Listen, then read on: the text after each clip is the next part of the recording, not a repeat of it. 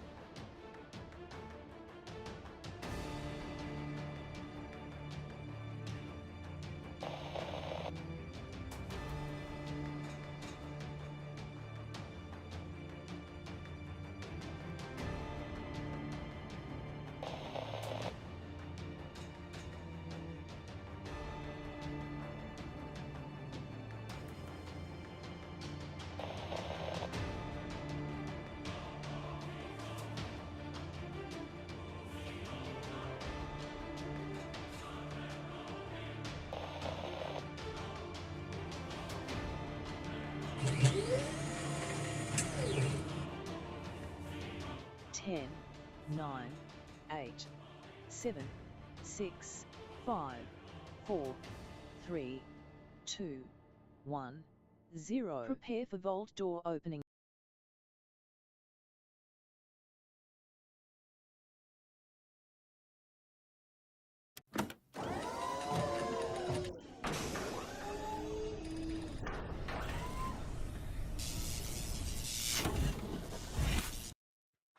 welcome, fellow pioneers. I am your host, Kismet, sent here by FICSIT Corporate to teach you how to be an awesome factory maker. We're going to get it going on here in just a second, everybody. Let me get it in the center. There we go. Let's get it going on. We're going to basically go in and we're going to build everything. That's right. We're going to work on all of the different processes that we have been neglecting all of this time. And we, of course, have left the game run all week long because of the awesome people over there at G Portal. Our mega server has been running all week long. So I'm expecting to have a lot of resources backlogged. We're going to have a tremendous amount. Now, put a 1 in the chat if you can't see it and hear me. You're going to show up right over here on the left. Look at you guys. Look at you guys go. I love it when you guys are ahead of me like that. So smart. So smart, chat. I got the smartest chat, I tell you. So thanks for coming in, hanging out. I started the stream up, and then the audio wasn't working. I was like, ow. And I had to stop and restart it and do that. That's such a huge undertaking every time I have to restart everything every single time like that. But I got it working. That's why I need that. Usually I need like 10 minutes to start up, everybody. But I've got it down to about 5 minutes. And I'm always like rushing to get it all working because it has to, I have to test it while it's live to see if it's actually working. And it's working now. So we're good. Not about you, but I'm ready to play some Satisfactory. It's going to be super fun, everybody. Again, we're going to go in, check in on our massive backlog of resources. Hopefully we didn't run out of power or something crazy like that happened. We'll see here in a moment, that's for sure. Dragon Wolf coming in, showing some love. What up, Dragon Wolf? Thanks for coming in and bringing all them emotes. I saw you guys in the chat earlier over here, too. Dragon Wolf and Paul at the same exact time. That was pretty amazing. Exactly at 9:55. I actually started up on time today, too. Watch as I make this magically. Gotta work my magic over here. Whoa, go up to there. There we go. So yeah, I saw you both hit at the same time. Actually started up on time today, and then of course audio issues. But that's nothing new in my stream, everybody. It's always going off the rails. Oh no, not the murder chicken! Oh, now you remember me having flashbacks, human, from yesterday, from playing, or actually the day before yesterday. That's right, it was Sunday when you guys were trying to get me with them murder chickens in 7 Days to Die. That was a lot of fun. We'll be back again this weekend doing some more. What's up, Eat Banana Bread? Thanks for coming in and hanging out. I love being able to catch the streams lately. Well, hey, we appreciate you being here in the channel and hanging out. What's up? Thanks, Paul and Rex and Dragon, Human, Landrew, and Jonkers with a 6 times combo on those ones there. Thank you very much for that. Let me go ahead and shower you guys with love for that. Oh, and then also for the peeps being here at the top of the stream. Appreciate you all coming in and seeing what's up. What's up, Kismet? How are you? Hey, chat. I'm doing good, Dragon Wolf. I like your sub badge there. Look at you rocking your wings there. I see you got your wings. Oh, it doesn't show it. Oh, yeah, you can see it right up there at the top. That means he's been subbed at least 12 months right there. That's big time. So thank you so much for that sub love. Keep that sub love going. I appreciate everybody coming in. Now, don't forget to hit that retweet button. Jonker's helping you out right now. Hit that like button, hit that retweet button. I'm going to try to get 5 retweets going on. Right now, we're at 4. So you can be the hero of the stream, earn some Kiss Caps for the chat. Let's get it going on. I'm going to dive right in. Let's go.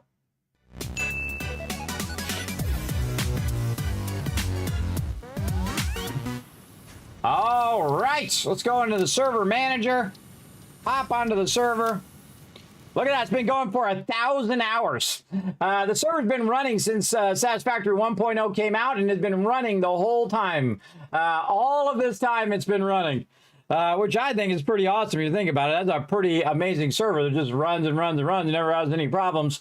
That's what I like to see, everybody. I like to see no issues. Now, that had a big update as well. Last week, we didn't get to it, but we'll talk hopefully about that a little bit today. But look at this. Our trains are running. Our factory is factoring. And let's go over here and see how we did, everybody. Now, remember, this has been running while I've not been in the game. So let's take a look at box number 1. Oh, that box number 1 is completely full. And full. And full. And more. And this one. Holy moly. Very, very full of loot. Now, these also go up by 5, and they go back by 5, and they come back down. And if you look in the back here and it's stopped, that means that this one is full, and this one, and this one, and so on, all the way around and down. So we know that our concrete is good, and our concrete is currently going into overflow. Let's take a look here. Yes, plates also in overflow. Oh, yeah, I can see them there. What else we got? Oh, this one's not in overflow. Our rods still need a bunch of those. Where are we at? We got one box up from those? Nope. Up more? Oh, wait a minute. What happened to our rods here? I don't think I'm making as much because I'm turning them into screws. But we do have... Oh, there we go. All right. Only 5 boxes of them, everybody. Only. Well, let's let that keep running. That's going to fill that up eventually. And then screws. Yep, full. Plates full. That's 10 boxes of all of this stuff. What do we got here? These are wire. Really? Wire's not full? I think wire is very much like the rods that we're turning into cable. Let's go over here. Really? Oh, okay. Yeah. 4 boxes high. Okay. I think that ought to hold us over for a minute. Cable all the way good. Oh, copper sheets good. Steel beams good, and steel pipes good. Wow, okay, all those are pretty much maxed out except for a couple, but we still have 4 or 5 boxes of those. That's a lot, everybody. That's a lot. All right, we're looking good. Looking good. This still seems to be going in here. Oh, that's right. We circled this back, and this was out of here. So this is all of our extra stuff that we should get sorting at some point. But yeah, look at how nicely that's still flowing. I bet you have a lot of tickets in here. Holy mackerel. 35 more tickets on top of the 200 tickets that I already took out of there. You got to think that it's also at a very high stage right now, too. So yeah, 35 more that I really don't need, but when such is the way it goes, we'll let it build up. And there's no backlog. So that's good. That'll just keep running and running and running forever. It'll just keep running infinitely. We don't need to worry about it because we got plenty of power. All right, let's see what we got on the to-do list over here. You can see I've also cleared this whole part out. We're going to add some more storage over here eventually. Or we might just put it over here. We'll see how it goes. We might just run it along there.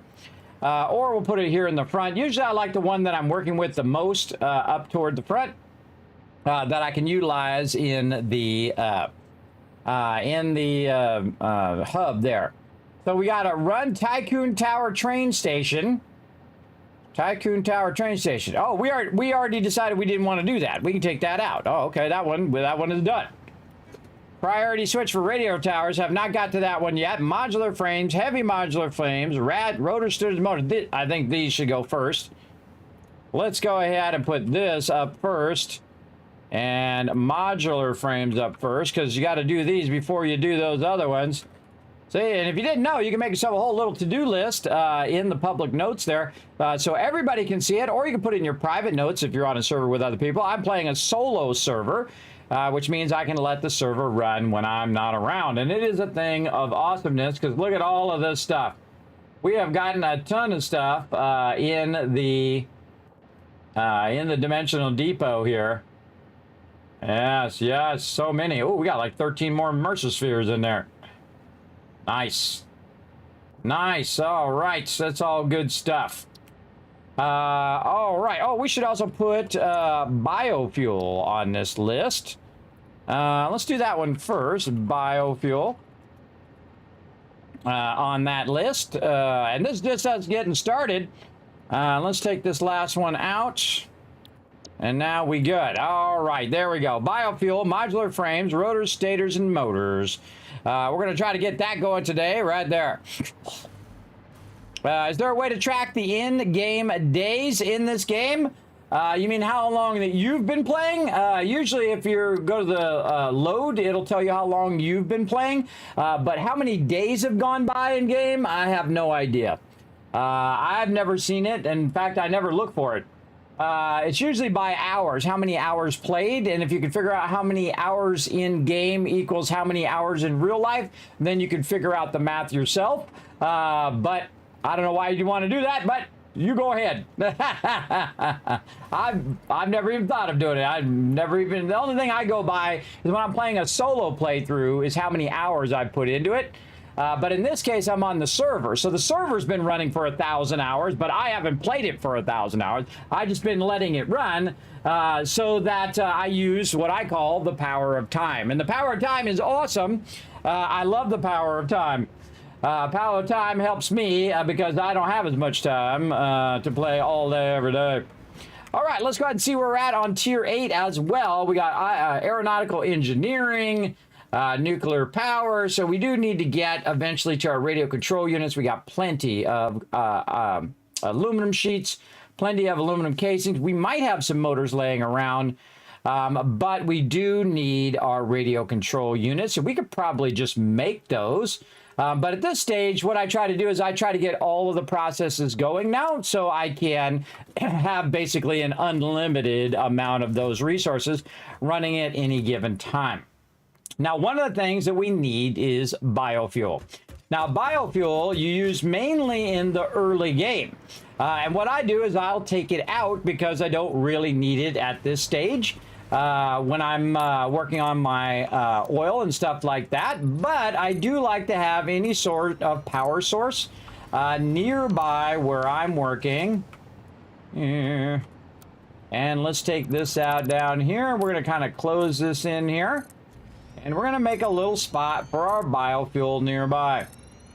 Now, you might notice all the colors if you're new to my stream and you don't know why I have it all colored like I do. The yellow is roads, the red is trains, the purple is the hub area or do not build anything here area, and you'll see the blue, which is my storage areas. And this allows me to see it from underneath or on top where I've designated those areas to do those things.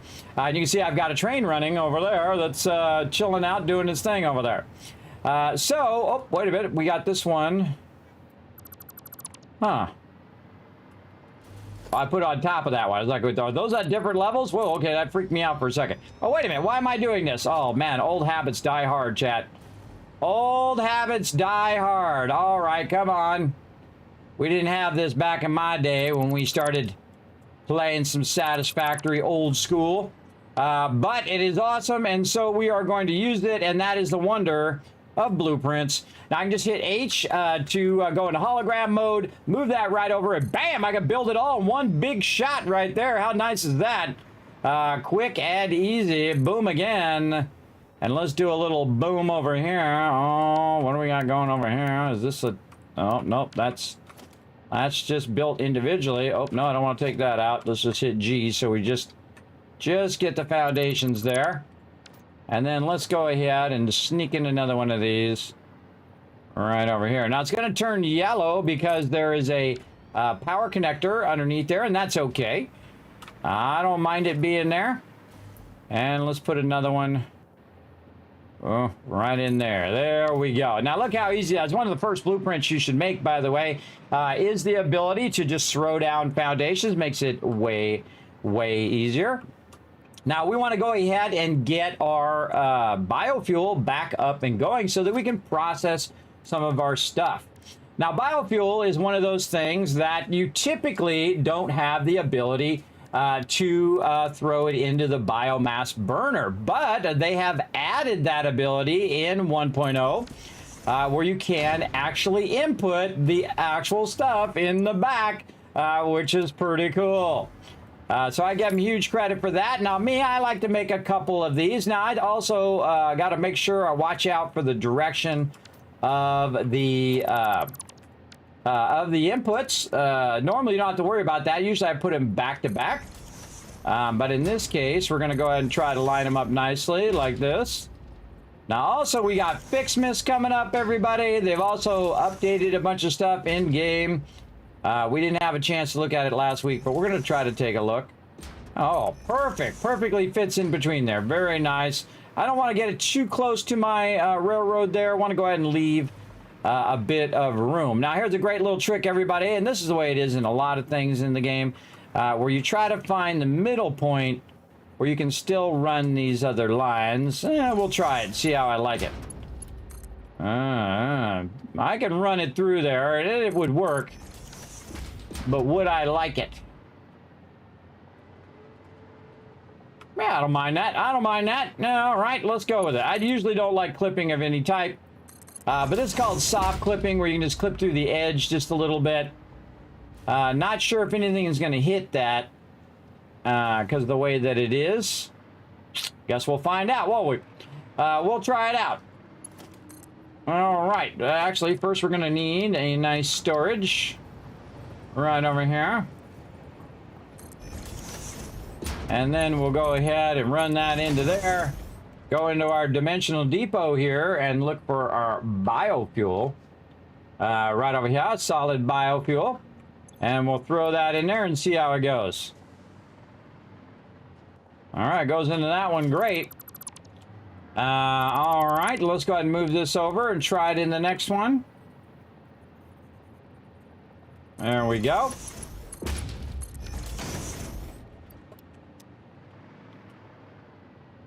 No problems. Nice, nice. Okay, pull that out of there. No issues. Very nice. Take this out. And I want to get that biofuel back. There we go. And over here. And then test it one more time right over here just to make sure that these belts are not going to obstruct the stuff on the thing. Normally it doesn't. Normally all that stuff is transparent anyway. It'll go right through the middle of you as well. The thing that's pushing you when you're on the belt is the actual belt itself. But yeah, that's working fine. All right, that's all good. All right, we'll count that as good. Take this out and this. And this. Now this I consider to be backup power. Something you might use if you're having an issue with any other power. You can turn this on. And so we're going to try to just line these up nicely. I think those look okay. We'll see how I like it. Then what we want to do, of course, is we want to have all the processes to get all of the resources in there. Now, if we go ahead and go back a bit and use our constructor here, and we're going to run it this way. I'm just going to set it down randomly. And we're going to go ahead and look at our solid biofuel. Now, there's other fuels that you can use later on, also alternate recipes and stuff like that. We're not going to get into that right now. But we are going to work toward utilizing our biomass over here to create solid fuel, just in case that we need it. Now, of course, I'm going to have the fuel off most of the time. What I'm going to do is create a nice and easy ability for me to turn all of this off at once. And that is, of course, our priority power switch right over here in the front. And I'm going to go ahead and look at where my thing is. Let's say right over here. And we'll go ahead and go down here and take a look at the direction here. Yeah, I think I wanted to go this way. And we'll just put it right in the middle. There we go. Okay, now what we're going to do is connect all of these together. One of the things you can do to really make your power nice is to basically run them underneath where you don't have to look at them like this. And so we'll go ahead and grab this. We'll pull some of this back out again. And just to clean up all this power, we're going to go ahead and run it off over there. We're going to make sure that we're not blocking the input. Just like this. Easy. Look how easy that is, everybody. Just run that along the side there. Very nice. And then these ones, I'll go ahead and just run on the underneath. Like this. Just out just a little bit so I can see where they're at. Say like this. Connect all of these together. These are the hardest ones to connect together because they're so close to the other things. Whoa. Little power dead zone there for a second. Almost fell. And then across. And then that one's actually on right now. That one's actually got some fuel in it. Then here. This just kind of cleans up your power, and then you can just go in and hide that underneath there. And you never have to look at all the wires going everywhere. It just goes underneath there. You could also connect multiple of these together and, you know, combine them all. But I find it fun to try to get that all going just like that. And then we'll take the last one and we will run it directly over here underneath, right over under there. Actually, I kind of want that back just a little bit. Let's put it back over here. Back over this way. Right there. All right, and then we'll put that one in there. Now, that's the B connector, meaning that it's the alternate connector. It's the thing that turns all of this off. And so if I look down the line, you can see it's green, but right now it doesn't have any power. Now, the interesting thing about this is the fact that it generates the power. So if I have it off, it doesn't matter. It's still going to run. And so if I turn it on, it makes no difference. If I turn it on, it just acts and goes into the power of the grid. So you still have to think about, uh-oh, this is getting used up on here if you have all the power on. Now, one of the things I can do, of course, take that out, or I could turn this off manually. But if it doesn't have any connection to the grid, it's not using that power. So there's nothing running except for anything that's behind it, which in this case would be our constructors making the actual power. So it's going to go in, it's going to make the power, the constructors are going to go off, and then everything is going to shut down and stop. And there'll be no power running. And that's really what we want to do. Now, this outputs 60 biofuel per minute. And it's really how much of a hurry you're in. I'm not much into that much of a hurry.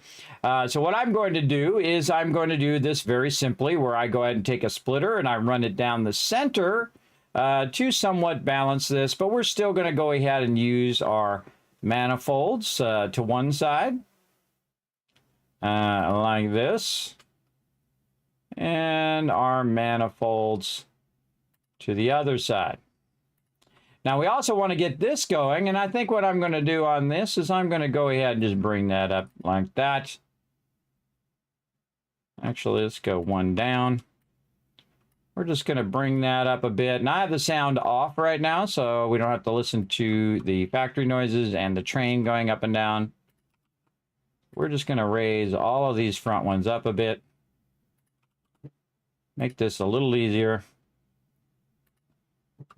for what we're doing. Now, we could also run it underneath if we want, but I think raising it up is going to be fun. All right, and then we're also going to go like this. Splitter, splitter, and then splitter. Okay, so now we have these where they're going to go up here. It's going to go into the middle of this one. And then it's going to go ahead and split across like this. That one's not quite high enough. This one's too high. Let's try to go up one more. I think one more ought to do it. Yeah, there we go. We'll stack them at 4. Okay. So, again, we'll go right here. And then this one's going to go this way. Up, up, up, and up. There we go. And then on this side, we'll go the other way. Like that. And like this. Now, again, I could do this all underground, underneath, in a logic level, or what we call a sandwich level. But totally not necessary. We can just do it all right here. And we're looking good. All right, this is going to go here. That one's going to go to this one. This one's going to split from here this way, and then like this, cross to these, cross to that one. Oh, forgot one at the end. Hold on, got to get that in one in there. There we go. And we're going to take all of those out and put that in, and put our one here on this side. Make sure we got our directions good.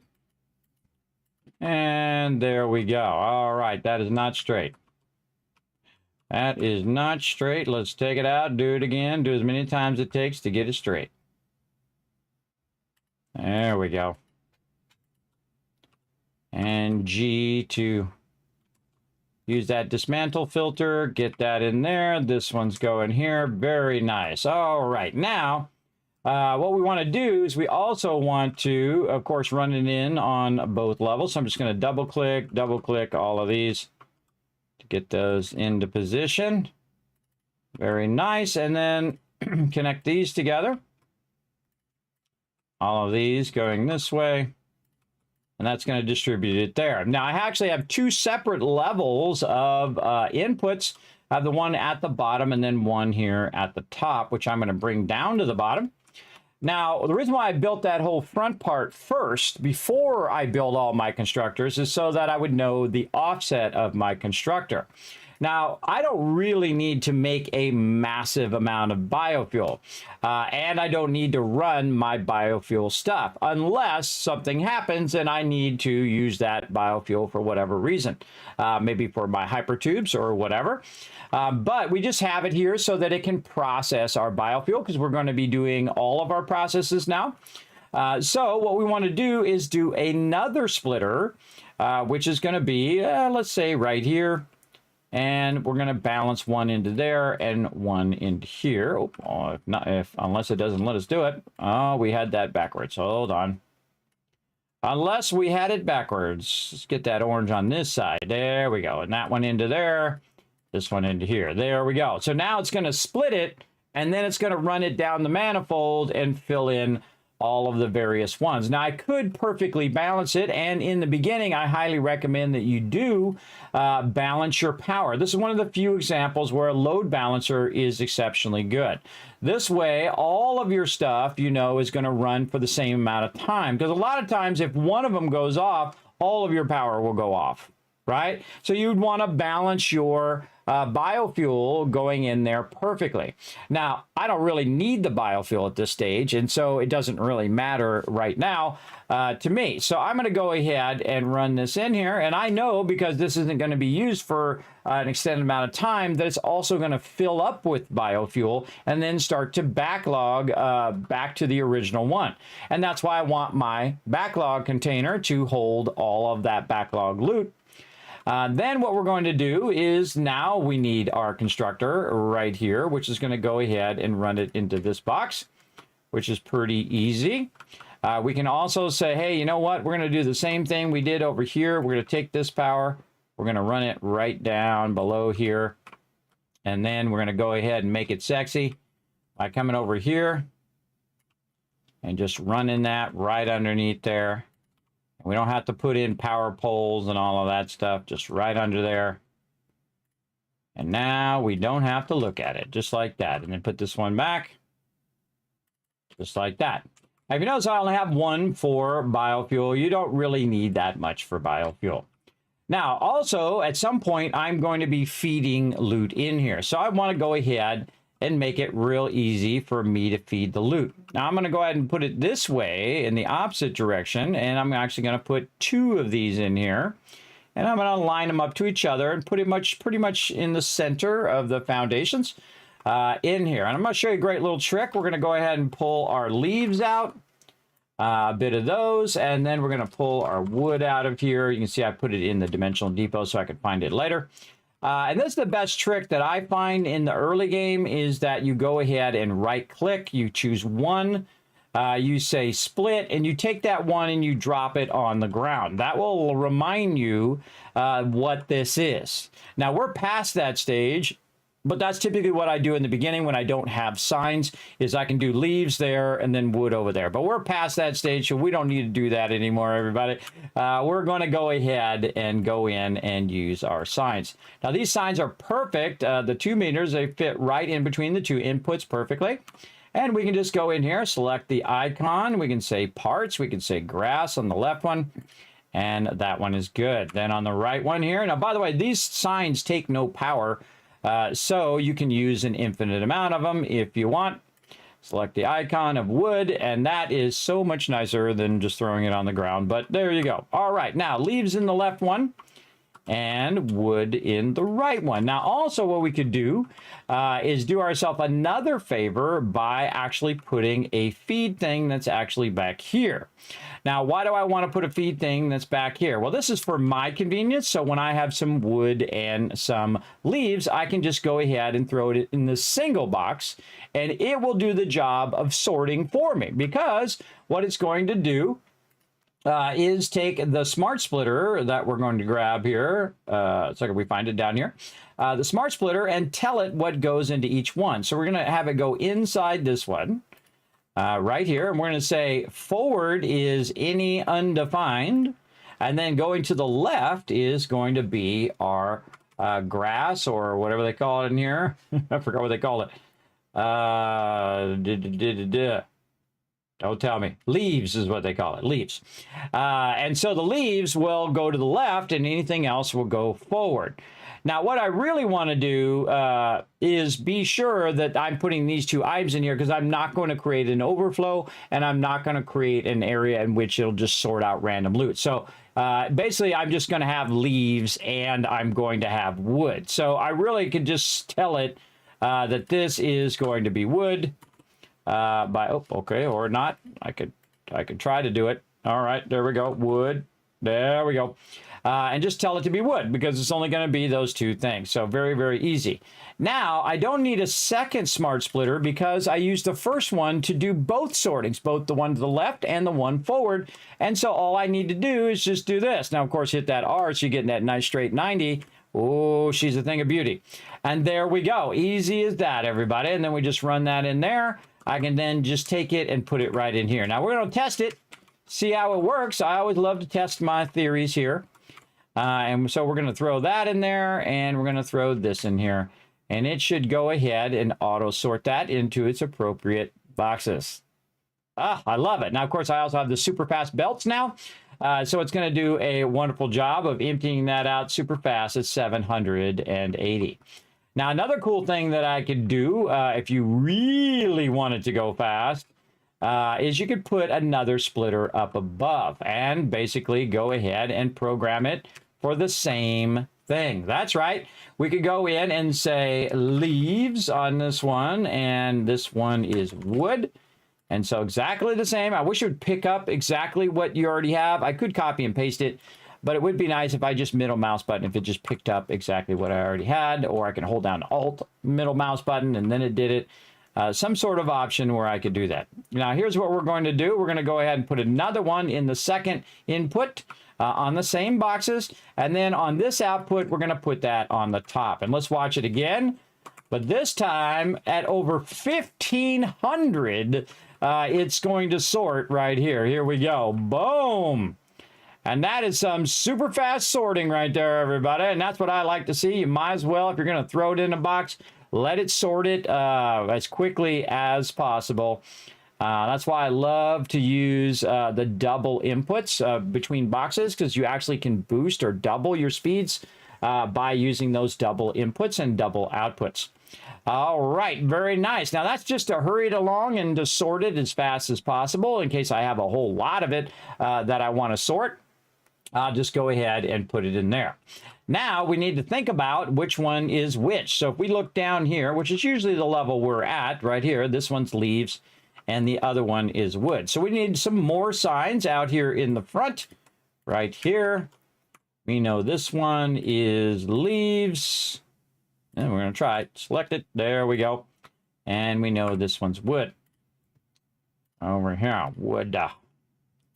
Very nice, very nice. Now, what we need is we need the ability to take the resources that we already have, and that's why I put this exactly in the middle, and go ahead and convert it. So all we need is 2 constructors. Now, we don't need 10,000 constructors and all of that. You can make it faster if you want, especially in the early game. Me, I never do. I find that 2 of them is usually more than enough. Now, why do we need 2? Well, the input of biomass has different types of input, like leaves, wood, marsilia, and even alien protein to convert that biomass. Now, on this side, this one is wood, so I'm going to say wood, so it has to have the wood coming in, because if I put leaves in there, it won't process. So I want to make sure that that's the correct one. I see the wood on the belt. Then we're going to go ahead and do the same thing. We're going to keep our power nice and clean back here. We're going to go ahead, just run our power now right down in here. So there we go. Oh, you got retweets are good. Oh, well, let's give you some kids caps there. Let's triple them up tonight. I think you guys are worth it. You guys are awesome. There you go. Rocking it. How close are we? Oh, look at that. We need a bunch more tweets to get over there. We'll get some more retweets. If we get more retweets on the board, we get to 10. I'm going to give you 5,000 more. That's right. That's a whole bunch. For future giveaways. We got a ton of giveaways coming up as well. Kids have been working very, very hard on it, everybody. I do a lot of work here on the stream to the point in which I exhaust myself. I have to lay down. And then you know what I do after that? I just get up and keep on rocking. So there we go. All right. So now we have the ability to process those. Now we can just do a simple merger at this point. Nothing else we need to do. And so I'm going to put the merger, what I call the dead center merger, where you put it between the two things and they naturally do this beautiful 90 that come out of there, and they're perfectly balanced going into each one of those. And then you just simply take this and run it into there.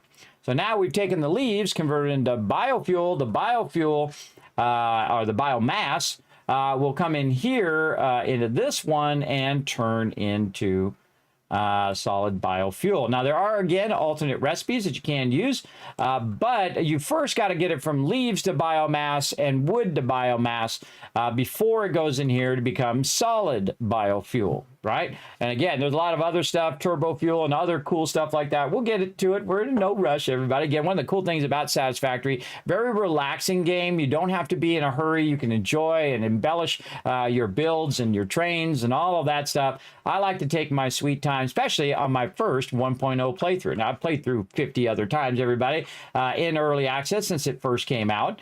But I absolutely and massively enjoy the game. Okay, and so we've got our biofuel here. We're going to run it in there, and we're going to see if it works. All right, we want to see every single one getting a little bit of biofuel here. Yep, looking good, looking good. We didn't miss any connections. Nope, everything's looking good. We see yellows on the thing here. Everything looking good on the yellows. All right, this one is started up over here. Why is this one started up and not the rest of them? Oh, because this one's fuse is off. Huh, we must have pulled the fuse on that one. All right. Oh, okay. I pulled the fuse on the whole thing. It turned it all back on. Just that one was off. Now, over here on the grid, you can see that we have no connection to the grid A, and we're actually going to turn grid B off.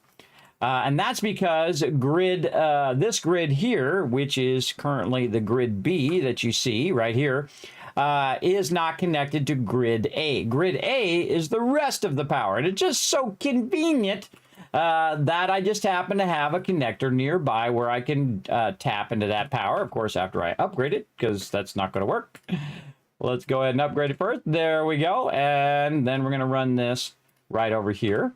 And that's what that means, everybody, that the B connector on the priority power switch is this power that we're doing. And then the A connector is connecting into the central grid power, which is basically my battery backup, my oil power, and then my coal power, which is down below.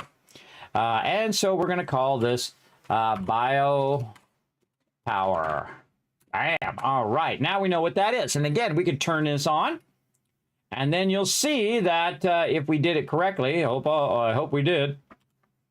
It should be plugged in, unless I missed it. Oh, that is not working. Did I miss it? That should be plugged in. Off. On. Did I not connect the power grid? Oh, I connected it to B. that was a Kismet mistake there. Thanks for the raid. What's up, Mr. On You? Thanks for coming in and hanging out. What's up, Gorks? That was my mistake, everybody.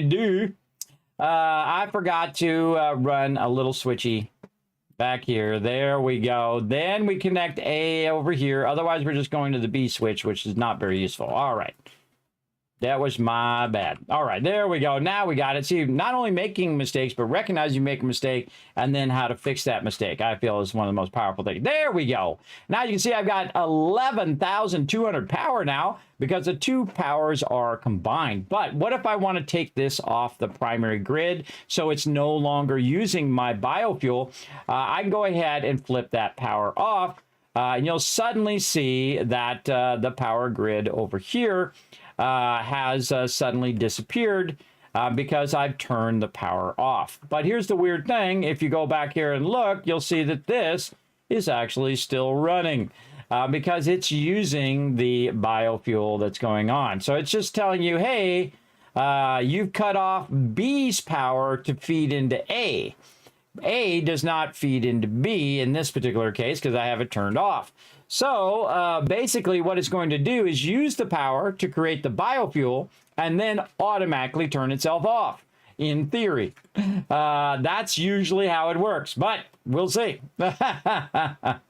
So what it's going to do is create that biofuel first. And by the way, that biofuel is going at 60 right now. So it's going pretty fast. Getting those leaves in there at 120. And those leaves are done. The wood is done. And so again, this should go in here, process all of this. That's done as well. This should be processed, put in there, and then the power eventually turn itself off. I can see it's actually burning up biofuel right now. So that's not turning itself off. So how do you fix that problem of it trying to use the power?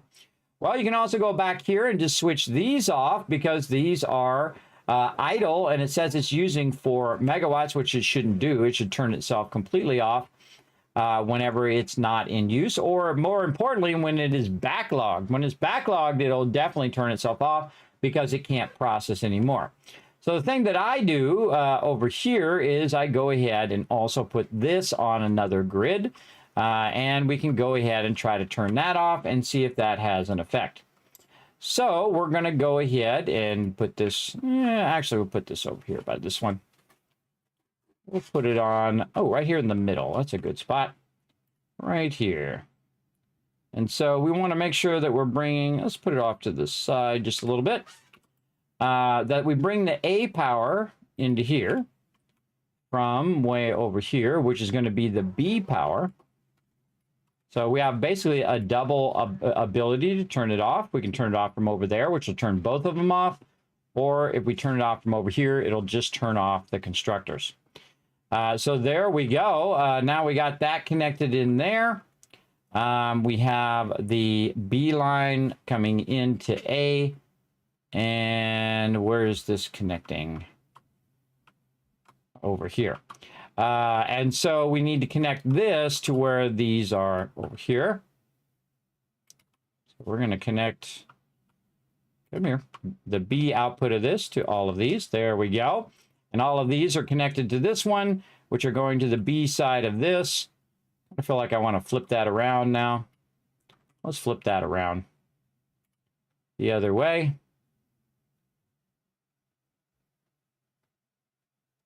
A and B. Barely see it, but you can see now the A is on the right side and the B's on the left side. Let's do that again. All right, A over here, and then B. Come here, B. There you go. And B over to here. So it's got to pass, the power's got to come through here, pass through here, and then it goes to all of these. So let's get the power again from over here. And again, the B side of it.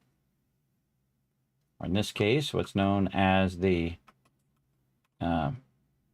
biopower. And then we put these back in so we don't have to look at all of the cables. Very nice. And this will be called bioproduction.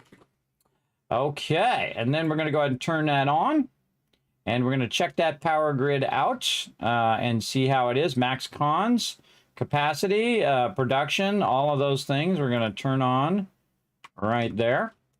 Then we're going to go back over here and see if this is burning our biofuel. Yes, it is. Okay, now in theory, if we turn this off, it's no longer using any power, thus it shouldn't use up our biofuel. I'm just walking you guys down the road here for all the issues you're going to run into with biofuel. Now I run over here again, I look, hey, wait a minute, it is completely stopped. Even though that wasn't processing anything or doing anything, when it comes to biofuel, it still uses it like it's burning power. So it still sits in an idle stage and burns up that power. Only if you fill it does it stop using power, and backlog it will it stop using it. Now the cool thing is we have a bunch of things we can do now. We have that up and running. We can go into any of these, no matter where we are. We don't have to be over here, by the way. We could just run over here to one of these. And we can access our circuit breaker priority over here on the side. You can see I have a bunch. I have the biopower and I have bioproduction. So I can turn the biopower on and I can turn the bioproduction on at the same time, or turn them both off. What you notice out of the bioproduction goes completely off, right? Because we've killed that production and all of those are turned off. Now I have a bunch of other things I have going here too. Including my iron ingots, my steel, a whole bunch of this stuff that we can prioritize right over here to our various groups. And we can turn those on and off no matter where we are. We can turn off our limestone and our copper factories and all of those. Now, one of the things I would do is figure out which one of these is your power. And I would put your power way up here in the highest priority group. Notice I have my priority group here, my offline power and backup power. That should actually never go off. And so that, or it should be the last thing that goes off. And that should be in priority group 1. Other things that we need to put on here are the extractors for like coal and things like that. That's running my coal plant down below. And also the water extractors. So we'll need to put connectors on each of those, or we could just put coal plant and run them all to coal plant. We can turn the whole entire coal plant off at the same time if we want to, or we can turn certain things off. Just the coal itself, just the coal power producers, the coal things, turn those off and leave the water and the coal on so it can backlog a little bit before we need it to do. Before we turn the coal back on again, which I highly suggest is you let your water backlog and your coal backlog a little bit before you actually start up. Otherwise, you'll be in trouble. But that allows us to turn the biopower off. And if we need it at any time, we can go ahead and turn it on and it will start to work across there. Now over here, you can see that the max cons is 12. And right now, it shouldn't be using any biofuel. Oh, that one's still running there. This one over here. Oh, do I have it on? I thought I had it off. Let's go look again. I thought I had it off.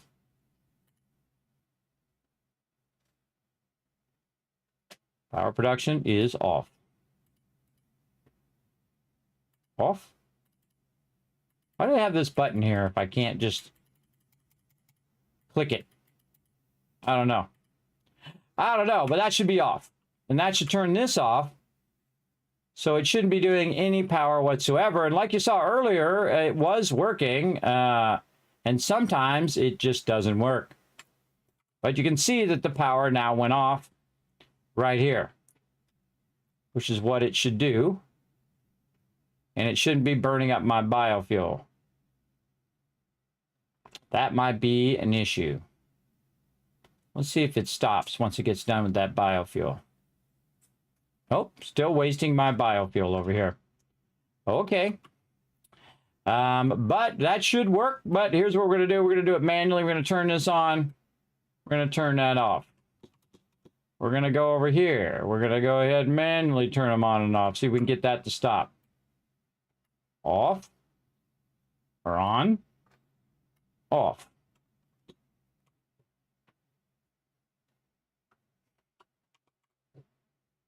There we go. See, it stopped. So, little problem doing it through the priority switch, as we can see there. I actually didn't know that was an issue because it should stop using the biofuel. Oops, that one's using biofuel.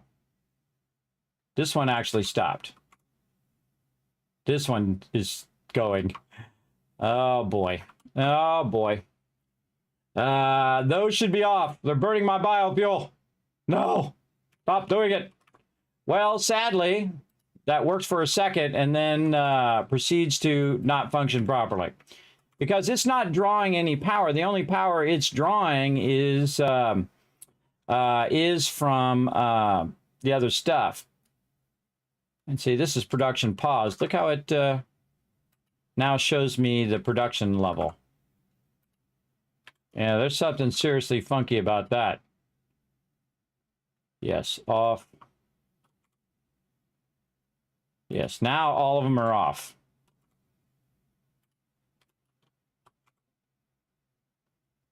Wasting my precious biofuel over here. So I'm going to manually turn them off, but actually the whole entire grid is off now because once I turned it down to a certain level, it thought, oh, wait, I can't handle this much input. I'm going to just turn myself off.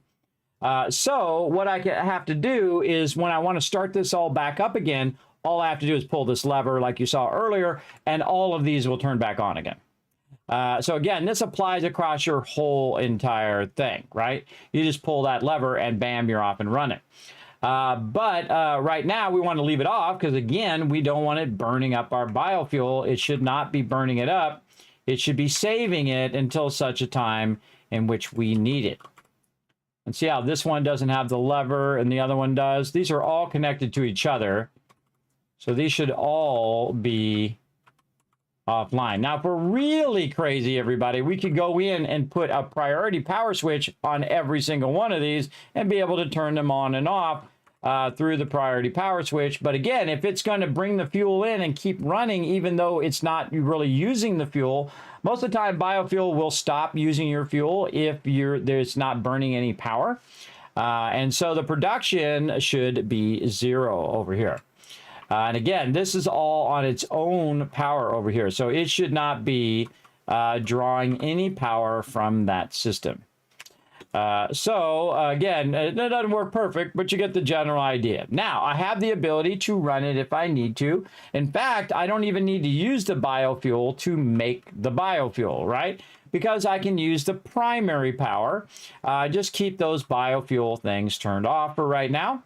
Let's go over here and see if we have any. Where did I sort all that stuff over this way? Let's go over here and see if we can find some biofuel or anything else that we can utilize over here. Not sure if I have any more grass or wood hiding somewhere. Oh. Man, I'm efficient. I very much used it all up. Or threw it away, one or the other. Used it up or threw it away. Very nice. Why do we have wire in here? Why is wire in here? That should go in there and should be either sorted or awesome synced. Oh yeah, look at it go, sorting it in there. Very cool. All right. Now see again, if I see some basic resources in there that should be sorted into there, I'm going to grab that out. Oh, there's some biofuel right there. What else we got here? Again, I don't like to turn Marsilia into biofuel. I think that's a huge waste of perfectly good resources. Okay. And all the rest of that good for now. Okay, so now we've got our biofuel restored. We're able to use it. We're able just to throw it in there. It'll auto sort it at double speed. It'll convert it into biofuel. So what we can do now is just leave it on. We can go over here and say, you know what, let's just turn this back on again and see what happens. Well, first, you can see that we're getting no power. And that's because, again, we turned all our biofuel off, which is what we want to see. And we know our biofuel is currently off. And so we're going to go over here and we're going to tap into this grid. Oh, there we go. We're going to tap into this grid. You see, it made me fall down there.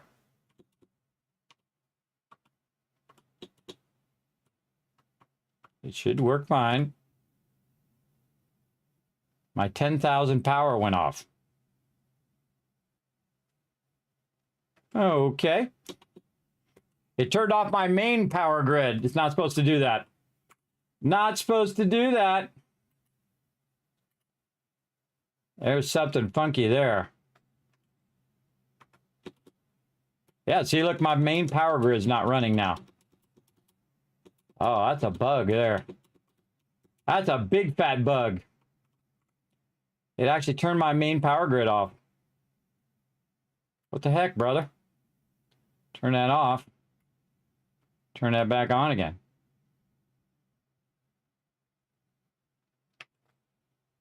Yeah.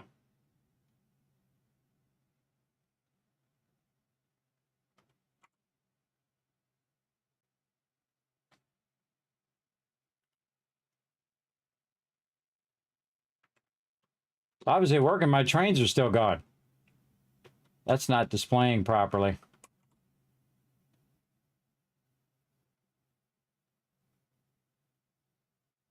I mean, this one should be off. Go over here and check our power poles. Yeah, turn my whole grid off.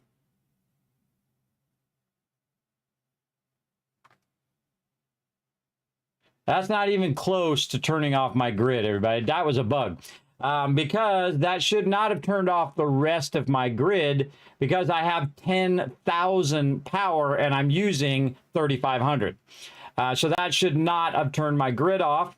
It most likely turned off all my oil power and all of my backup power because it got confused as to turning this power off over here. So yeah, watch out for that. That's not good. So there we go. Okay, now we've got the power coming through here and running over here. And so this can run at any time. I can just turn it on, throw it in there, and it's good. Over here, we can throw this in here. So that's going to go ahead and feed into all of those in case we do need to turn those back on. But it used to be where you could have them in separate priority switches. That should not have done that at all. And this should not be on and should not be burning my biofuel. But the production is paused because I turned the thing off manually. So it's just kind of confused my power grid there. Again, I don't want to waste my biofuel for no reason. I don't really need the power. It's more of backup power. Now, I'd be better served than using biofuel. I'd be better served just by using backup power over there because I do have a lot of excess power and I could build up 10,000 power worth of power or 100,000 or 500,000 worth of backup batteries because it's always running and I have an extra cap of 7,000 right now that overhead that I have or free power above what I'm using. And so I could just charge up those batteries and then have 10,000 extra power in case I need it, or 100,000 or 500,000, like I said. So battery backup is probably one of the most underused things in the game. You should start using it as soon as possible, everybody, because it is so incredibly useful. And I have online power, which is this power, which is always on. So if anything goes off, it automatically kicks in, keeps the power going. This one over here is offline backup power, which is all charged up. It's like having batteries in your drawer for when you need them. These are the batteries that are actually in your remote. These are the ones that are actually being used. These are the ones that are just sitting waiting to be used, just in case, right? So they're backup batteries or batteries that can be used and they're fully charged. And so, yeah, that should not have done that. I should not have kicked that off. So a little feedback to them. They need to work on that. Remember, it's 1.0, everybody, but it doesn't mean it's perfect. So they got things to do on that for sure.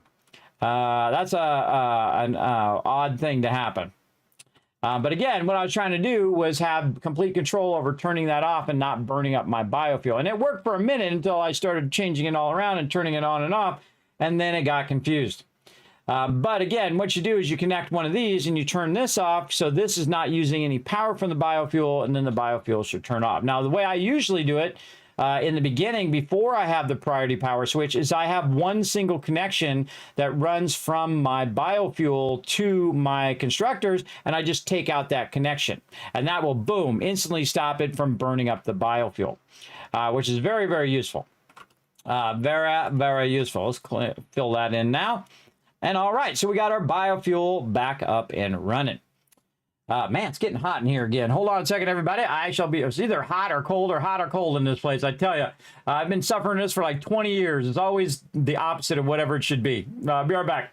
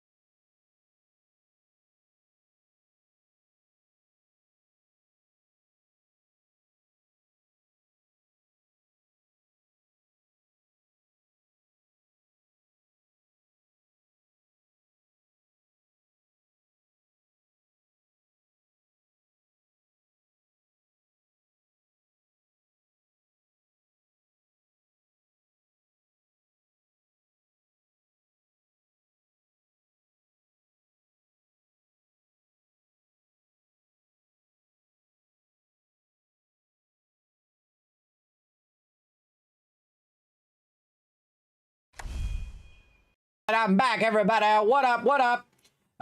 Sorry, I was getting hot. My stupid air conditioner is the stupidest, dumbest, worst air conditioner ever.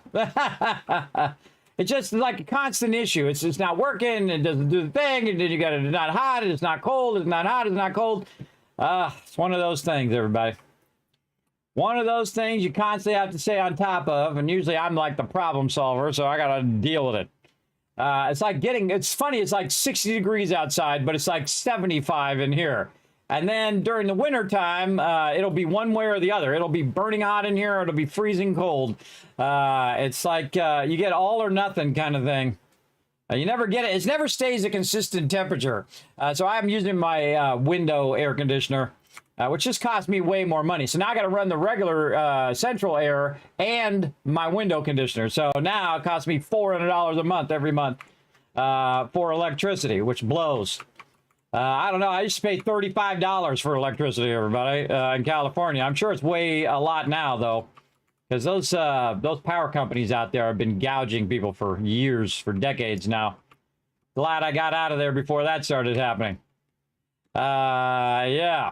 Okay, so we got this going over here. Oh, somebody's sitting in there. Sitting in there. Who's this? Is that me? Some dude sitting in there. What up? What are you doing here? I don't know. I think that's me. When I got DC'd. Now I'm just sitting in there drinking. Having some coffee. I don't remember hiring anybody.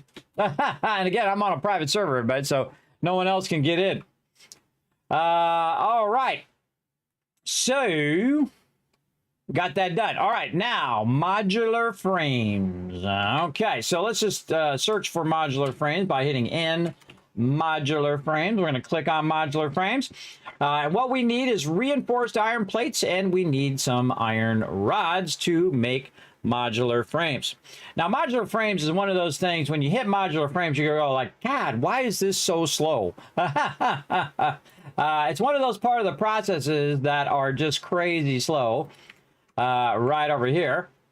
And so if you go in and look at rods, we're going to need iron ingots out of that. But if you go to modular frames down here, oh, wait, it's not this one. Hold on, we got to go assembler, because it takes 2 items in the modular frames. There we go. And it comes out at 2 per minute. So it's very, very slow. So we want to figure out how many iron rods we can make. We want to figure out how much reinforced iron plates we can make. Now, remember, we have already got the kind of gist of how to balance our reinforced iron plates. And I can pull that up over here. Let me pull that up so we can talk a bit about that. Yeah. Let's see where it pulls up over this side.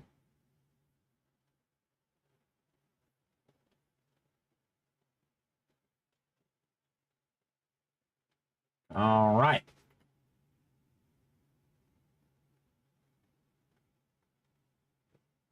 Where is it? Right here.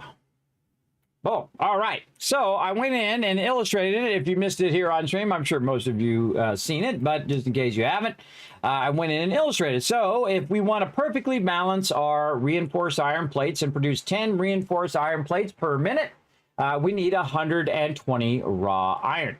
Or we could make multiple reinforced iron plates to speed up the process of doing our modular frames. So what we can do is say, okay, how many reinforced iron plates per minute does it need? It needs 3.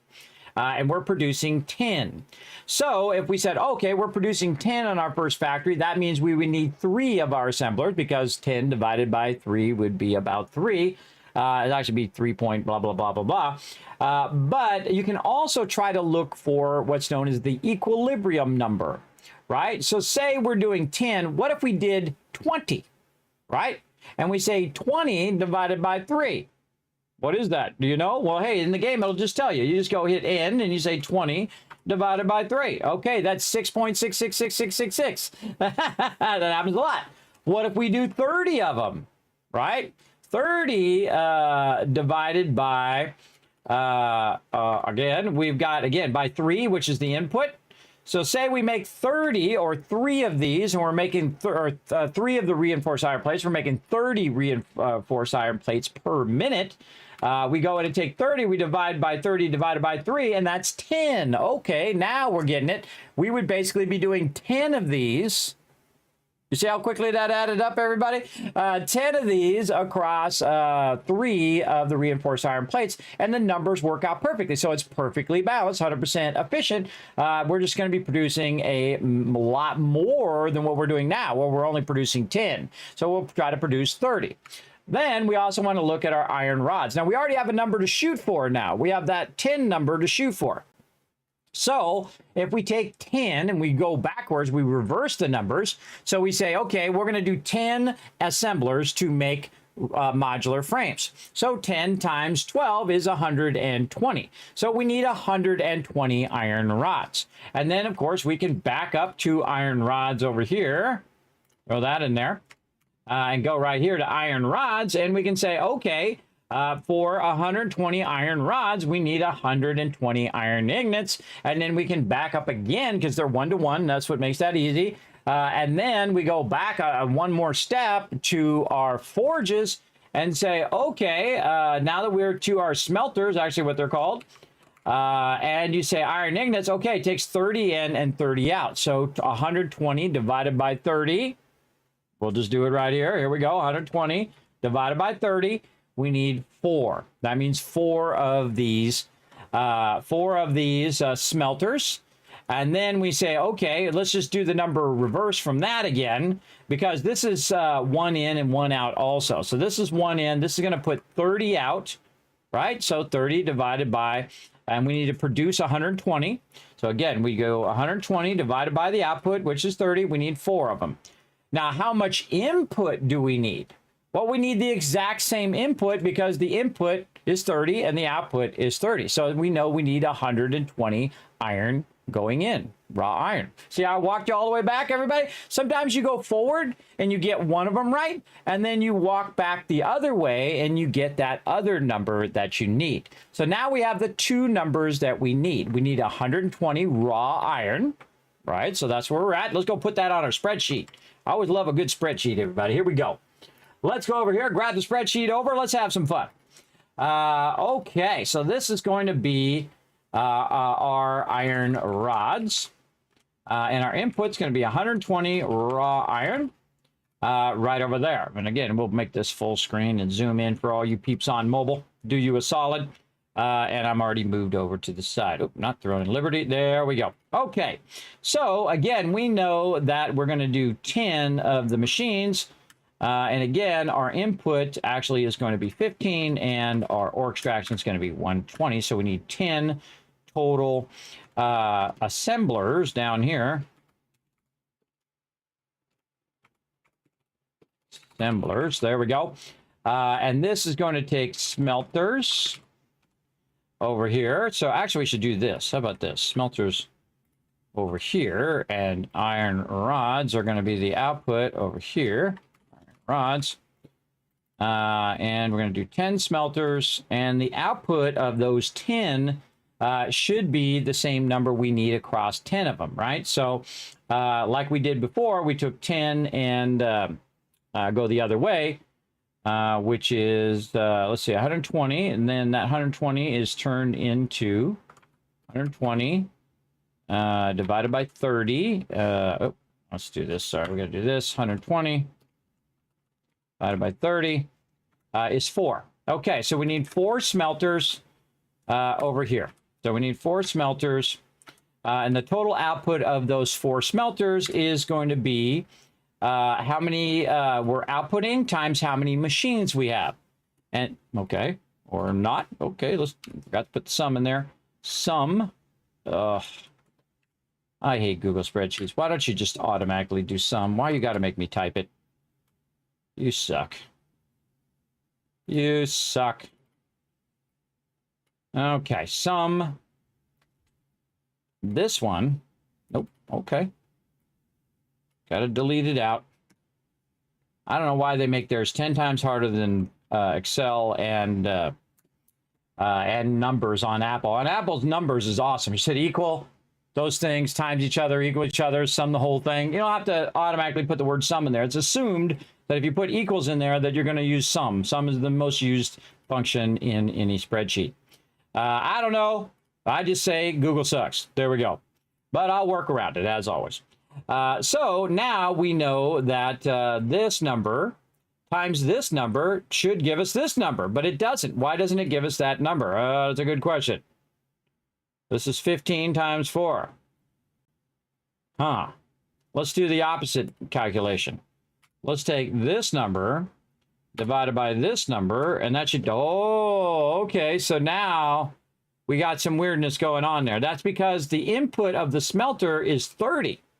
And so when you input in 30, and of course the original amount that we're going to bring in is 120. Why is it 120? Because 120 divided by 4 is 30.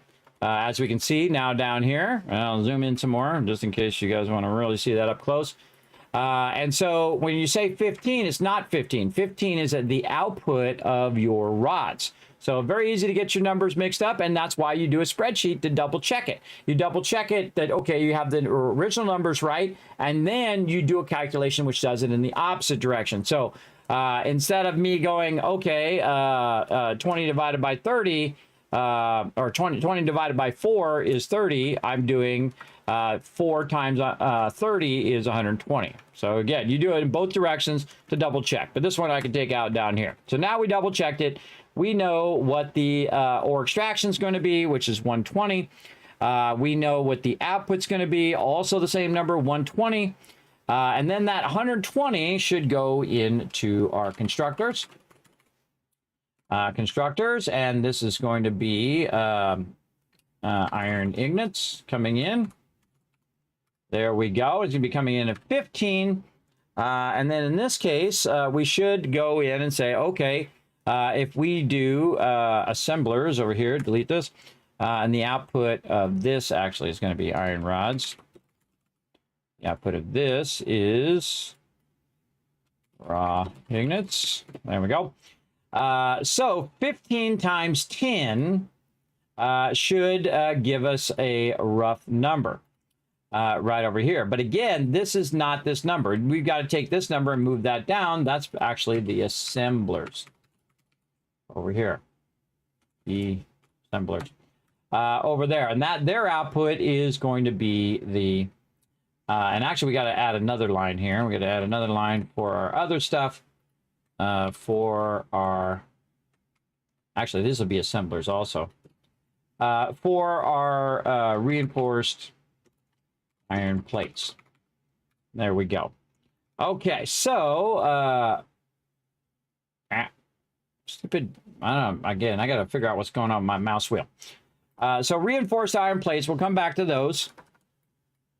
And again, we know the number for the assemblers is 10. Now, what is the number to make this 120? Right? So you can just take 120 and divide it. Right? So this divided by this is 8.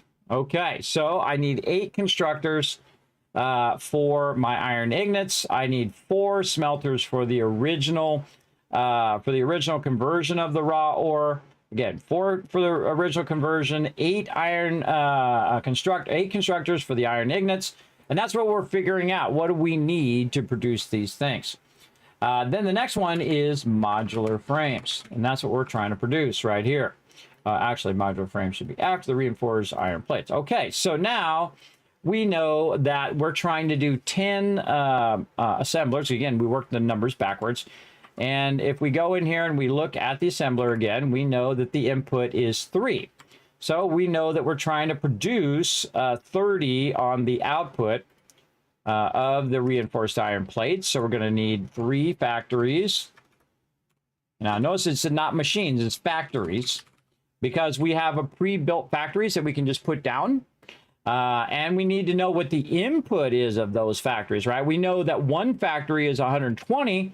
But we're going to need to take that and times it times 3. 3 total blueprinted factories. All right, so we're thinking in terms of factories, not just single machines now. And so what do we need in our ore extraction? Well, we know we need 120 times the amount of factories, which is 3. So we're going to take this and we're going to times it times 3. There we go. We need 360 raw iron. That's what we need right there. So ore extraction, 360 raw iron. All of this really is, this is iron ignites, this is raw iron, and this is raw iron. So just to kind of, you know, signify that those are both the same thing, I'm going to use a little bit of color here for yellow and yellow. And those are telling me that that's how much I need to extract.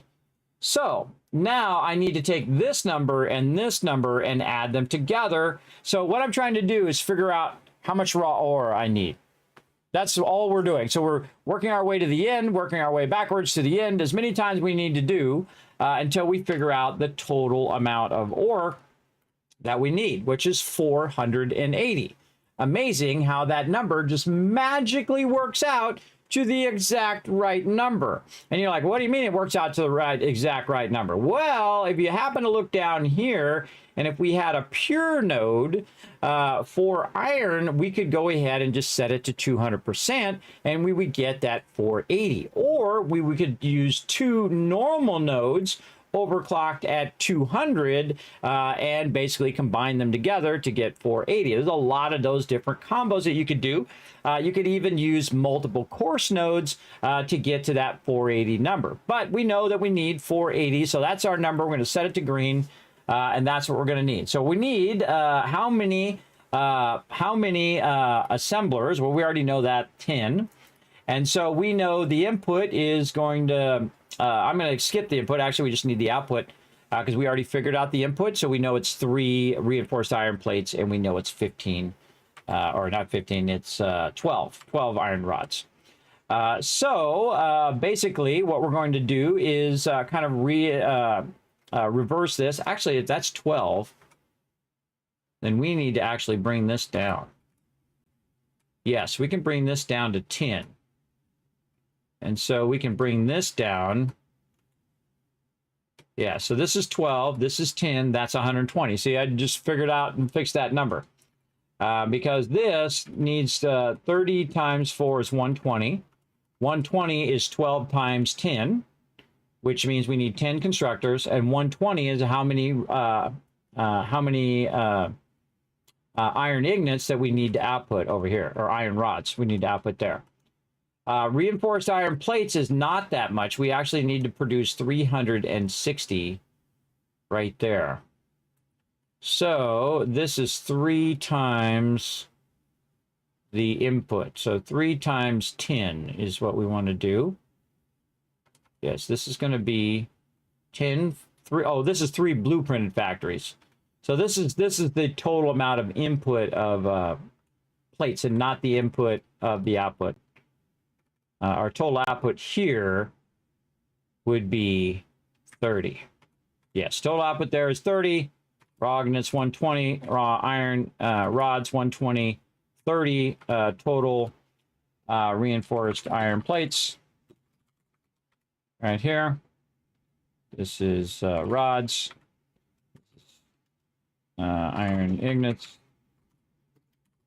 Yeah, just figuring out that math. But what is the input? What is the total input of raw ore, right? Or raw iron ore? Well, the total input is 480. And that's why we did that spreadsheet, everybody, just to figure out the perfect 100% balance of all of those processes. That's going to make us 30 modular frames per minute, simply by just reverse engineering it, starting from the end and working your way backwards, or starting from the beginning and working your way forwards. I typically like to start at the end because it's just easier, and then I check and see if any of those numbers collide, right? If I know that I'm outputting 5 modular frames or 2 modular frames, I know, or 3 modular frames, I know I need to take that number and reverse engineer that number. Now let's go ahead and do that number again just to double check and see what our total output should be, because you should always go back and check it again in case you made a mistake, right? You back it up and go in the opposite direction. So our output that we're shooting for is 30, right? And if we take 30 and we divide it by that. And again, this is just working forward and backwards. And divided by 10, uh-oh, we've got a problem. It's a 3 and not a 2, right? So, but if we take 30 and we divide it by 2, right? So say we're outputting 30 modular frames in this case, and we say 30 divided by 2. Oh, I got to put the equals in there. Just do some stuff. 30 divided by 2. That gives us 15, right? So now we've got a whole nother number that we need to work on, right? We need to actually have 15 of them, and notice the number now is 2. Now, I did that on purpose, everybody. I've got to jumble all the numbers so that you can find a way not only to get the numbers right, but a way of double checking that your numbers are right. And that's very, very important, because you want to make sure that your output is matched to everything else, right? In this case, the output is 20, or is 2, and the input is 30, right? Yeah, the input is 30 now. And we'll just go ahead and fix these numbers so they're reversed like this. And then this one divided by this one. I mean, you can just do the math in your head. 15 divided by 30 is 2. And so these two numbers should match. And again, we're just double checking those numbers. So now we know we actually need not just 10, we need 15. Right? Because we did 10, it would only be 20, but you could do 20 as well. You could also scale it down if you want to. What if we wanted to scale this down? Well, now we have a bunch of numbers where we can scale this all down. So I can say, you know what? I'm going to put 20 reinforced iron plates in. And then how many of the machines would I need, right? So I'll just take that out. I'll go ahead and take this one out as well. And I'll say, okay, if I have 20 input divided by the number of machines, or the number of output of the one machine, so then now it says 10, right? So I can go to 20. Then I say, okay, well, 20 modular frames is going to be coming in, so now we can just reverse those numbers again. So basically we say 10 machines, and then we can work our way backwards from the 10 machines. 10 times the iron rods, which is 12, which would be 120. And then you can see all these numbers are correct. And I did those correct on purpose. And I did these incorrect on purpose so that we could walk it back and say, oh, wait a minute. Okay, hold on. This needs to be 20, right?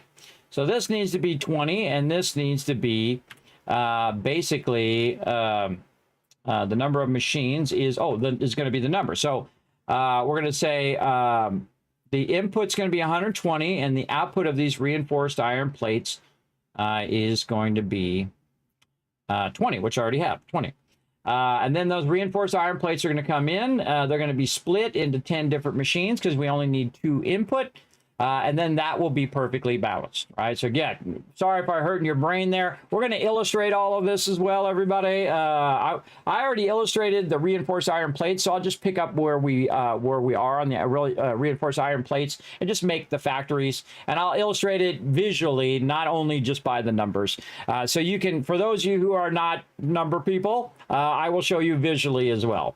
But I'm just kind of walking you down the road into some of the things that you're going to have a problem with when you're doing your balancing. And that's why spreadsheets are great for that. Now, they actually have websites that do it for you as well. I find it more fun to do it myself. And again, you know, test it, see if it works, check the numbers, check them again, make sure all the numbers end up at the end. So again, we could also just go like this. We're going to take all of this out right here. And we're going to take this out. Let's take all this out. And let's do this another way by starting at the very beginning. So our input of our raw iron here is going to be 120, right? So, or actually it's going to be 30, sorry. And the input is going to be 120. So we say, okay, 120 divided by 30. How many machines? 4 machines. Okay, and then we say 4, we have this many machines, and it's doing this much input and also output, which is 30, by the way. And then it's going to output iron ingots. Right? I'm just going to go forward so I can walk you through it one more time. And then this one over here is going to be the total output times the number of machines that we've done. Again, there's our 120. Then we go to our constructors, and we are going to have an input of 120 iron ingots. Our ore extraction doesn't matter, so that's going to I'm just going to put Na because it's not really doing any extraction there. It's only doing it for the smelters. The number of machines, we don't know. But what output do we want? Well, we want our output to be 120. So very easy to find out how many of those we really want to output. But the real output of the constructor is not 120. The real output of the constructor, if we go look at it back here, is 15. So again, it's going to come in at 30, but it's going to balance across all of them. So we're going to say 15 is the output. How many total machines do we need to output 120 of our iron rods here? Right there. So that's pretty easy. We just take this number, and we always take the larger number divided by the lower number. We need 8 machines, and then we can double check that the number is going to be right, because again, we're trying to output 120 on the output. So we're going to take this number, and we're going to times our output times the number of machines, and we get 120 again, which is good. That's what we want. We want 30 in, 120 out, 120 in, and 120 back out again over here. Okay. Now, separately, in our reinforced iron plates, we're going to do 20 reinforced iron plates is going to be our output. Now, there's a whole bunch of process before that, inputs and outputs and all of that. We're just going to skip that because we already did that before, and I already illustrated that. But basically, what we're going to do is use 2 reinforced factories to output 20 reinforced iron plates. And that's what we want to do, reinforced iron plates. Let's say 2 factories. Right there. Okay. And then how much we want to output? Well, we already know what the total output's going to be. It's going to be 20. Right? Now, I could say, well, the input is 10 per factory, and that's going to be 20 when I times it times 2. But I think you guys can do times 2 in your head, and you don't need me to do a whole formula for that. Okay. So that's 20 there. Okay. Now let's go down here and say, okay, we're going to do 120 iron ingots. And we're going to do 20 reinforced iron plates are going to be the input of our modular frames, right? So now we know that what these are. So those are our inputs. And then how much does it use per machine? We can go in again. Look at that over here. It's going to use 3 reinforced iron plates and 12. Wait a minute. 2 is the output, 3 is the in, 12 is the in. Yes, okay. So it's going to use 3 input and 12 input there. All right, so 3. Let's say that this is going to be modular frames. Let's just put that over there. We know it's so simple.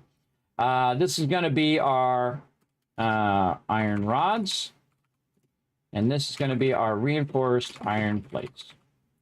Okay, so what we need is 20 reinforced iron plates and 120 iron rods. Across how many machines? We're going to say 10 machines. And then our process of our output should equal that 2, right? So it should equal 2, and that tells us that it's 10 machines is what we need. But we could just do it the other way, where we just put 2 here, like this, and take this out and take this out. And then just have it do the math for us. So it's going to take this and divide it by this. And there we go. That's going to be 60. And then right here, right there. And then we're going to take this one and do that. Wait a minute. How come this one's 10 and that one's...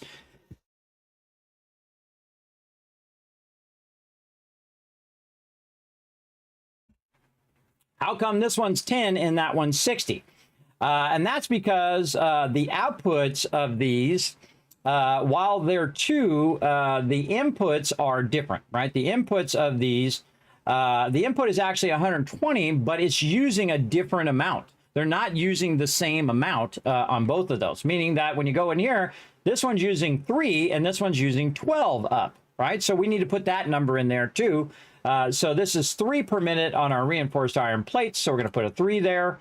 And then this one on our reinforced iron plates is using 12. So we're going to put a 12 here. We're going to take this out.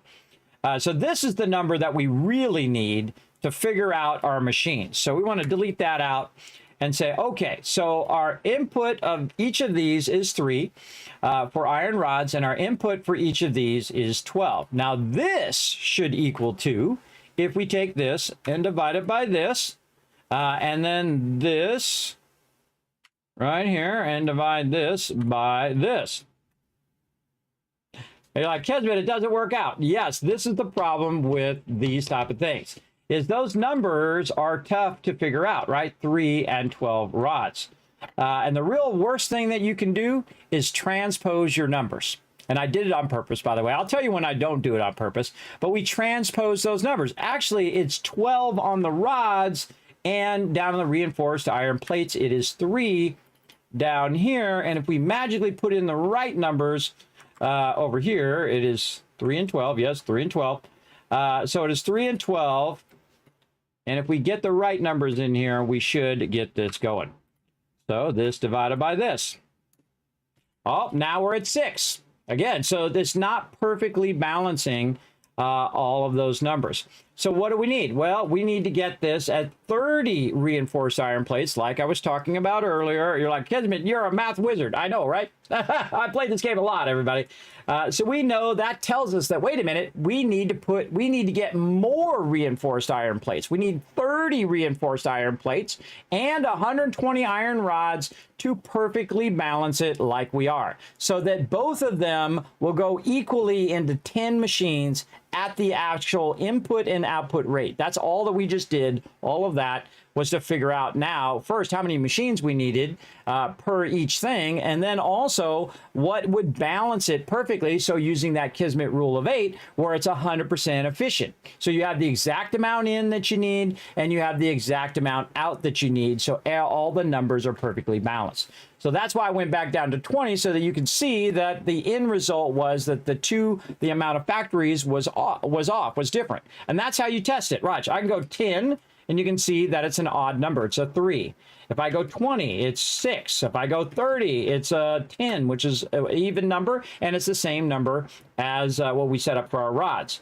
But what if we go 40? Well, we can see it's an odd number. We go 50, odd number. We go 60, now it's 20 of them. So we could double it up, 240, right? So now both of them are 20, 20, right? So, so we do 120, or we can do 30, or we can do 240 and 60.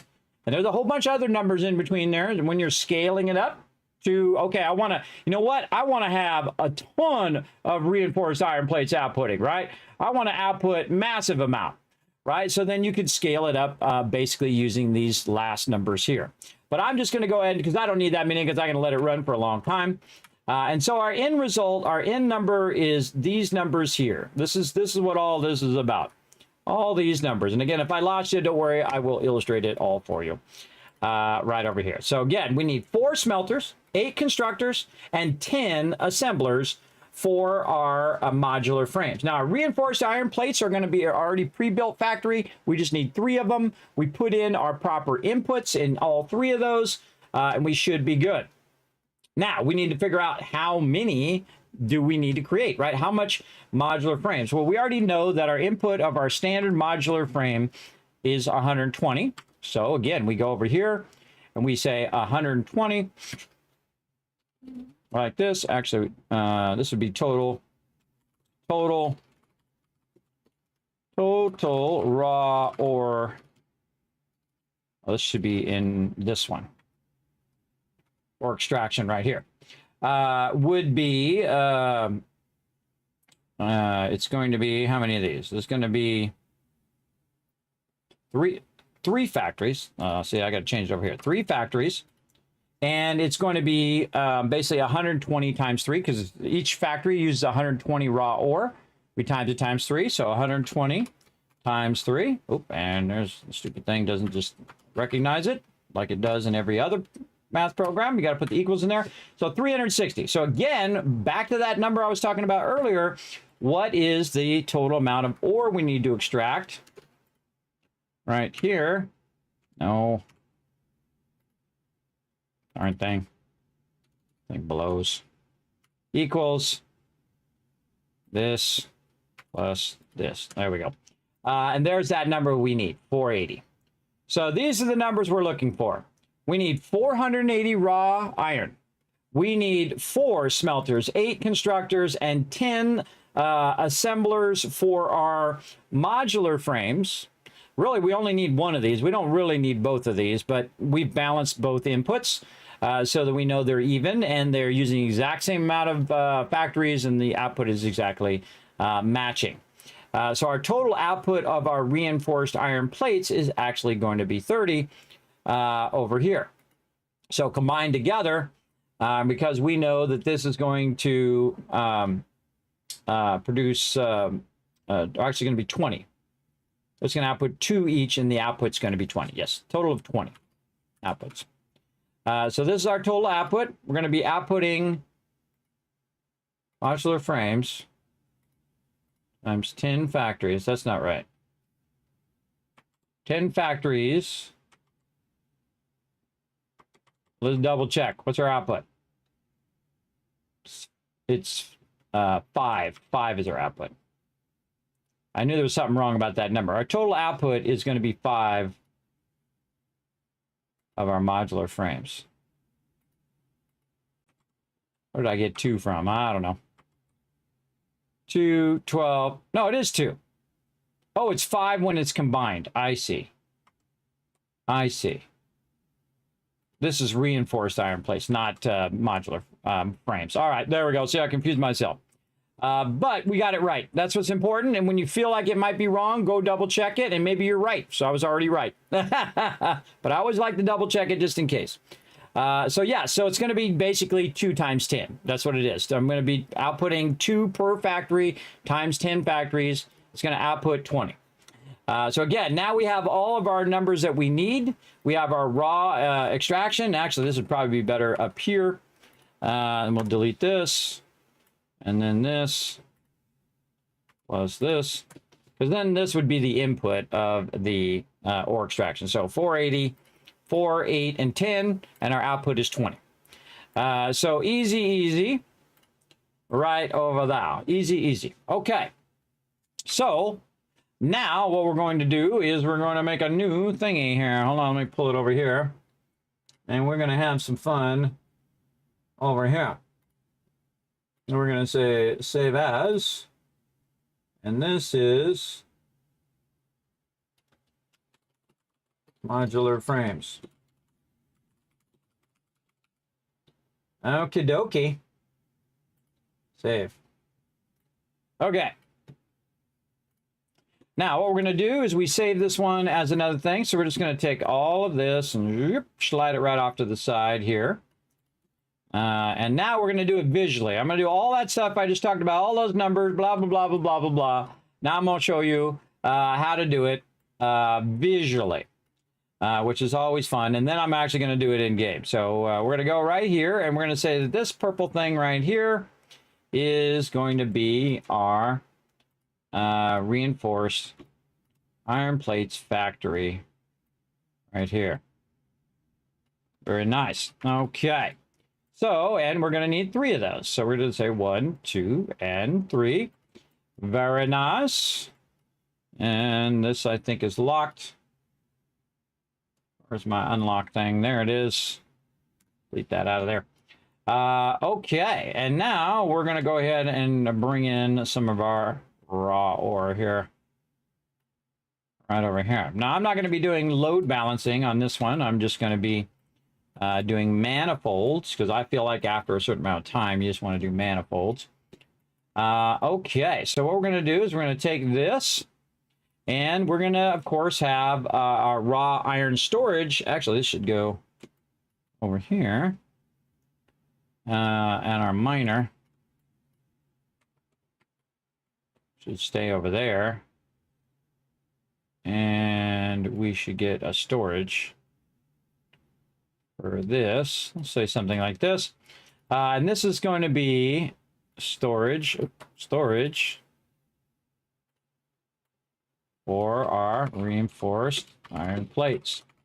Because it's good to have a little buffer in between, and because you're going to be producing some of them while you're working on other things. So I typically like to have a storage there. Again, this is going to be 30 reinforced iron plates. And I'm just going to not write it again because we already got it written down here. We get the idea what it is. There we go. We know this is 30 out. And this is going to be 30 in. Okay. And then we'll go in and we'll make ourselves a nice little line here using our pin tool. Actually, we'll just do this like that. There we go. And then we'll not do that. Click off. The vertical line. There we go. All right. And then we're just going to tie all of these into this. Now, these lines represent the conveyor belts from these 3 factories are going to run into this storage. I'm going to move this up just a little bit. Run that in there. Good, good, good. Okay, so now we've got our 30 being produced across our reinforced iron plates.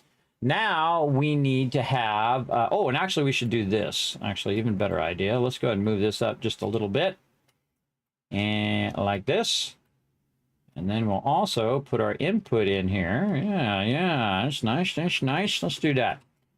And again, this will be raw iron of, how much did we say? We said 360. 360. Make that a little smaller.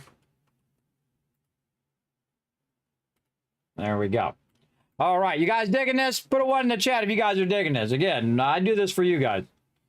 I do it for you. All right, we're going to use a Mark II miner. So we're going to put that up to Mark II. Right now, I'm saying it's a normal node, but we'll come back to it here in a bit. Okay, so 360 iron going into the raw iron storage, and then it's going to go 360 raw iron out. And it's going to go ahead, as you guessed it, it's going to go ahead and run into here. Now, the cool thing is I can just flip this around like this. And we know that that's going in there. Take this out. Line that up. And there we go. So we have one whole part of the process, which is just making the reinforced iron plates. And then we have another part of the process, which is just making the iron rods. Right? We don't need to make plates because those factories over there are going to be making the plates too. So they're going to be making iron rods, plates, and then taking those iron rods and converting them into screws, and then taking the screws and the plates and making reinforced iron plates. So those are, now you can think of those in a total in turn, because you already have that down. You already blueprinted it. You got it. You don't need to make another one. You're all golden. Then over here, we need the rest of that ore, right? That 120 ore that we're extracting to create our process of just the iron plates being produced. Now, it just so happens that I have a bunch of smelters and iron units and whatnot on this particular one. So we're going to go ahead and try to grab this. Let's see if it lets me. There we go. And we'll take out some of this and delete what we don't need. All right, here we go. So we're going to go ahead and run this in here. Now, how many smelters do we need? Well, we wrote that down. We need 4 smelters. Okay. What's up? Yeah, well, it's your factory. You do what you want with it. All right, and zooming in. And let's get our splitter off to the side for right now. So what we need to do is we need to go ahead and split all of this. We'll get this out of the way. And again, we need this to be 120 right here. Again, you can see we're scaling this up now. 120, 120. Raw iron. And this is really easy. These are all easy numbers, 120. And then these are going to be basically what's known as manifolded. So we're going to, normally I don't illustrate the splitters anymore, but in this particular illustration, I'm going to use the splitters just to give you an idea of how easy that is. So basically what we want to do is we want to tent the splitter in like this. Now, when you do a manifold, you can start on one side, you can start on the other, you can start in the middle. The middle is going to be this way. It feeds two of them heavily, as opposed to feeding the end, and then the first one fills up. I find that it doesn't really matter. In the end, it's going to all spin up and work if you have your numbers correctly. So it's more about time, like how much of a hurry are you in to get those particular things up and running. I can tell you that this is going to run infinitely. It's never going to run out of ore. So I can let it run forever, and it will make me as many modular frames as I can store in a box. Absolutely. And of course, I'm going to use those modular frames later in my heavy modular frames as well.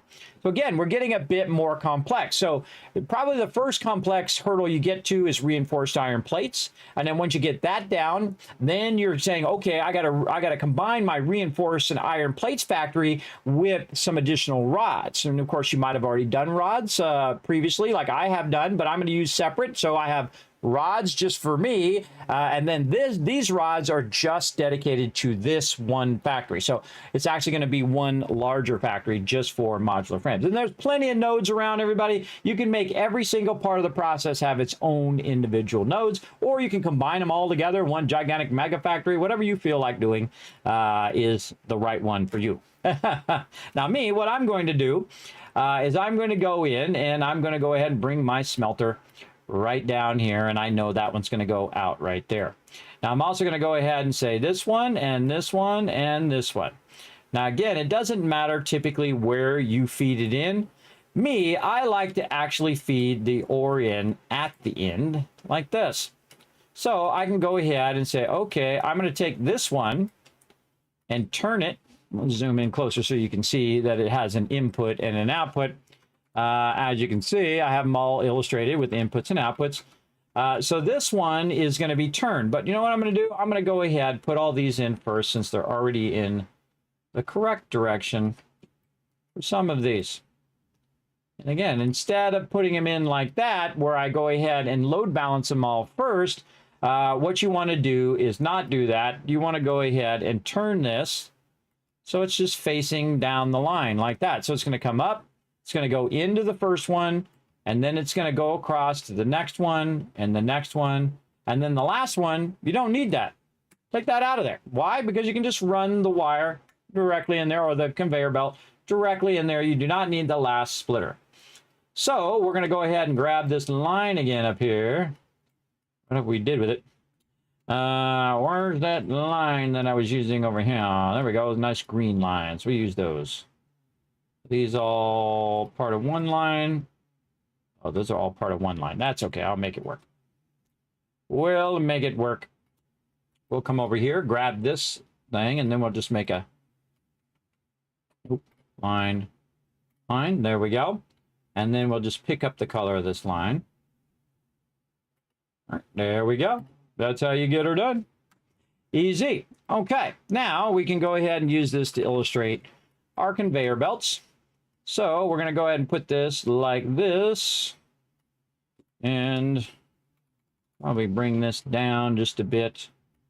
Now you can see that this is going way faster than normally I illustrate, because this is easier, everybody. This is just basically making the basic things, and we already pre-thought out all the numbers. And again, the conveyor belt there, conveyor belt between there, and then this one is going to go like this and end up here at the end like this. And there you go. That's basically it. So I'm going to feed it at the end. It's going to fill this one first, and when this one maxes out, then it's going to fill this one up, then it's going to fill this one up, and this one is the one that's going to struggle the most. Now, if you do have some extra raw ore, which you should, because you want to start this up before you even do all the rest of this. You want to get this going, start this backlogging in here, and while that's backlogging, you can then do the rest of the process. And then when you come back, you'll have some extra, and when you start that up, well, bam, it's going to fill all of those up very, very quickly. Or you can manually, if the belt's too slow and you want it to go much faster, you can just go ahead and take it and put it right into the machine, and the machines will start up and then just keep running forever. So it's smart to backlog a bit of those raw ore in the beginning. So that's, you'll see me do that when I go to do it. All right, now we got those 4 smelters that we need. And so those are going to be 30, 30, and 30. So again, we're going to merge these back together again. Do I have a merger here somewhere? I have some splitters. Let's go find a merger. Right there is a merger. All right, let's get this merger. Copy that merger. Look at me illustrating all this stuff. I illustrated this all from scratch, by the way. I do all my own stuff. Okay, so mergers. We want to go ahead and take these mergers now and can basically combine all of this raw ore that we're going to output to iron ingots now, and basically combine them together. So we're going to go ahead and leave a little bit of room. And you can see here it says iron ingots on the side here, so I'm not going to say it again up there. I'm just going to go ahead and move this up. And we know that the input and output on a smelter is exactly the same in this case. So this is going to be 30 out, 30 out. You get the idea here. We just run those out nicely. And then we're going to merge them together. Now, if you notice on a merger, unlike a splitter has 3 outs and 1 in. This one has 1 out and 3 ins, right? So that's a merger. And we're just going to merge it back the other way because it doesn't really matter which way I merge it unless it has to do with where it's going to end up. But again, this is a manifold. So now I'm going to go ahead and aim it all in the same direction. In this case, I'm going to aim the merger in this direction. It's going to come out of this one and go to the right, except for we don't need this one either. That's right, because at the end, it's just going to go there. Now, had I did this one at the end and went the other way, then this one doesn't need a merger. Now, if I wanted to add more later on, probably a good idea to leave your mergers in there, because then you can add more and put more iron smelters and make this big, long row of them if you want. But I really enjoy making modular factories that have a purpose as opposed to just going in and extending, which I've done before. I feel it's much better because you have the blueprinter to think in terms of modular style, where if you need to add 3 factories, you already got them built. Right? I have to go through that whole process again. You already saw it. I'm just 3-timesing it. That's easy. That's much easier in the thought process to say, okay, I already got this part down. I just need 3 of those. All right, easy peasy, right? Okay, then we merge all of this together. Our output number over here is, you guessed it, 120 in and 120 out because they're 1-to-1. So there we go. So now we have our 120, and over here we have our 30 reinforced iron plates. And now what we need is we need an assembler over here. So let's get this assembler down here, which we're using for reinforced iron plates. And we're just going to grab all of this. Run this over here, like so. There we go. Maybe we'll put this way over here to the side. Let's get this up here. And see if we can get this lined up nicely. Okay, we don't need any of this because we got that done. Oh, wait, no, we need the iron rods. We haven't got that done yet. We got to do the iron rods first. All right, hold on. So now how many, we did the smelters. Now how many iron rods do we need? How many constructors for iron rods? We need 8. Okay, so now we need 8 of those. But I don't need this one. This is screws here. Take that one out. And it just so happens that I have a whole bunch of this. Now watch how big this suddenly gets, everybody. This is what I always find fascinating about Satisfactory. That this gets big very, very quickly. So boom. And then you this, and we'll take this up here. And so again, if we need 8 of these, this is what we need. Again, see how our factory just became very, very large? Yeah, so let's move our reinforced iron plates, which are going to end up here at the end here, over here. Probably a good idea if we can move a bit of this down as well. Let's just take all of that. Move that down just a little bit. Try to fit that within the parameters of what we're doing. There we go.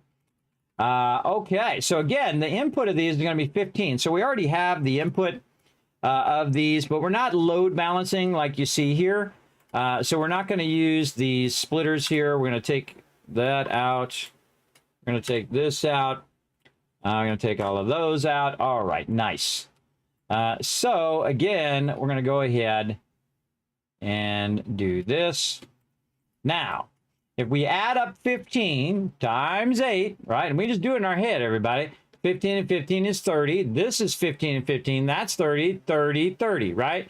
So if we take these 30s, 30, 60, and then we can just say, wait a minute, this is 60, the other side's 60, right? Because it's exactly the same. There's 4 on this side, 4 on this side. So this is 60 and this is 60. Put it together, that's 120.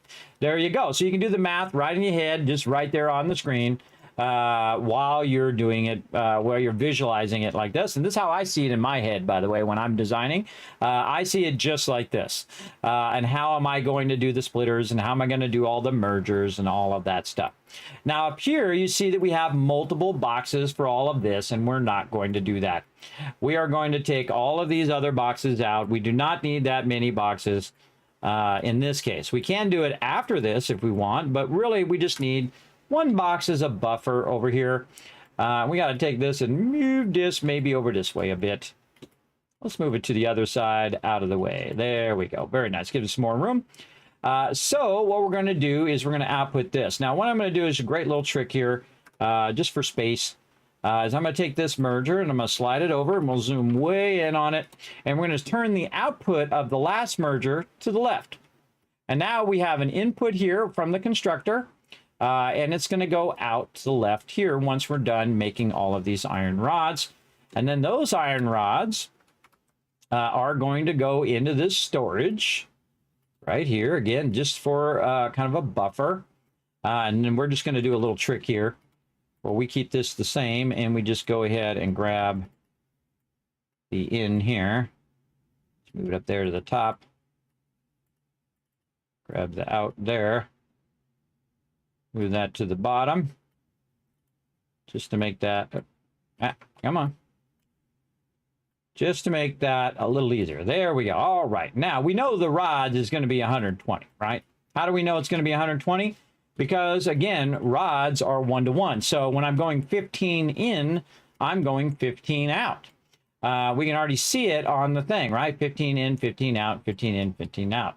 Now, again, when we're doing manifolds, we're no longer doing load balancers. Now we're doing manifolds because manifolds are so much easier. Again, look at this, and I don't even need the last one there. Oh, wait a minute. Hold on. I got a whole bunch more over here.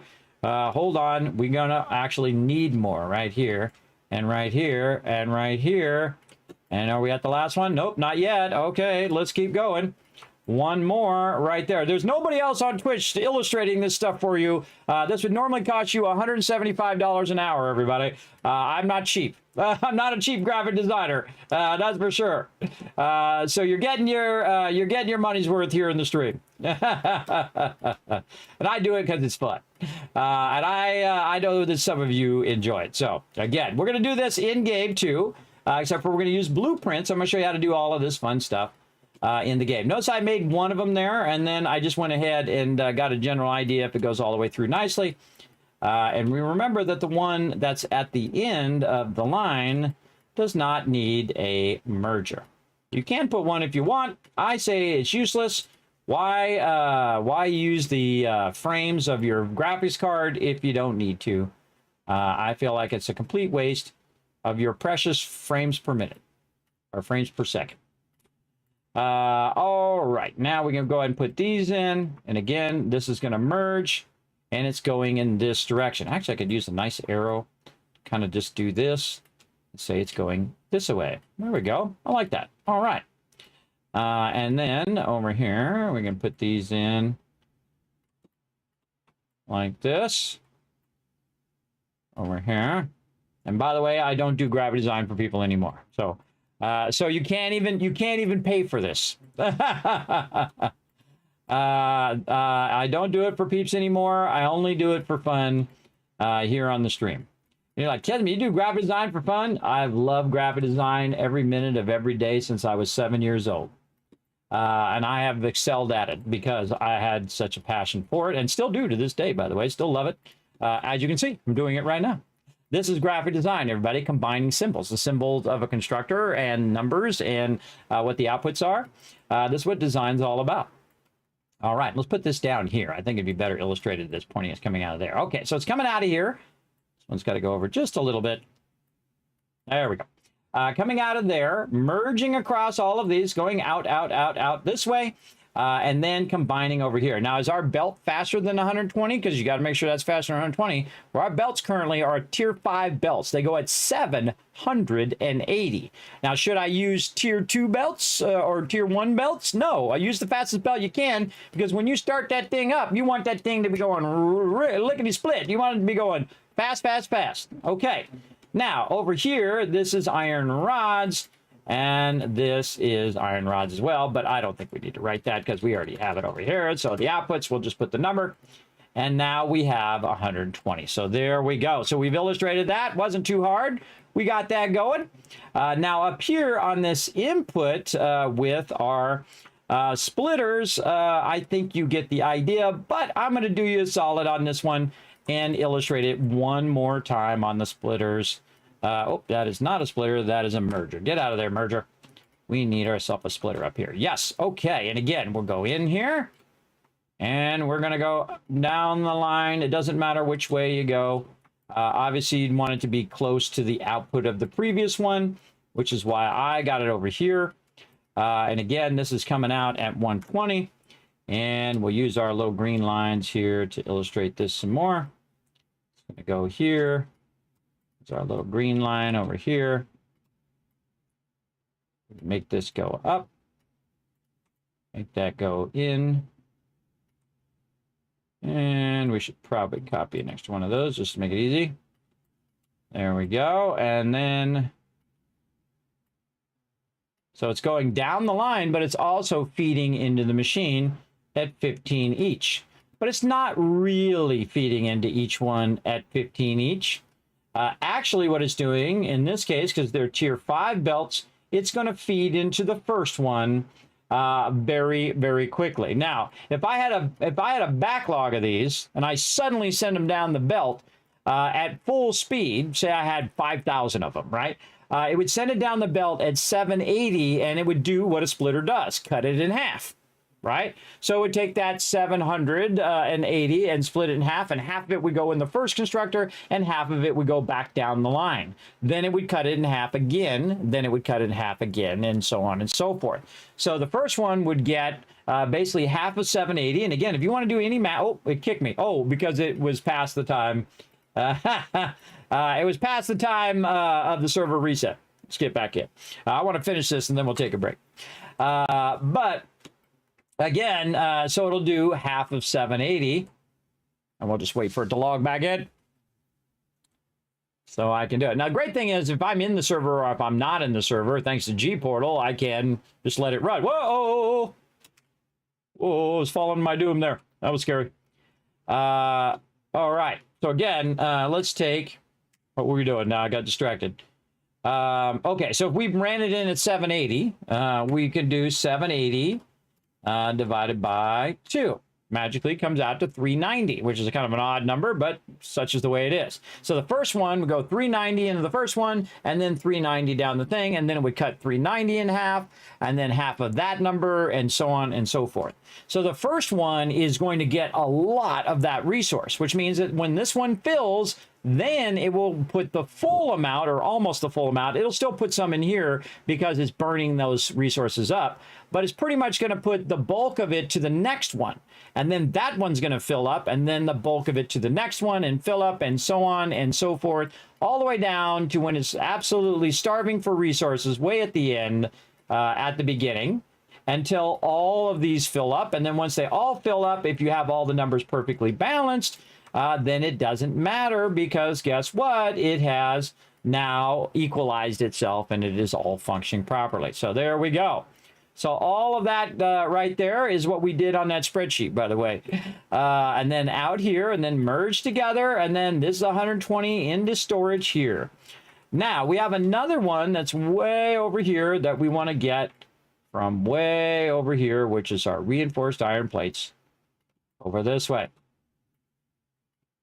Now, we have a bit of a space problem right now because we don't have enough room for 10 assemblers. So what do?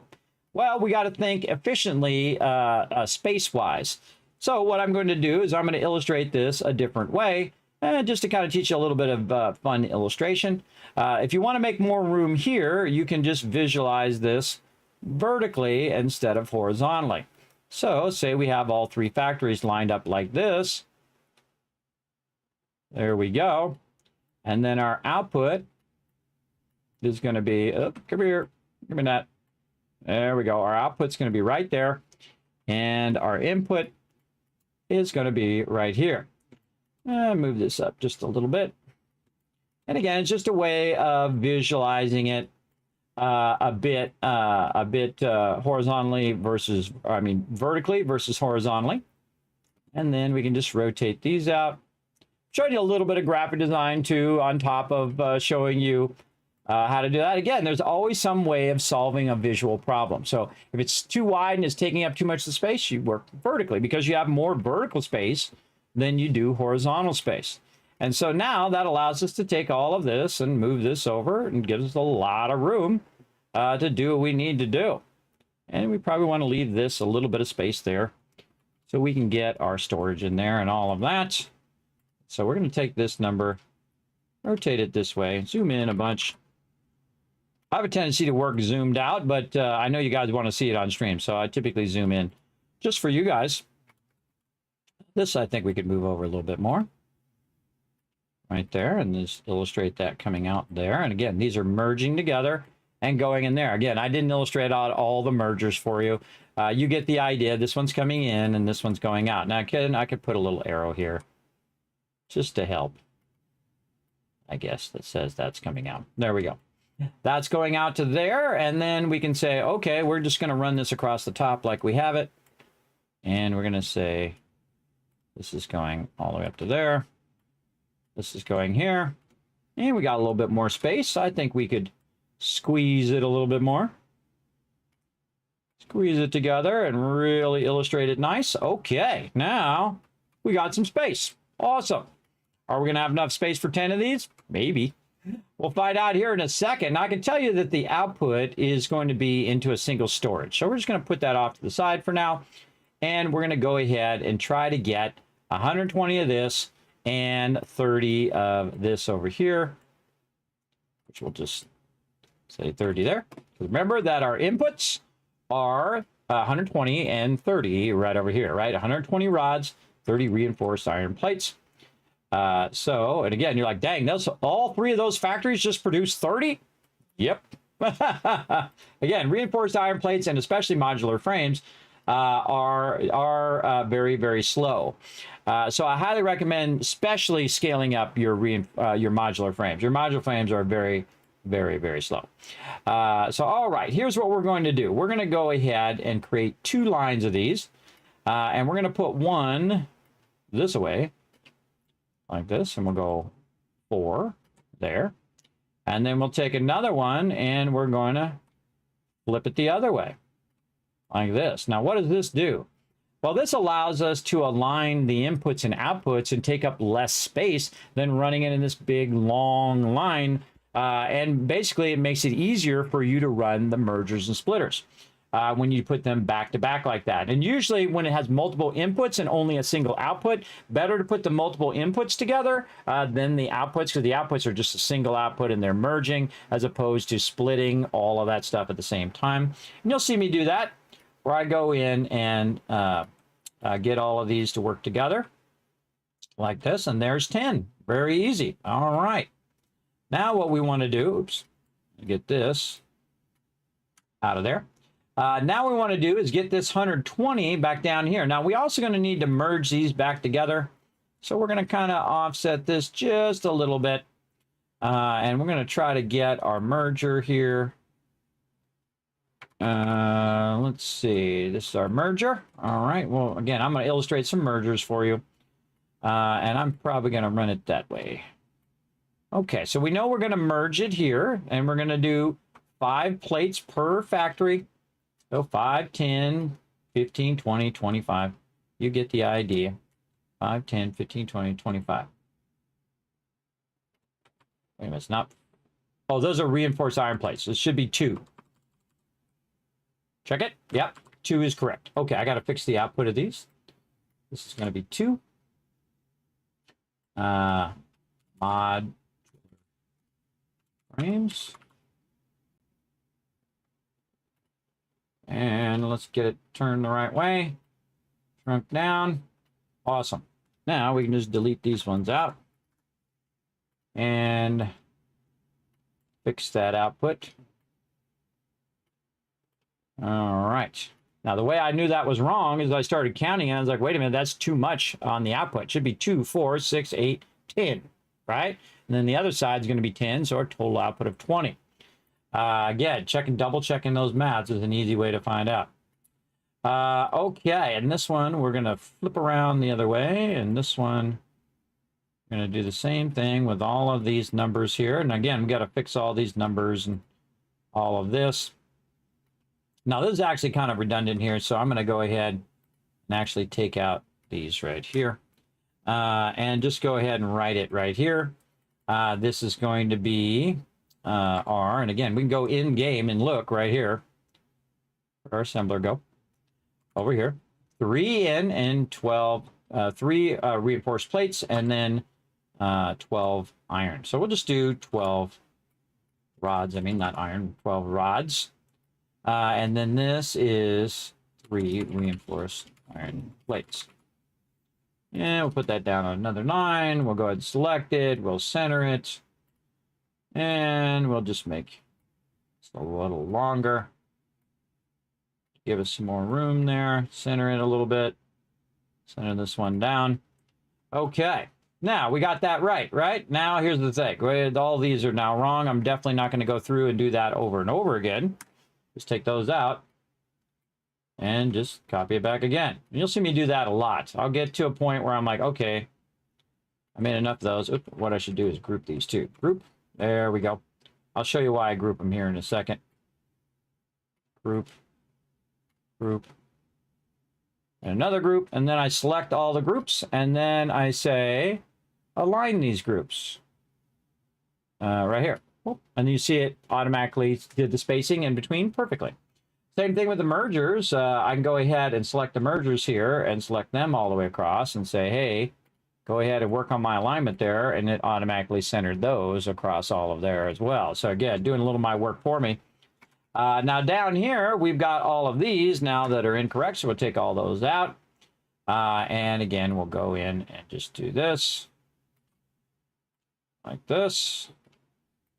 And then we'll just do a bit of work on this side. Now, to make this work out easier, what I'm going to do is just ungroup all of those because these need to switch, right? And it doesn't really matter which one you input and which one you output as long as you don't get your lines mixed up. So we want the rods and the rods to match up. So we're going to go ahead and say, okay, rods and reinforced iron plates across from each other.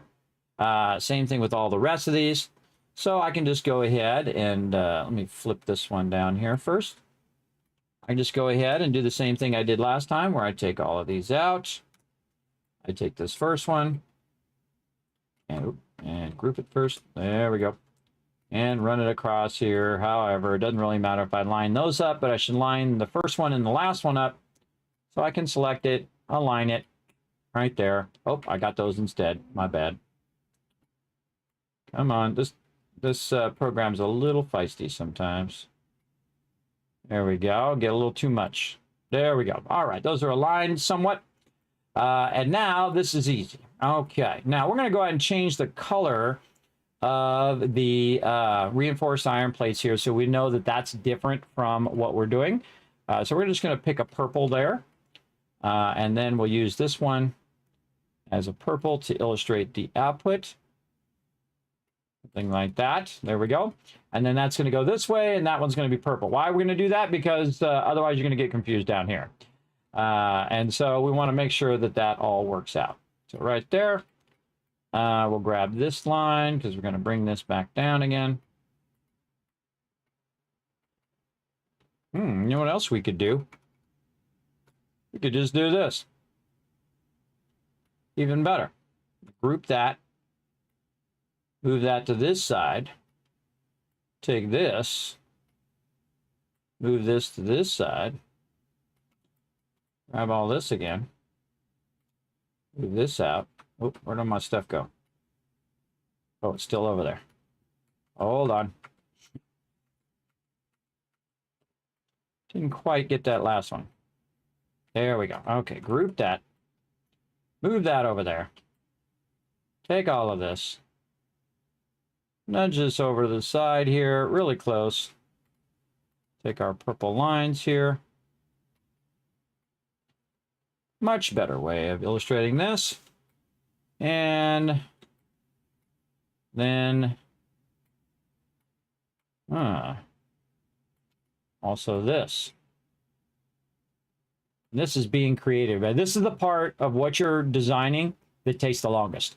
Is that you're like, maybe it'd be better like this, or maybe you should turn it like this way because it better lines up to the illustration that we're doing than doing it the other way. And it also more optimizes the space of what we're doing.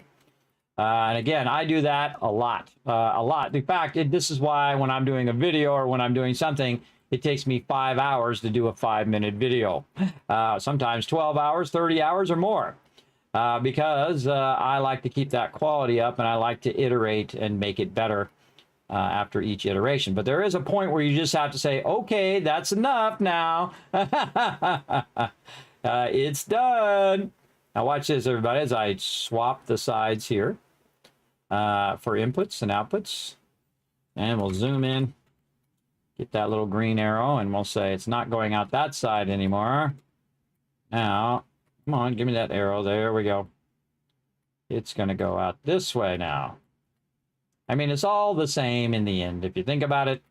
But it is fun to go in and really optimize your illustrations. Okay, and then that's going to come out. And we get rid of the green one. And so basically, this is now the input on the left side. And that's going to go in like this. And then this side's going to go out. And that's going to go out to that reinforced iron plate storage. And now we have the reinforced iron plate storage and the iron rod storage lined up, so we don't have to run that line all the way across the top like we were doing. And it just makes the illustration less messy, right? Just makes it more optimized for the viewer, for the person watching it. And that, I think that is the ultimate goal of any designer, is to make it really easy to understand for anybody who has never seen the illustration before. Now, we've been working our way through the illustration, but the goal is if somebody looks at it, they go, oh, okay, I get it. That's our main goal, is that they get it right away, and we don't have to explain it to them. Okay, so we're going to go ahead and bring this one out. And then we're going to also bring this other one over. Now, we're going to have our primary one, which is going to be our green. And this one's going to go all the way down to the end. Now, this one is our iron rods. So we'll go ahead and get our green crossbar. And we know we're going to go ahead and split that right down the middle. There we go. Like this. And so we'll do all the rods first. All the way down. All the way down. There we go. Like this. And then we know this one actually ends there. So basically we're going to bring all that raw iron rods, 120 of them, and then split them, 12 here, 12 here, 12 here, 12 here, right? Into all of those. And of course, this is 5 over here, right? 1, 2, 3, 4, 5. This is 1, 2, 3, 4, 5. So 120 divided by 12 is 10. And that's 10 of those. So very good. Now again, it's actually a 15 input on the rods over here, but the output of what we're outputting is actually less. And I'm going to show you how to underclock stuff too, which is pretty cool. If we need to. But in this case, if you take 15 and you times it times 8, it actually equals 120. So you can underclock it and just use less of them, or you can overclock it and use, use more of them, or you can underclock it or overclock it and use less. It's really up to you. Me, I'm going to use it at its optimum performance, where it's using the minimum amount of power for the maximum amount of output, and then balance all my inputs and outputs. Now, you don't need to do any of this balancing, everybody. Just make a whole lot of rods, which I have, a whole bunch of boxes of them. I have 5 boxes of them right now. And make a whole bunch of reinforced iron plates and just put them in there. That works as well. All right, now for the reinforced iron plates, we're going to do that underneath because the darker color is should be the bottom color. So we're going to do this, and then we're going to say send it back. All right, now this is easy from here. We just go ahead and act like we're running our conveyor belts underneath here, all the way to the end, and then our input line all the way to the end here. And there we go. So that's basically what we need to do with all of those. And then one more little thing right here, just to illustrate this. Move that up by just a little bit. And now you visually know the whole process. A lot easier than a spreadsheet, isn't it? To visualize it like that, right? Because I just did all the numbers for you. I did all the numbers for you, and this is what's known as the Kismet Rule of 8. Where we find the perfect balance of inputs and outputs. I'll put it down here. And then we'll go ahead and find our, we'll just use this one. Let everybody know what this is.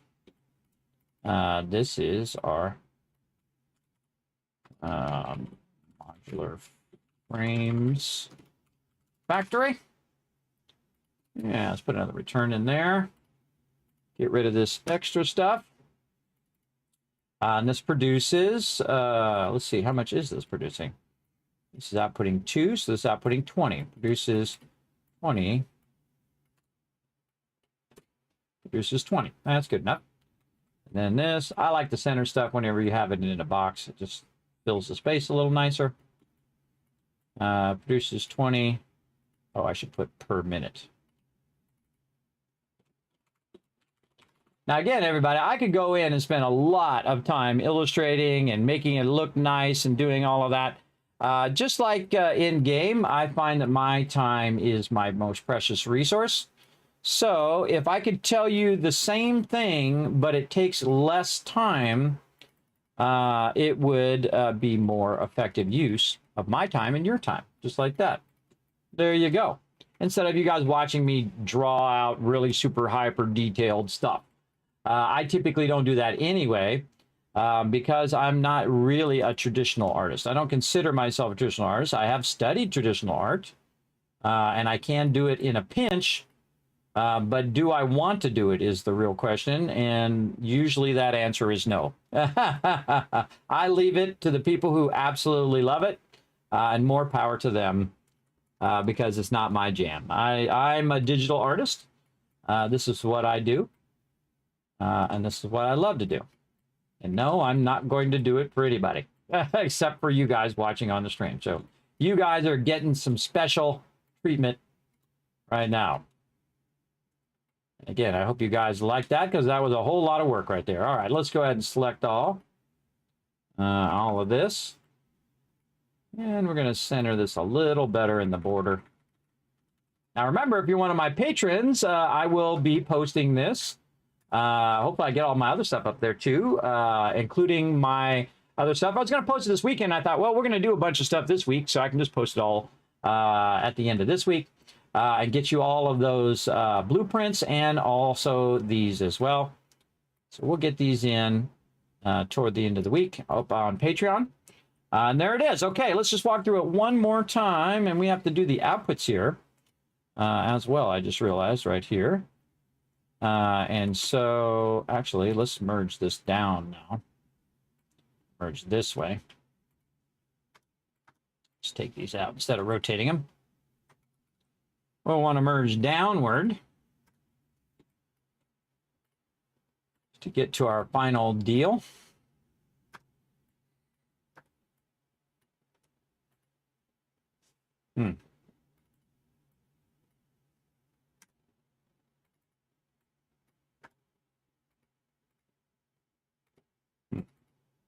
It's weird.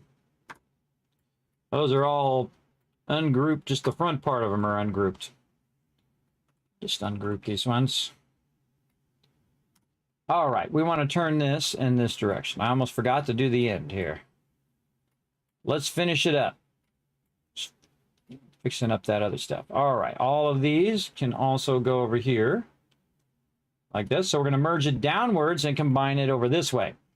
like this. Now, a great trick to this last one is to rotate this one like this. So if you're bringing it from another row, you want the output to rotate that way. And if I zoom way up on it, you can see that this one, the output is turned to the right, and this one's here. This way I can bring the one from over here up and in here, and this one here, and then here. So I'm doing a triple merge on that last one to output to our final box. Our final storage plate, which is right here. How convenient that it happens to be right here. We're going to switch our stuff over here, and we're going to go in and switch our inputs and outputs. Don't really need an output on this for right now because the final thing is reinforced iron plates, and actually our final product of reinforced iron plates is 20 reinforced iron plates. Right there. This is going to go in like this. This is going to merge down like this. Let's put an arrow there, and then we'll illustrate our conveyor belts. See, a lot of this stuff is repetitive too. So, I mean, you can just copy one into the other. I can grab all these lines here. Just take those lines and copy those over to the other side. And there we go. Okay, now we merge that down. Now we'll want to take this and run this across. This and somewhat like that. There we go. This down. This up. We could use one of these green arrows to illustrate this way. And then again, this one down. This one this way. This one is going, we're going on the inside. So we'll go inside here. This one across here, we're going inside. On these ones on the side, we're going outside. Keeping your arrow direction is vitally important because, again, it helps the person who is trying to understand what you're trying to tell them here. And there we go. 20 reinforced iron plates into the final box. That's it. And there it is, fully illustrated for you. Save. Again, if you like that, put a 1 in the chat, everybody. This is how Kismet goes way above and beyond here in the stream. I hope you guys are digging this. You will find it nowhere else. Nobody else is illustrating this stuff for you. And now you fully understand how to make 100% efficient. Oh, I got to get my 100% efficient thingy. Where's my 100% efficient thingy? Right here.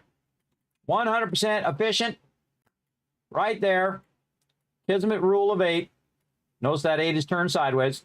So you can infinitely run this. Now you're like, well, hey, Kismet, what if I need 40 modular frames? They're not reinforced plates. Hold on, those are modular frames. My bad. Hold on. Let's write that down.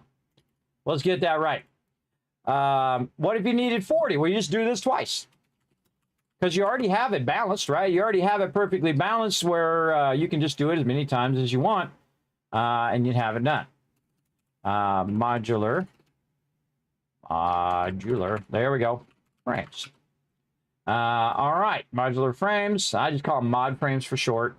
I got all these illustrated as modular frames. All right. I think we got that pretty well done. Again, remember, we don't need the splitter at the ends. Don't need the mergers at this end. Don't need the merger here.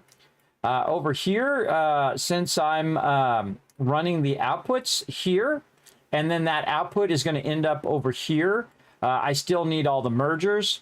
The only one I don't need mergers on are these top two here.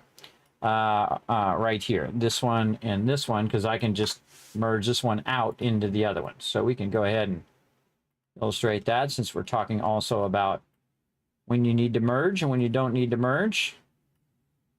Like that. Zoom in.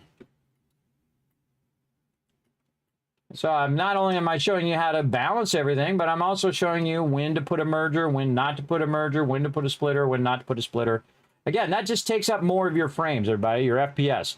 So if you want to burn up more of your FPS, sure, go ahead and put those in there. But if you don't want to burn it up, then don't do that. Use the minimum amount of stuff that is required to make that all happen. And hey, what happened to my line over here? It's hidden behind here somewhere. Where'd my little line go? Got to illustrate that this is connected. There we go. All right. These are coming out. And we'll illustrate that this is going in on this one. Lost a few lines there. There we go. That's coming out, going up into there. 120, 120, all through there. On this side, 360. All right. Now, we got it down. We know what to do in our head. We're going to use our pre-done factories with our blueprints, and then we're going to do all the rest of this in stages. Now, one of the things that you saw me do earlier in our blueprinting, and we'll go ahead and move this off to the side for now, is to start to split it up into various different machines. Not necessarily the whole entire process, but different machines that do different things. So let's go over here to our blueprinter, and we're going to talk about that real quick. So one of the first things that we did is basically have like our constructors and our foundries split up into separate things. Over here, we can have different types of storage, like those vertical storages I'm using for storage over there. But also what we did is we did a what's known as a max storage. So we went in and we made a level. That's basically a whole bunch of storage just thrown down, right? Without any walls or anything like that or any floors. We just went ahead and made that max storage. Now also in here, in our storages, and we have our up and down, we have another max 16 storage, and oh, I don't have the resources, of course. Well, I know how to fix it. Clear the blueprinter. Get my resources back. All right, and so we have another one that is max 16, and you can see on the max 16, this one's all built out with the floors and the wall, and also has another level, and that allows us to stack it. Now, we also have the input marked as red, and we have the output marked as green. Now, these ones that I illustrated over here, as the inputs and outputs, right here, the raw storage, the modular frames, up here, the iron rods, the reinforced iron rods. I could actually make a whole level that's just for backlogging those resources, because I know on the server it's going to run and run and run. And at some point, it's going to fill up my modular frames. Then it's going to start to backlog. And you know what happens when it backlogs? Well, then it'll start filling up this one with modular frames. And then it will start backlogging through all of this, and it will start filling up my storage of my iron rods. And then it will start filling up the storage of my reinforced iron plates. And then it will start filling up all the storages in here, all the way back to the raw ore. And so I'll end up with massive extra. So the next time I need more reinforced iron plates, it will actually be running at 780 when it kicks in, because it'll have all that extra loot, which is awesome. Now, it's going to take it a while to do that because modular frames go very slow. Plus, we're also going to use those modular frames for our not a reinforced, it's heavy modular frames next. So, see, this is going to be a factory inside a factory inside a factory. So we're going to start nesting those factories inside. So when I refer to this next time, I'll say our modular frames factory and just put a little thing around it, and that'll represent all of this. So now you can see how these blueprints and how these illustrations work together and how the whole game works. First, you start with your basics, right? Like in your reinforced plate factory here, where we are starting with just this.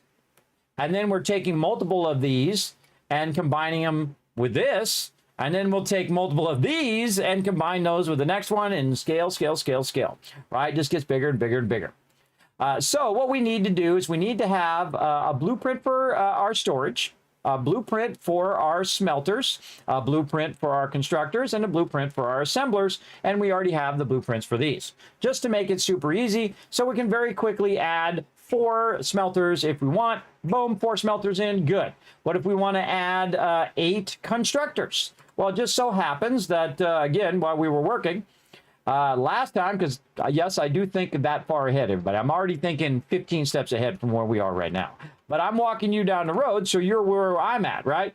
You're where I'm working. Let's clear the thing right here. So when you go to do it in your playthrough, you'll have all this stuff. Thank you, Pete. I appreciate those ones in the chat. And so now How convenient that we just happen to have a blueprint that we made last time for our other constructions. That is 8 constructors. How many constructors do we need? Let's look right here. 1, 2, 3, 4, 5, 6, 7, 8, right? So 8 constructors over there. In fact, we might want to just write that up here. 8 constructors. There we go. Maybe I'll just write it all out while I'm at it. 4 smelters. Let's really get in here and really do our job. 4 smelters. Then over here, 10 assemblers. Magical how sometimes that just perfectly works out, right? I'd actually, so this doesn't look like the same thing as this. I would actually make these a little smaller because size is a great way to differentiate between multiple things. And of course, if I do it in one spot, I should do it in the other spot like this. So this is not detracting because the letters are so big. When they're bigger, that means that that thing should be more important. So in this case, I'd rather have the 100% efficient much more important. Or I could change another color too. That'd make it pop if I press the right thing though. I've got to press the fill button. I can make another thing like this, maybe 100% green. I kind of liked it better as it was. So we'll back it up back the way it was. All right, save, because we just did a lot of work. Saving is good.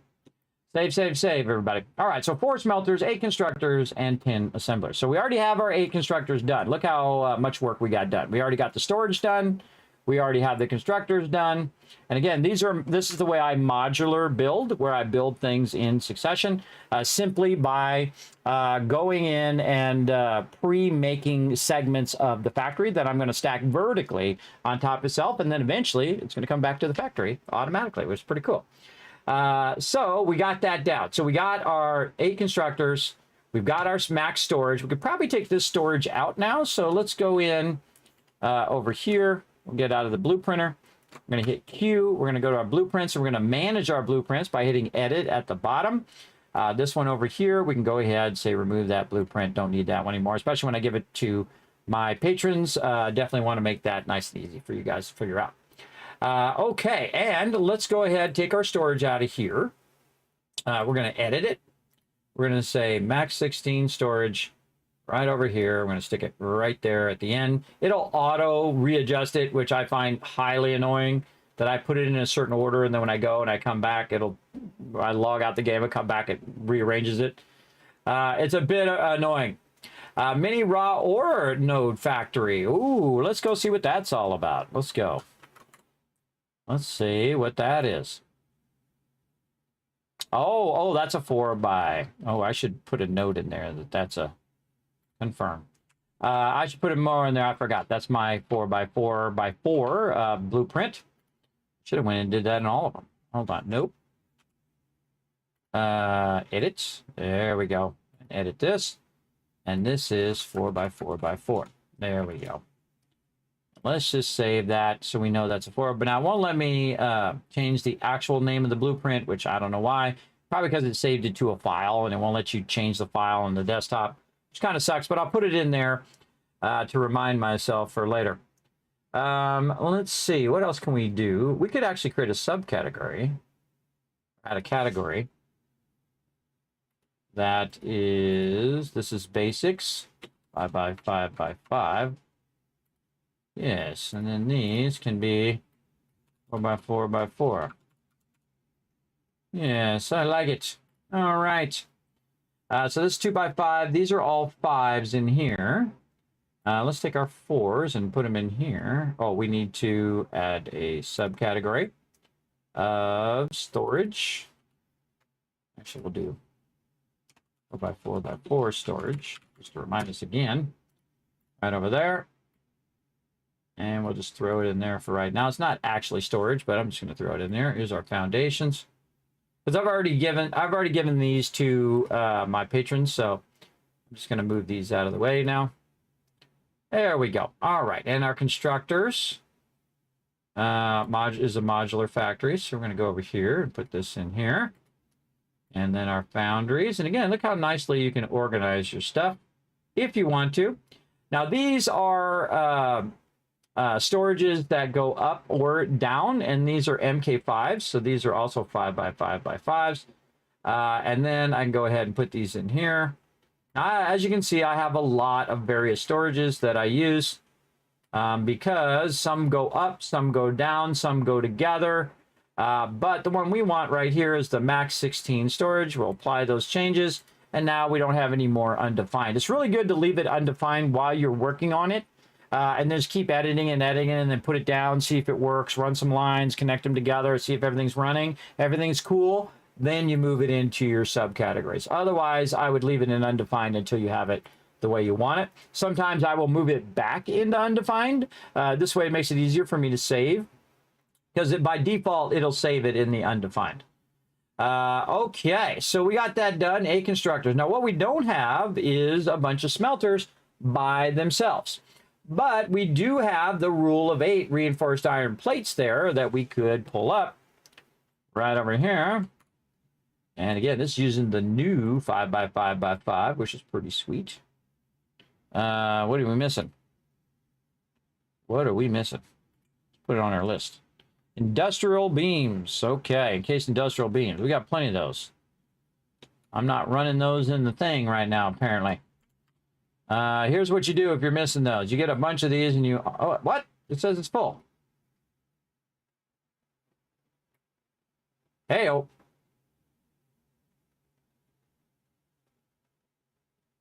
Not running those in there? Make me search for it. It's got 300 in there. Is 300 not enough? Maybe not enough. Maybe not enough. So again, sometimes even with your dimensional depot, you still won't have enough. All right, we should have enough now. All right, load the basics. Really? Oh, plates now. Okay, we need more plates. How convenient. I just happen to have 10 boxes of it. How convenient. Now watch this. As I take this out, it's going to just flow it down at double speed, by the way. This is going at 1500 right now because I have both inputs and outputs running down. And so it's grabbing it now from the other boxes and moving those all forward. And then when I do that, it automatically will make more, fill up whatever I took out, and then any excess, it'll run into the overflow, which means it just continuously makes me coupons forever. And we'll never stop doing that, which is awesome.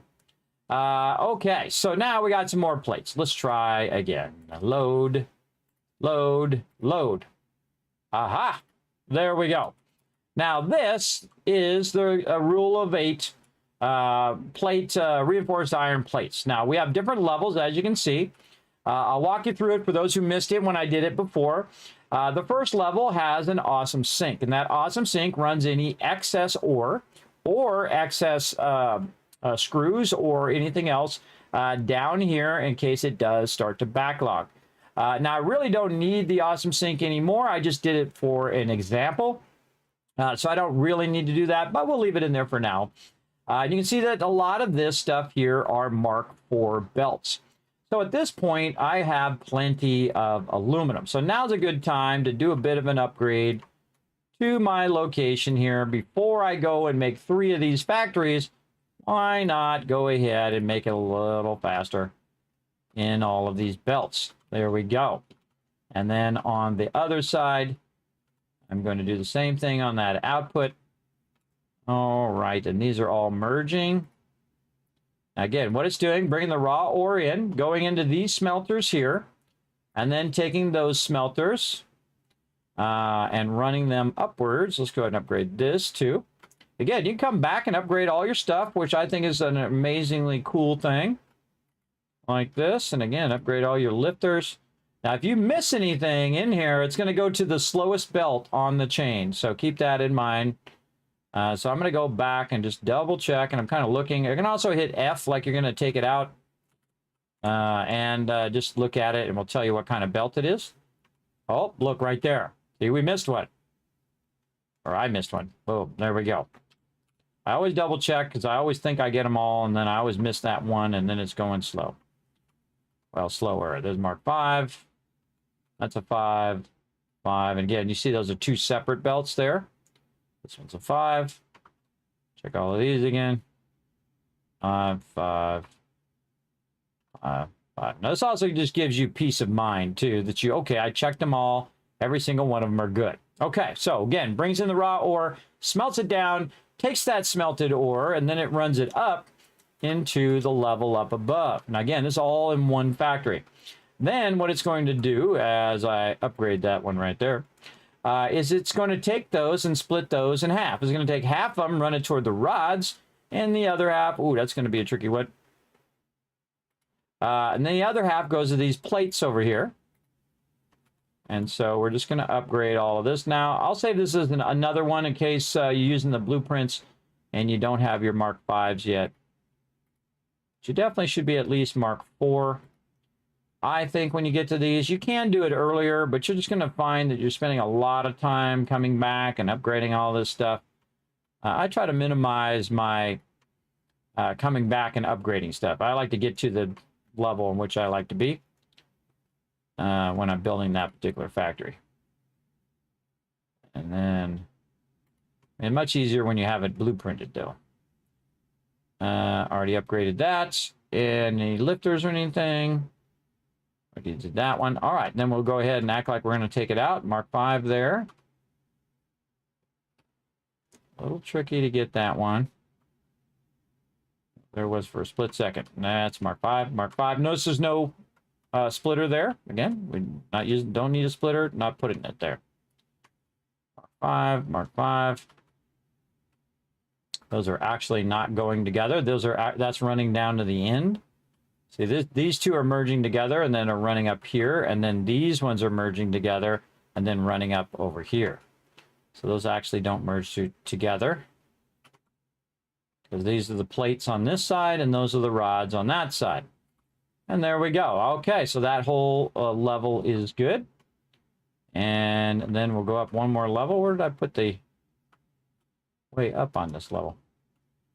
I have to go out. I have to go out. I have it somewhere. Aha, right here. And go up. Up you go. There we go. Now we're coming up from down below. So again, we want to go ahead and upgrade all of these.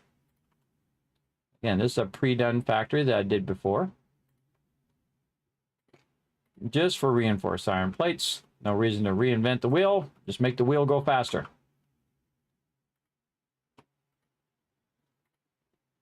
Go faster. This is a lot faster, by the way. This is 480 is what it used to be. Now it's 780, which is a lot faster.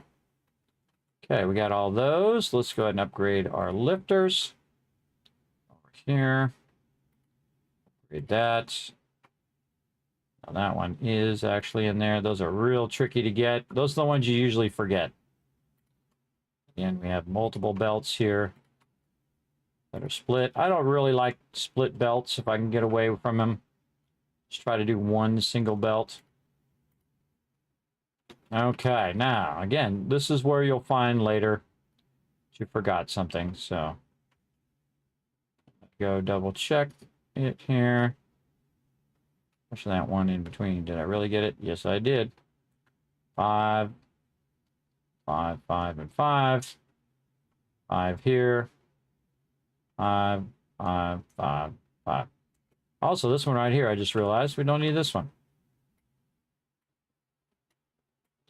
Don't need that.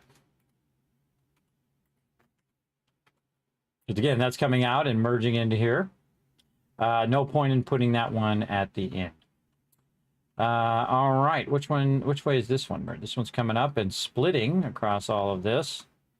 This one, another one that we can optimize by taking out the splitter at the end. We don't need the splitter at the end because it's already split. It's split here and then goes into here and then split again. So it's already splitting. It doesn't need to split at the end, so that's good.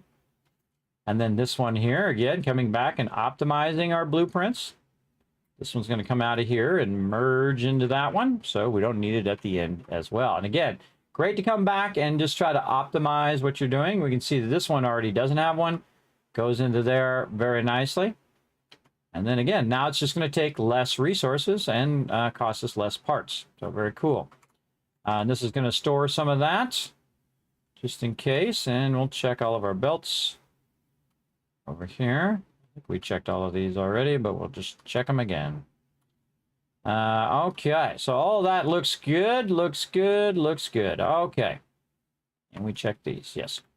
Okay, so now not only did we go in and make it faster, but we also optimized the speed of the belts. And then also it has an output right over here. And again, if we want to say, hey, this is our output, what I like to do is I like to color my outputs using the customizer with green. So there we go. Now we know where our output is. And then we can go down here and say, where's our input? Right here. So this is where we're bringing in. We can take a look. Bringing in our raw resources, and then they come out of here. They split into here for backlogging, and then this way over here. This actually, we can eliminate this as well.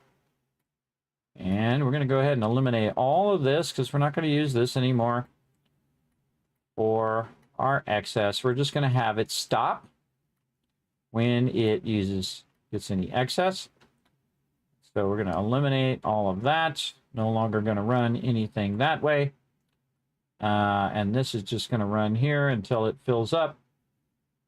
Do all of that. Very nice. Okay, so now we've got a little bit of room over here. We could bring it down and optimize it and do all of that.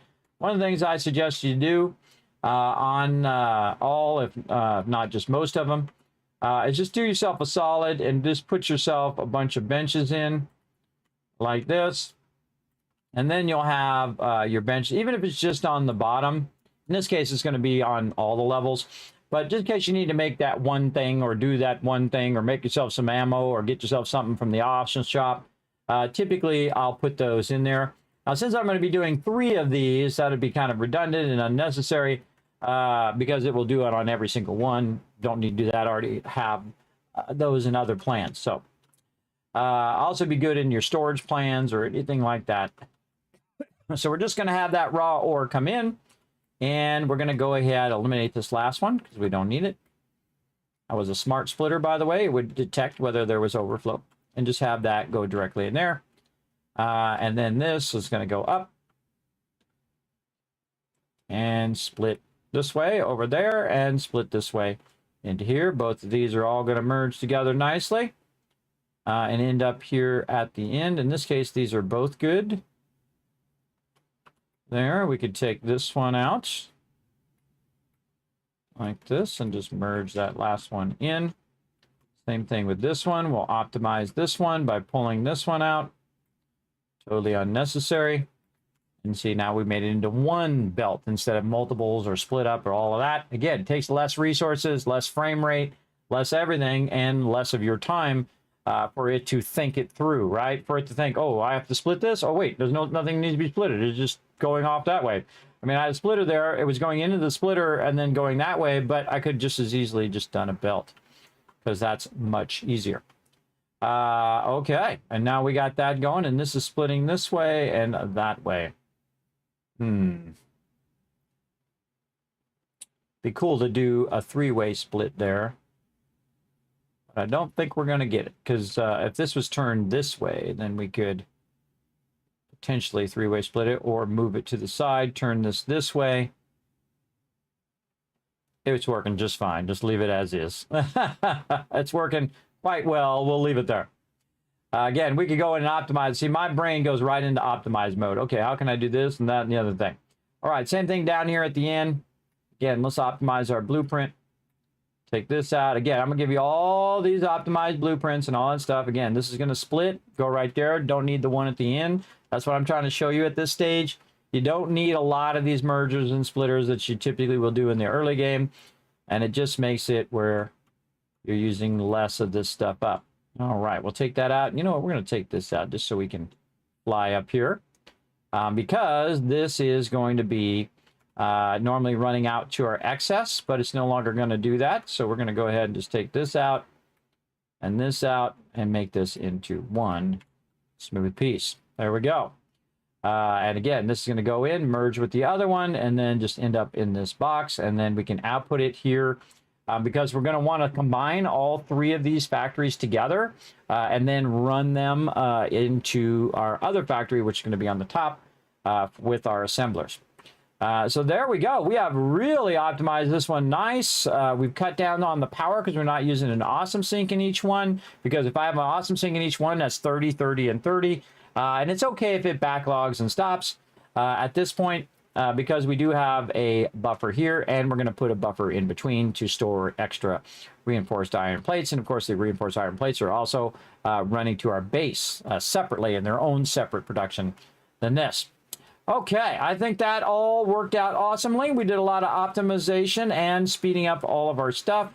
Hopefully we got all of our belts. Now, of course, I'm the type of person that would want to move a bunch of stuff down here and re-optimize it, but it still works. We're going to go with it as is, just to save us a little time on that. All right, and we're going to say that this one, now we're going to put 5 by at the beginning. 5 by opti. Yeah, we'll just say 5 by. Or how about Mark 5? Even better. Mark 5.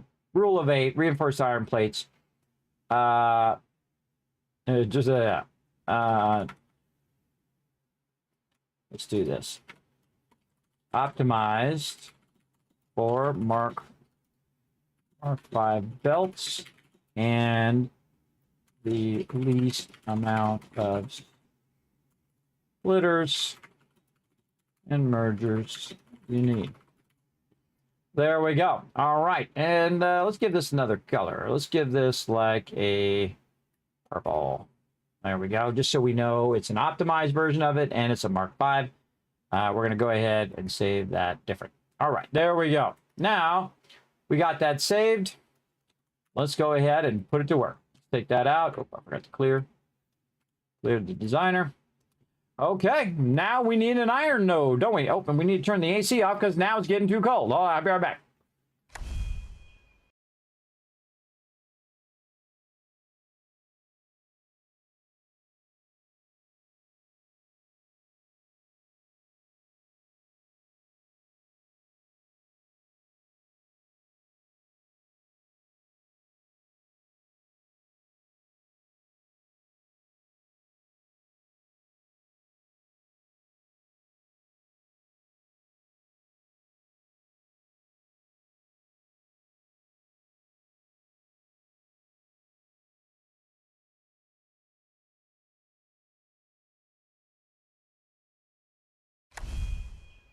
Right back. All right, we still got to take our break though. We'll take our full break here in a second. So we got all that going. We got our rule of 8 and our plate thing there. Maybe we should just go ahead and pull these out of here and make this easier. Yes, let's go ahead. Oops, didn't mean to do that. Let me clear that out again. Get my resources back. Let's go to our inventory, or to our land here, bro. Land. All right, let's go to our blueprints here, and we're going to edit. So we're going to bring our storage out just to make this visually easier for you guys to see. We're going to bring our optimized reinforced iron plates out that are Mark 5s now, our Max 16 storage. We're going to bring our constructors out. There we go. Let's see. We don't have anything else. We have our foundries, but we don't really need that. And we'll just leave our foundations in there. All right, so these are some of the stuff we're going to use. We're going to use these constructors, the storage, the iron plates. We're going to apply those changes. But we also need our smelters. Now, I actually only need 4 smelters. So what I can do is just build that. I mean, I can just put it on the blueprints. And again, how many of these am I going to make with the thing? Now, if you go in here and look at your blueprint, I'm going to make 4 of them. And that's it. But one of the things you can do just to save yourself a lot of time is to actually do all of the other stuff as well. Meaning to do all of the splitters and mergers and line running and all of that. And the raw storage and all of that. So that does help you save some time. Now, some people put foundations in their blueprints, and some people don't. I like to put foundations and then leave the top open because it allows me to snap my modular stuff together.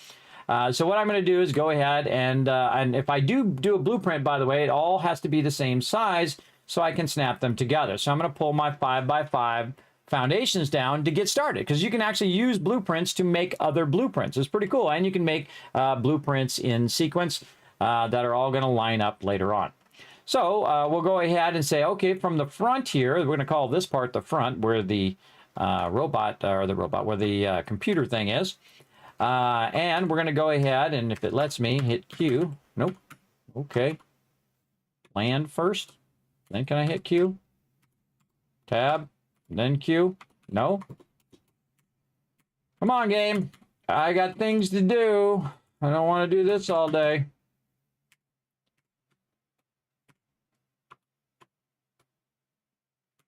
Oh, God. There we go. I pinged, and then they gave it to me. Try to hit Q, and it wouldn't give me the... wouldn't open stuff. It was also saving, too, at the same time. All right, smelters. So, we need our raw box first. Now, I could open the other one that I've already done and just take out everything else, but that takes time. And I'm just going to do this instead, because this will be nice and easy. We're going to go ahead and get ourselves a wall. Now, I'm going to go a little faster here. You guys see me kind of build this a little bit. Again, if you have any questions, feel free to let me know. But I'm going to go ahead and just very quickly build this out. I think you guys are getting the gist of this now. And we're going to run that along there. We're going to have this belt already pre-installed going inside the storage container. That's going to bring our raw ore in. And then it's going to go ahead and do our smelting. And so we're going to turn our smelting in this direction. And just kind of get an idea of our merger that we're going to put in here. I always put in the mergers first so you can make sure you have enough room. I can hit E, by the way. I know this is a splitter. Now it's a smart splitter. I hit E again. It's a programmable splitter, and then E again, and now it's a merger. So very easy to do your mergers and whatnot. And just use your splitter and then just change it to a merger. I've been trying to get in the habit, because I've been doing it the old way for a very long time, where you put each one of them on your bar. So... again, it's good to try to break those old habits and and use the new good stuff. All right, so this is going to go down here also and split along this way. I'll leave a little extra room. And then these can go right next to each other like this. And then we're just going to optimize all of these while we're working. Into there, and then the last one just goes into there. They added a great function, if you haven't seen Satisfactory lately, where you can actually tell it to go perfectly straight, and it does these beautiful 90s for you, so you don't have to do multiple segments. It does it all in one segment. It is beautiful. Everybody's beautiful. All right, and this one over here actually is not going there, because we're going to have this one come out and merge over here. E. There we go. Make sure that your green is aiming down the line like this, so that this all goes this way. And then just double click. Easy. This one, oh, nope, my thing turned off. Hit R for straight. There we go. Double click. All right, easy done. Done, easy. Very nice. All right, like all of that. Like it. Easy. In there, don't need the last one. In this one, we don't need the last one. Optimizing. Now, we want this to go out. Now, the cool thing is it's going to go in on one side. So we'll go ahead and say, okay, red is going to be in. And then outside over here, we'll go ahead and put our out over here. And that will go ahead and be green. So reds are typically inputs, green typically outputs. And then this right here, going to perfectly 90 in there. And that's it. That's all we need. Right there, right? Well, let's double check them. 1, 2, 3, 4. Very nice. Now, I can tell it what I want it to be, but in the future, I'm probably going to need more of these. Now, another smart thing to do is, if you really want to optimize this, is to go ahead and just put the other ones in. That's right. Just go over here and flip them the other way and put yourself a bunch more of these little suckers in here like that. Now, if you want to add one at the end, this is when you, great use case of needing that last merger, or splitter in this case, that last splitter, turn it the right way, and those are for some reason not lined up. Why is that one offset further than it should be? Let's go ahead and fix all of that. This one should be like that. All right. And inputs, there we go, into there, into this one, double click, double click, double click.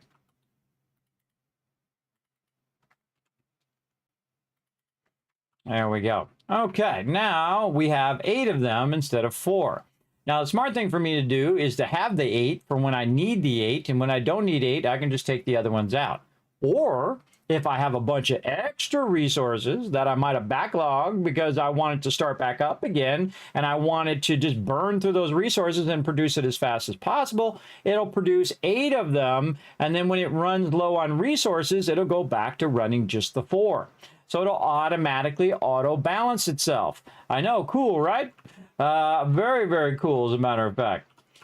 So let's go ahead and actually do this. And we're going to take this out. We're going to bring this merger over here. We're going to aim it right like this, and I'll show you why here in just a second. Get that in there. Get this one back there just a little bit, just so we can kind of see that. I love how it did that nice 45 angle. Love that. More mergers over here on this side.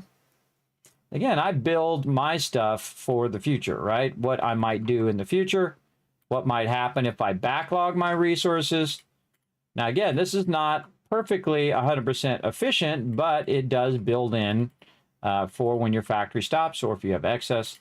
And then right there. So again, now we have 8 of them. So basically, when I start this up, it's going to do 8 of them and make a massive backlog of resources. Now, another thing that I could do on this particular level is do what I'm doing over on this side. So again, we could take these back out like this. And instead of using my merger there, I can just simply use a box. Now, the problem with the box is going to block a little bit, but we should have just enough room through there. So we're going to go ahead and do something like this. Oh, wait a minute, what's going on there? Yeah, it doesn't quite do that much circling around. So you do one half and then you do the other half. Now, the other cool thing is as we're coming out of here, we can go ahead and say, you know what, do this, and then take this and run that in there. And then you've got some cool stuff going on. You can also do it this way, which is also fun. Again, do it this way. And then you get the beautiful 90 degrees, right, like that. So again, all that stuff working out. Now, also what's happening is that this side is running in at 780, and that side is running in at 780. So both sides are running in massively. Now, say it backlogged, and I had a bunch of extra resources in all of these. The second I went and took anything out of here where this needed to be used up, it would automatically run everything out of there at 780 back into the box. It would just zoom out of there super, super fast.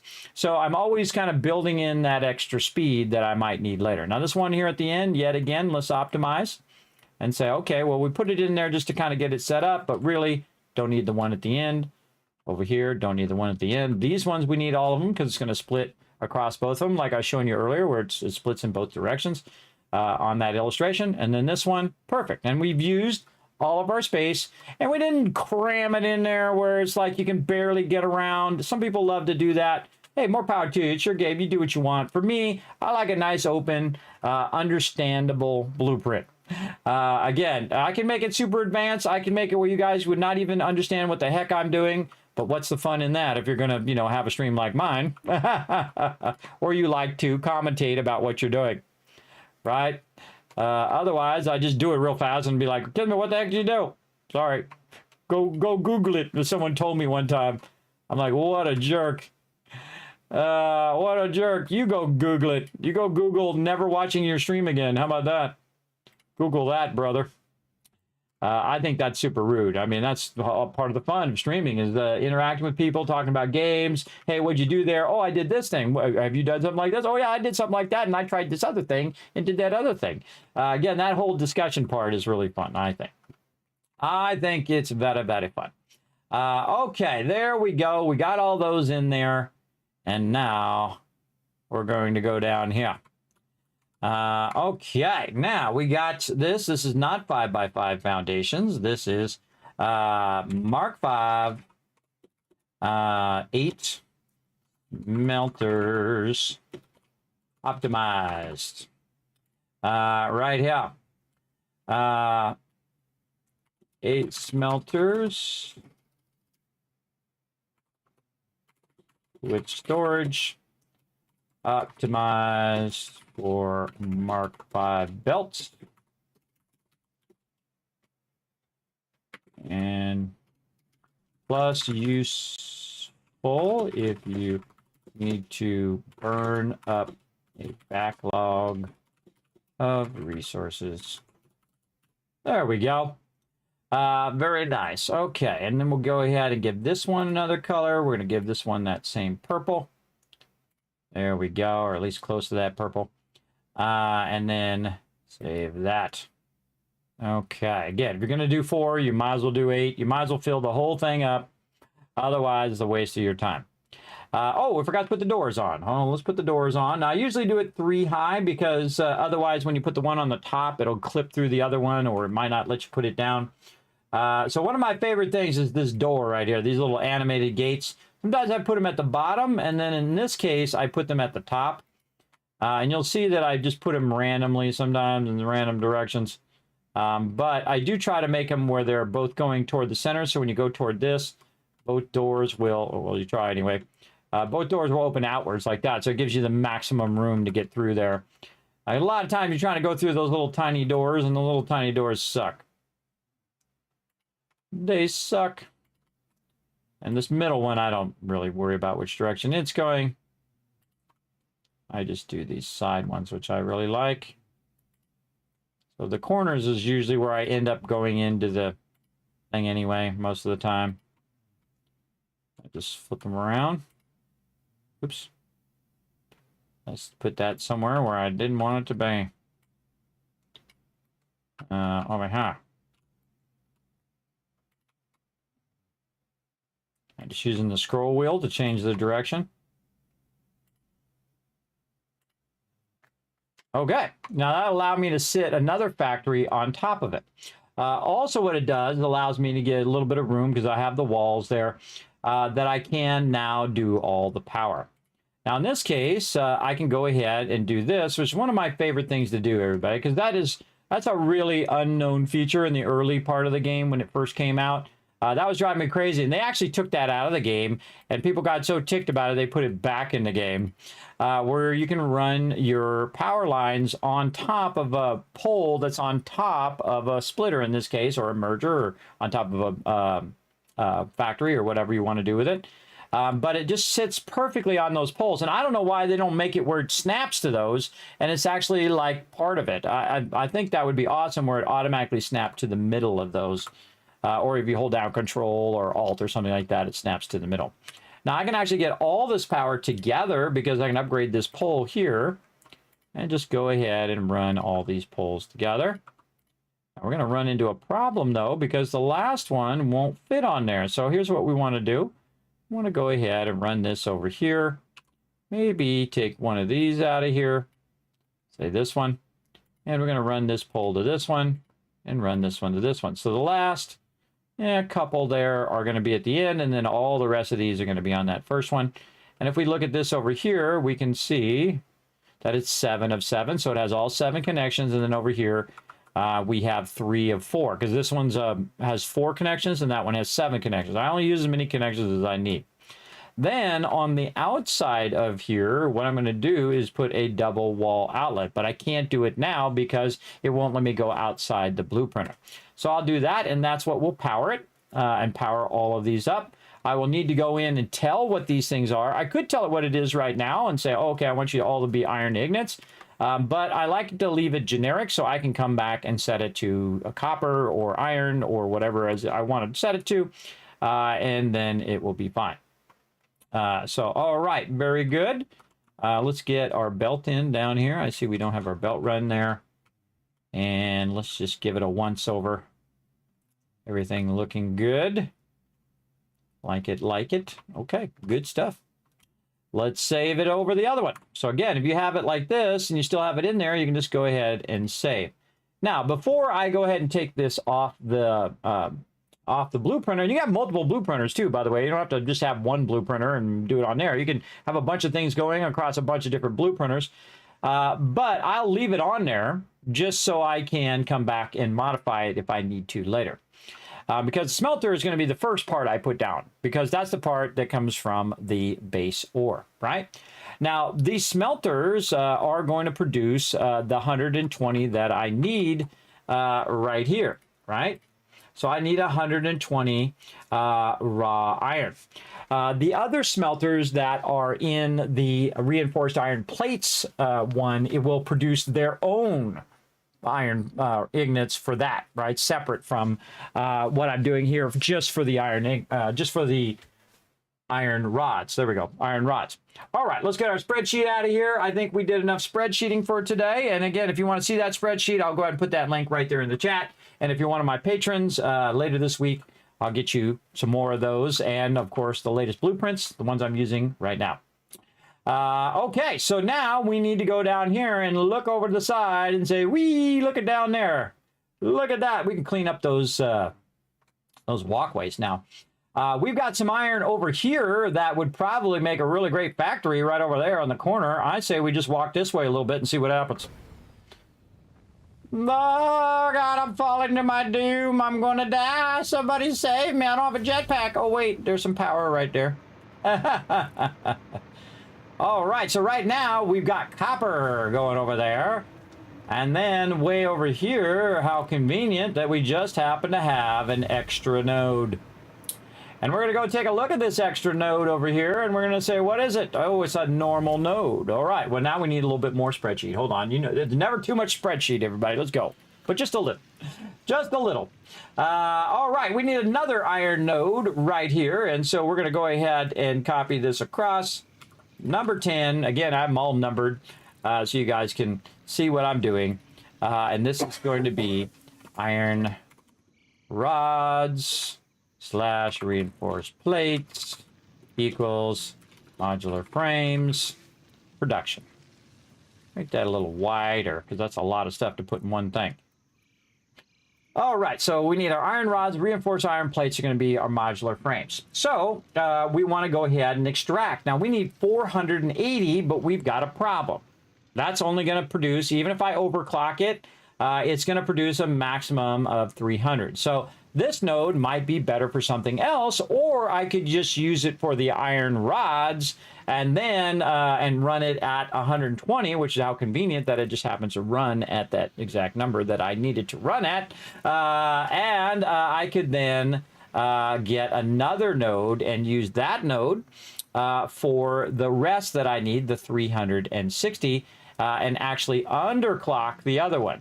So let's say we'll take this node and we're going to run it at 120 right there. Then we need another node, and it just so happens that we are using our radar. And when we're using our radar, you can see that we can see where all the nodes are. How convenient, huh? And we can look around and say, hey, is there any really nice nodes around here? Well, there's some normal nodes over here. There's an impure node, which actually is not too bad. If you take an impure node and you say 30, right, and then we're going to double these up like this. I should actually have this automatically doing the numbers, so I could just put 30 in there, and it should be doing the numbers here. Yes, it should be. And so this would be this times 2. There we go. Now it's going to automatically do the numbers for us. And then this is going to be this times 2. Oh, this times 2 again. And then this is actually not times 2 because this is actually 150%. So the one at the end here should be this times 1.5. Oops. 1.5. There we go. Boom. 180. Now, how can we check that? How can we check whether this is working correctly? Well, we could put the miner down and check it that way and just massively overclock it. But you can also compare it to the previous one and whether it's a half of that thing. Well, you can see right here, the 180 is actually not a half of 300. So this should be actually be 150, right? So you can go in and say 1.25. Oh, okay, so it's 1.25 not 1.5, because you think it'd be 150% more. It's not. It's actually 50% more than the previous one. So it's not 150, it's just 50. So again, good to figure that out. But you can see that we can double check the numbers like we like to do. Double check that these are all half of the other ones. Because again, a coarse node is half the value of a normal node, and a normal node is half the value of a pure node. And so it makes it really easy to figure out those numbers. But look again, there's that 120 again. So we could use a coarse node for the 120, and then say, well, wait a minute, we could probably use a little bit of the coarse node if we overclocked it to 50, right? And then maybe combine these two together, sum those up, right? Okay. Put a plus in there, bro. Let's plus those. So 450. Now, how much do we actually need? We need 360 and 120. So if we go in here and we look, is this 360 and 120? No, that is not correct. But if we took this and we said, okay, what's 360 plus 120? It's 480, I can just tell you right there. So we need 480 and we only have 450. So we know that the math of that's not going to work out. But if we had two normal nodes, we could go ahead and say set one to our coarse node and a couple normal nodes, we could do it. Or if we were doing our pure node, we could do it at that 360 rate, and basically just under, just kind of in between clock it. Oop, where'd it go? There we go. Because you can just go in between here. You don't have to do it exactly 100% or 200% or 250%. You can actually put in the exact number that you wanted to extract at. And we're going to do that. We're going to make that happen. But first, we got to find some nodes. We got an impure node and another impure node. So if we combine two impure nodes together, that's a normal node. We're using that one right now. Normal. We only got normals over here. I don't know. I've never looked at all of them. What do we got over here? Impure. They went in and redid a bunch of these too. Man, that's a lot of impures over there. That sucks. That sucks. Copper over there. That's a pure node though. Pure node over there, but that's way the heck over there. All right, well, no really easy pure. Yeah, way over there. Okay, I could run that clear across the whole entire zone or put a train on it and have the train bring it, but I'm not going to. I'm going to use the nodes that we got nearby. And let's see. So we're at these nodes here. We're using these two nodes for our other extraction. For all of our iron plates. Now this whole tower here is a whole bunch of different things. Reinforced iron plates at the bottom. Then it is making, I forget what's making in the center. I think it's copper. Then it's making rods, screws, and plates. Then it's storage in the center. And then this one is making steel. And then it stores it in the center again. Then making steel beams and steel ingots. Steel beams, steel pipes, and then storing it all and then running it all up, as you can see. Very coolly, by the way. I love to watch it run up the lifters. And it's running it all up and sorting it into those boxes over there for us. Now, again, we could use these resources for the next part of the process if you want. You don't necessarily have to keep them like I do, but I like to build every part of the process and use different nodes for each part of those processes because it adds up at the end. And again, this is building modular style, and it's building pretty much at the node is where you're making the thing, and then you're running the finished product back to the base. Now, later on, you'll see me play through the entire game again, but in a mega way where we will actually take every node and run them to a central factory, which is very cool as well. So I'm going to show you all that. I'll show you all that. We'll get there. Just hang in there, everybody. Hit that follow button. Hit that follow button so you get all this sweet knowledge. I had this ad one time, and it said knowledge. And so I called the guy up and I said, hey, you misspelled knowledge. And he's like, no, we did that on purpose. And I said, oh, did you do your trapping bad too? Because you could see that the trapping was really bad on it. Because trapping, what it is the separation of colors. And you're supposed to put a little line underneath there that keeps you from seeing the white paper in between the colors. And so I got him on that one. He's like, oh, no, we didn't mean to do that. I'm like, oh, well, thanks for calling. I said, oh, you're welcome. Have a good day. He's like, you're welcome. I said, there you go, free consulting. I was just kidding around because I know all the printers and publishers and all of the people, everybody. They know who I am, too. Back in the day, they did as well. Let's see. So we got a normal node over here. It's a Mark II. Now, when we get to Mark IIIs, everybody, this will all... Hey, stop picking that up. There we go. So we know that this is going to come out at 120. And if we go in and we get our power boosters, our power shards here, and we just go boom, boom, boom, boom, boom, and we run that up, it says right there, 300. What we can do is use any excess that we're using over here. We're using all of that iron there. We need a little bit more iron. We got to combine this together. We got another normal node right there, probably our best target. And see if we combine both of these together, we can make that number work, right? So what we can do is instead of saying, oh, I'm going to take 120 from this one and take 380 from the other one, the smarter thing to do is take those two numbers and add them together, 480, and then cut that number in half, right? So instead of it being 300, we can go ahead and take this one out. Come on, you. Take that one out, and it magically is 240. And then we go get another normal node. We overclock that one because overclocking nodes is the best option, everybody. Less line runs, less work you have to do. And in the end, we'll overclock everything. It's going to be awesome. But right now, we're going to go ahead and just optimize this to 240. And that's going to start to extract resources. Oh, that's the wrong one. Hold on, wrong one. Put that back. Get in there, extract that. There you go. This one over here is the one we want. Yes, my bad. I was messing with the other one.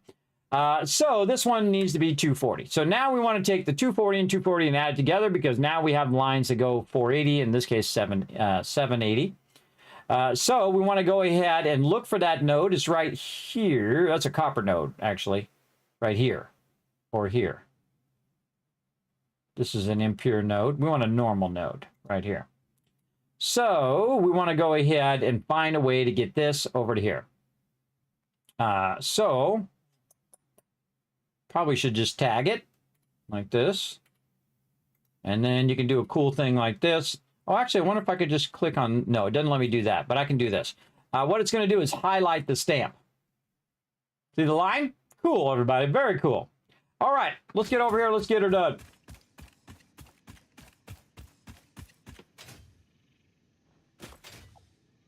And we're going to need some power, too, while we're at it. Hey, Fred, you see my power poles around here somewhere?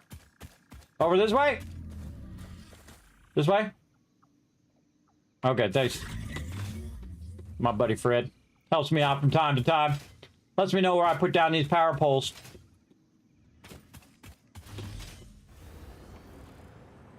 All right. Oh, we got all of our connections. What a bummeroony. I know a perfect way around it. Here's what you do. You put a pole. And you put another one of these babies. Try to get me if you can, little suckers. Then you just run that into there. There we go. Then take this. And run that where we're going. Alrighty. And we got other nodes over here. Actually, it's so many times in my playthroughs, everybody, I started right here. This is a really good place to start because there's a ton of nodes all right next to each other. You see you've got your limestone, you've got your copper, and you're like, well, Kismet, why did you start over here?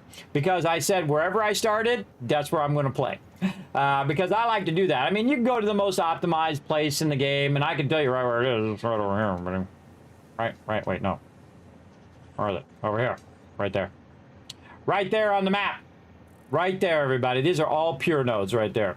Also, way on the right side, which I haven't discovered yet, there's a bunch of them right next to each other. Pure nodes and other nodes over on that side. But we're going to start on the different starting locations as well as we play through. Again, I'm just showing you some of the ways that I work in a modular style. So this is a modular style playthrough, and then we're going to come back and we're going to do a mega playthrough. Well, it's really a mega modular style, but you get the idea. This is what I call a super optimized playthrough, where everything is using the minimum amount of resources, using the minimum amount of time, which is your most valuable resource, and all of that. And when people get in your face, you just shoot them. Because we got our gun. Okay, going down, not getting the thingy. Pressing all the wrong buttons. Feel like I'm playing another game here. Oh, you want some of this too? That's what I thought. Anybody else want some of this? About to get some ammo too. No ammo on me. Ran out. Reload. Okay. This one's a normal node. And this one's a normal node. So we have some extra if we need it. In fact, we could just put it right here. Put the two normal nodes together. I like that plan even better because then I don't have to run it all the way across there. I can just do it right here, run it up, run it over there. That's even better idea. Let's do that.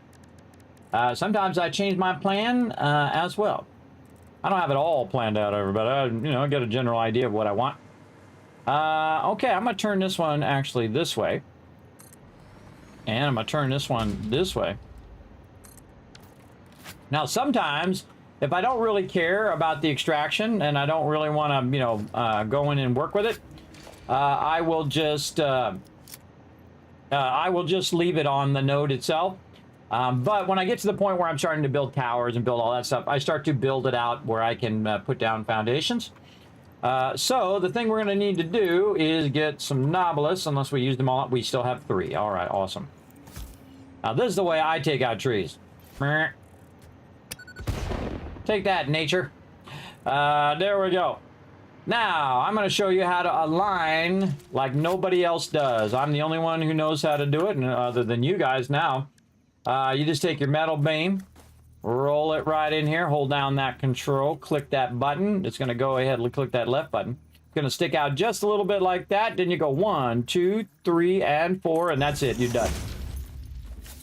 And you're like, Kismet, how can that possibly be done and be perfectly lined up to the foundations of my extractor? That's because I've played the game a whole lot, everybody. If you just take this and roll that right over there and click that, that's it. You're done.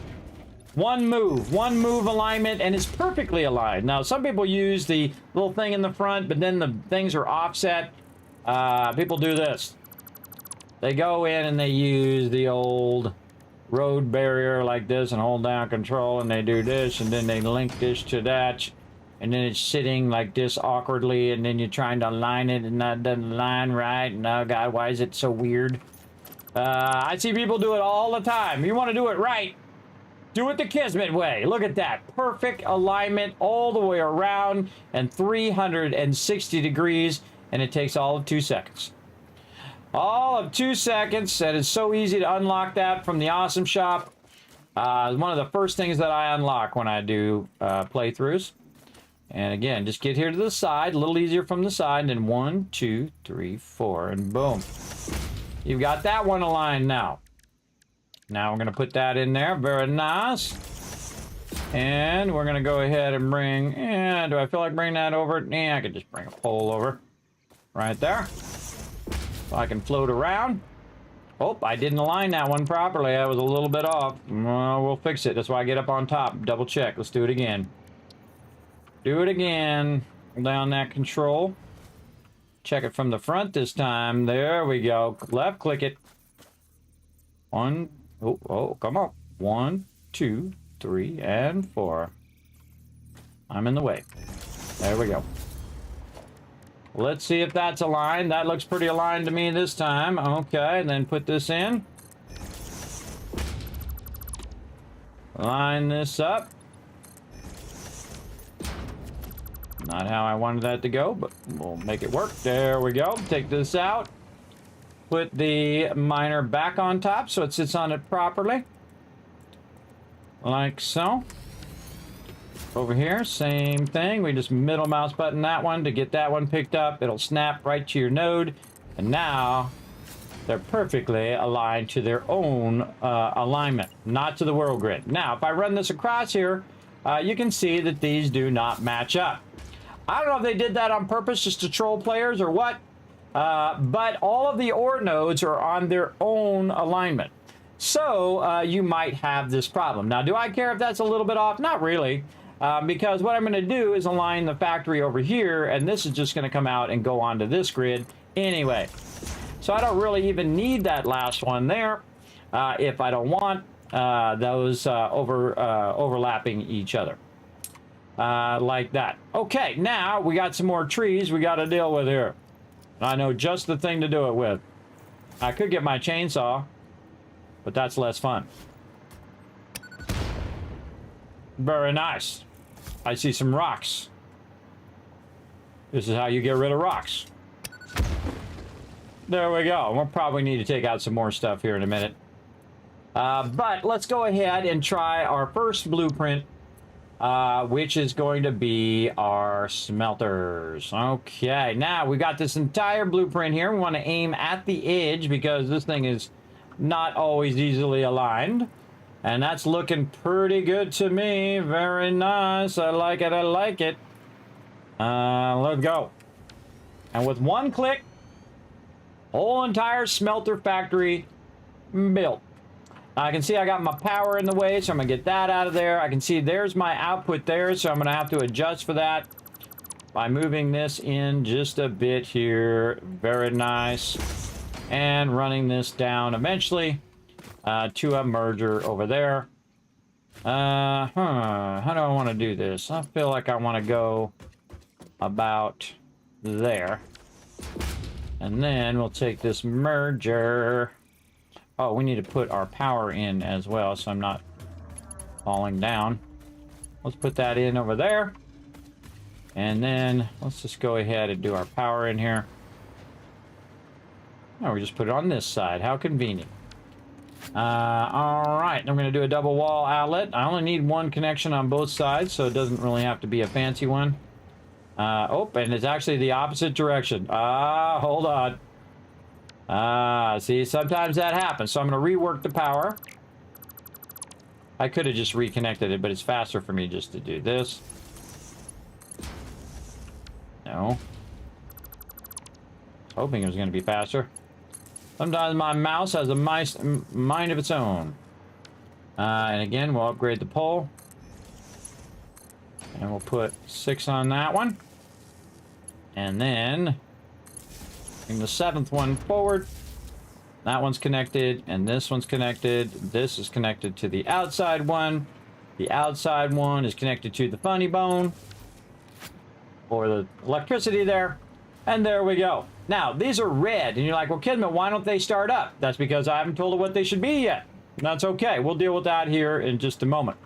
Now, we also got a problem of it going into the ground, which I'm not a big fan of. Will it still work? Absolutely. But if I did want to bring that up just a little bit, I could. I'm not going to worry about it because I'm not going to be looking at it. I'll be fine. So now we want to go to ourselves a nice merger over here. Actually, I could just go 4 and then E. There we go. And put that output right there. And take this and run this. Yeah, kind of like that. There we go. And this. And this. There we go. And it's off and running. There we go. Now we also want to get this over to this side. If we want to do it nice and cleanly, we could take one of these off of here. This one, say. Run this over here. Oh, I gotta upgrade that one. Upgrade that one. Run this over there.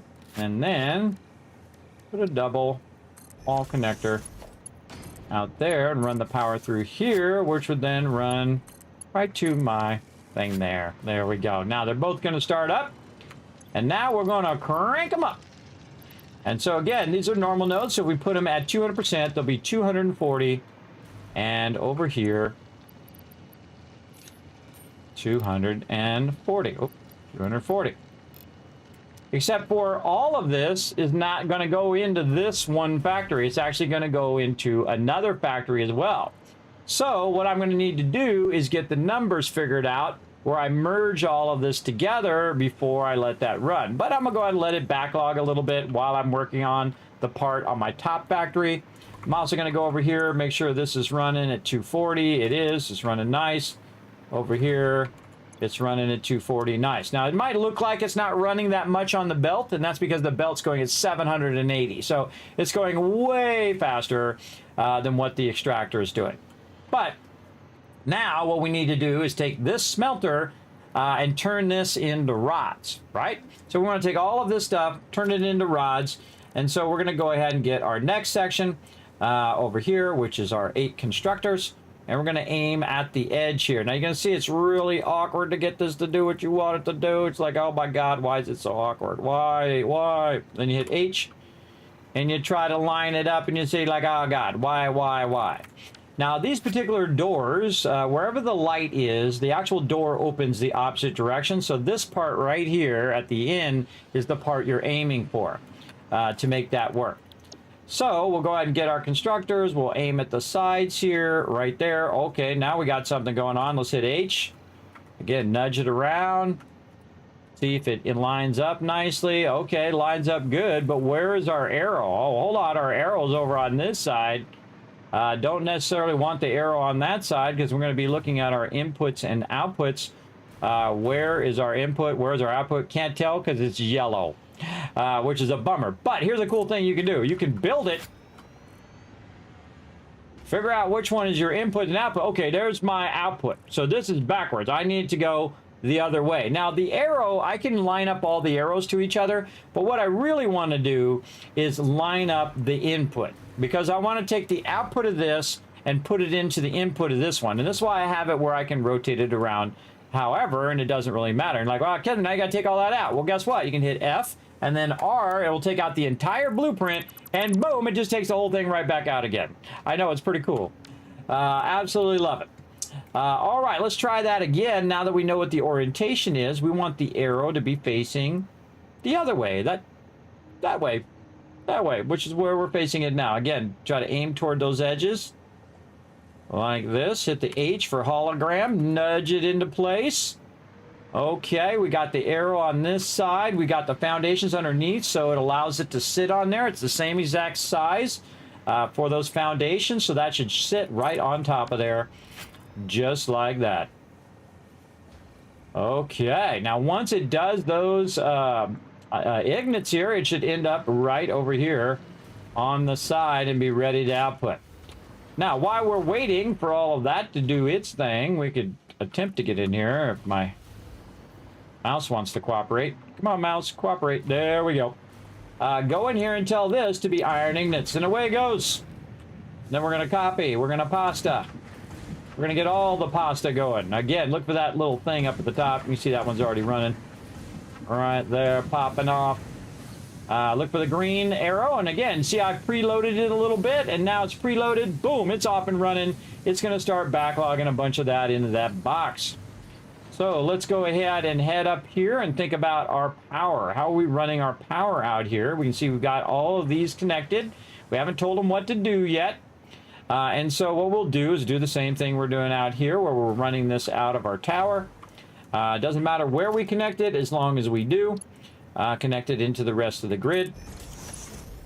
And so I'm going to go there. And I could take that out and just use a single one, but I'm just going to add an extra one, and that gets all these going. Okay, now what are we making in here? We're making iron rods. So let's go ahead and tell it to be rods, or I could copy paste it, but actually I'm going to go in there and double check all these anyway, so I might as well just click rods. It's just as easy right there. And then they should all be yellow now. If I've told them what to do, they should be yellow. Now they don't have any resources in there yet, because I haven't connected the bottom one to the top one. Again, pretty cool modular style, but I can just go ahead and do that. And now they're going to run out of there, run in here, and I have all of this already set up.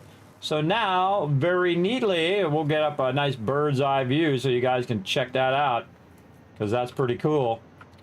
We can see them coming in and splitting across both rows, and now feeding in there, and now it's making a bunch of rods. Now, the problem with this particular one is it doesn't have anywhere to go. We need this to store a bunch of these rods as a backlog in case we do stop and start the production. So what we're going to do now is get our next blueprint And again, you can see how I stack and stack and stack these.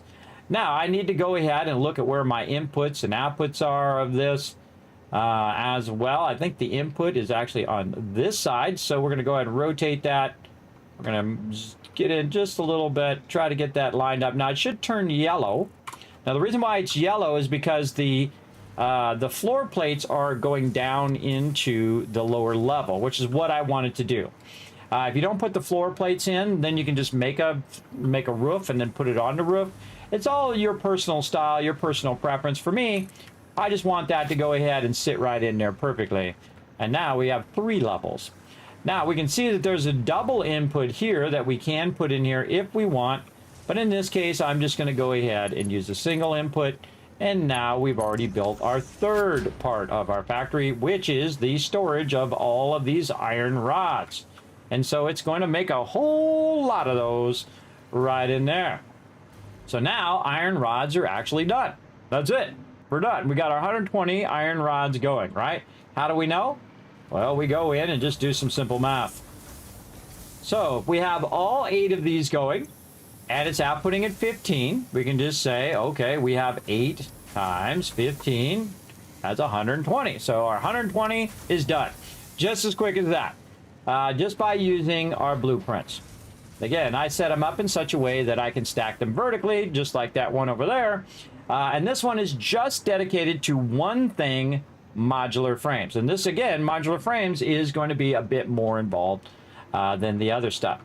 Now, we know where this one's coming out right over here, and we want to kind of think about where we're going to run in our other one here for our reinforced iron plates. So now what we need is we need 3 reinforced iron plates factories on top of this one. Now we also need to think about our inputs and outputs.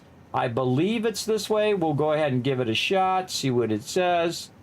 And again, we got to aim that there. Hopefully we have enough resources. Nope, we don't have enough plates. Story of my life. Not enough plates. Now there's actually a really great trick. I can just take these plates out. And it's going to run some more in, but it's going to take a little bit of time. And we could just go ahead and make our way back this way. In fact, we could have a little bit of fun.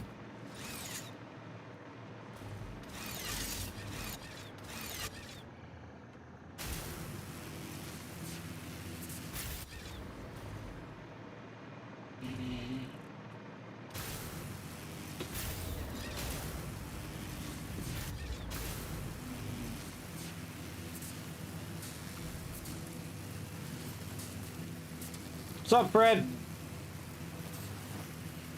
Just sliding along.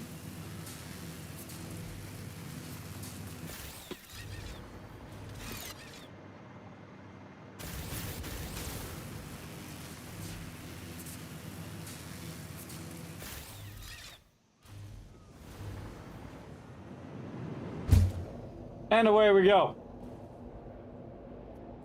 Let's run back to our primary base here.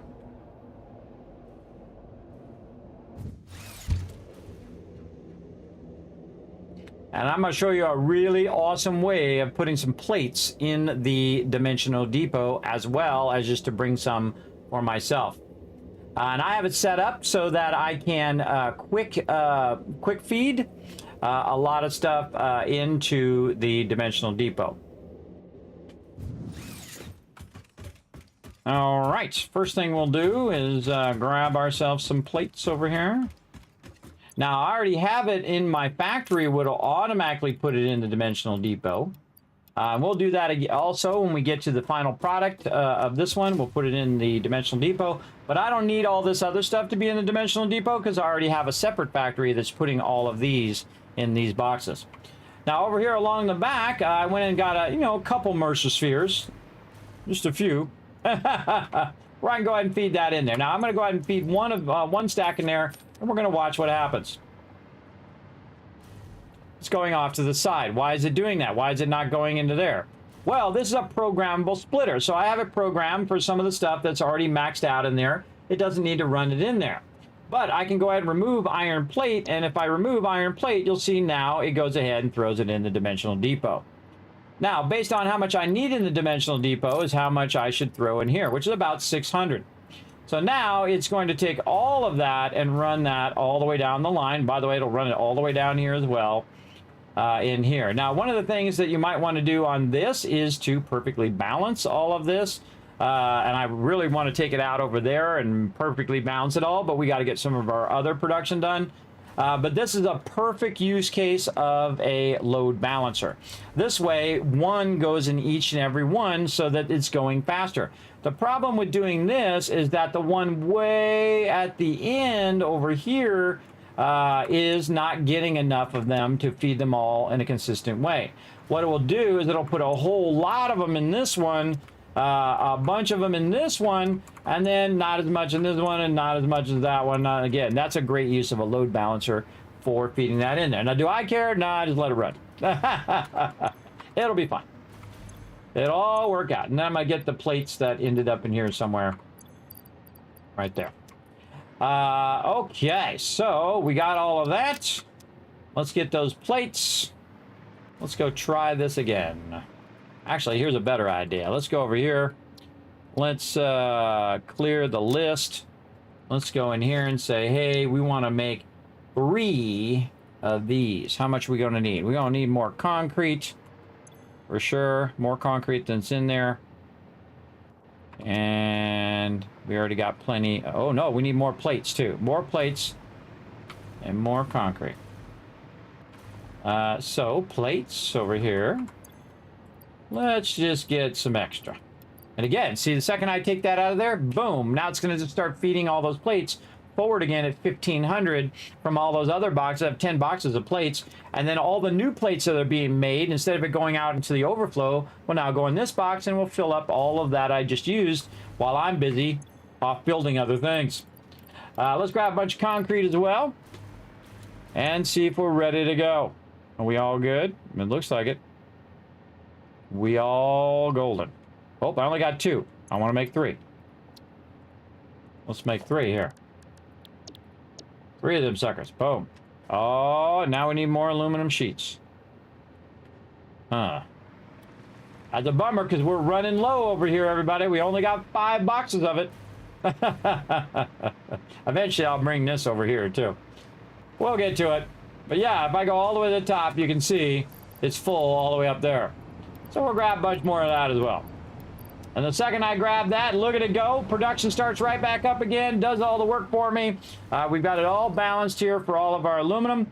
100% efficient right there, doing its job. Okie dokie. Now I think we're good with 3. Right, we good? We good? We good. All right, let's go.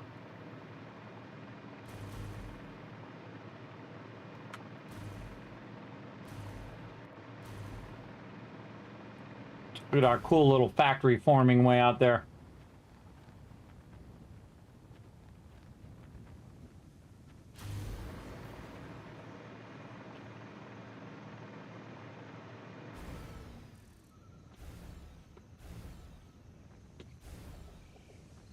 Ah, missed him. Fred. Tried to get Fred there. Tried to go boing, boing, boing.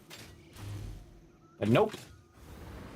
Now, I love this hover thing. Before I really get into a lot of building, everybody, I get this hover thing. The hover thing is awesome. Okay, so how we got this going? We got this going up through the back, feeding through here, and it's coming out over here. Okay, so this is where it's coming out. We want to feed this raw ore up in here after we combine these two together. And then we're going to need to set our numbers a bit. And figure out how to make all that work, and that's when we're gonna need our load balancer over there. And that's really gonna be easy, everybody. I'm gonna show you how you make those numbers really super easy. But first, let's go ahead and get our rule of 8s in here. I believe this is the front. We'll find out here in a moment, won't we? We'll find out. Hit that. Oh, okay. Nope, not what I wanted to do. Try it again. Right when I clicked it. Oop, nope. I was going to hit H. Take it back out. I was going to hit H and I clicked the button instead. Throws me off when it does weird stuff. H. There we go. Nudge that in position. We do not have our entrance over here. Our entrance is on the back side where the arrow is. Okay, good escape on that. We got to turn the arrow toward us this way. So we want to go ahead and do this. Turn the arrow toward us first.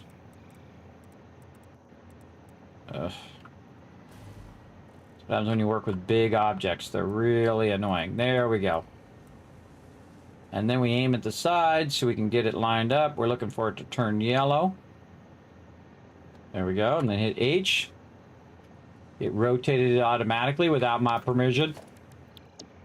I had it perfectly rotated and it decided to rotate it for me. Did not rotate it for me, game. If I have it rotated a certain way, you leave it rotated that way. There we go. Try it again. All right, there we go. Perfectly aligned, looking good. And bam.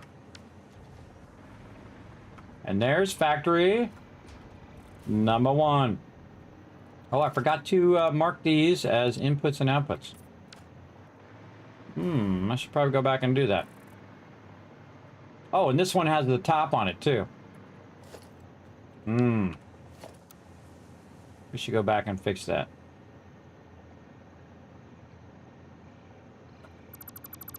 See if there's anything else we should fix. Take the top off of that one. Mark the inputs and outputs.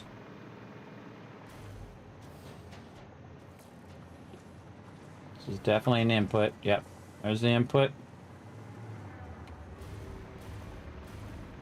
And our final output is up here. Oh, the output's already marked. Just the input is not marked. Okay. Where'd that other blueprinter go? Over here.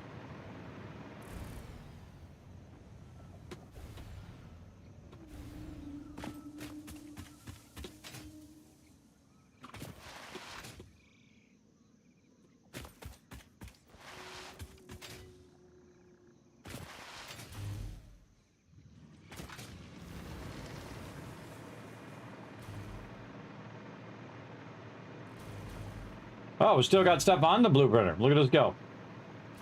Yeah, we were building out those constructors last time. Very smart. Let's go over here and clear that off.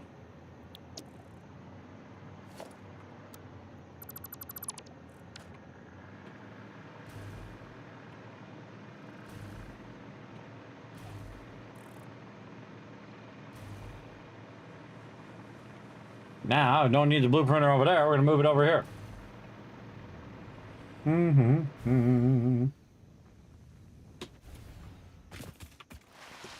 Whee! Time is it? Oh my God. Getting late. I didn't take a break. How you get all wrapped up in this? Dee-dee-dee-dee-dee-dee. All right, let's build ourselves a quick little foundation here. Nice thick foundations. Up on the high side here. Maybe something this way.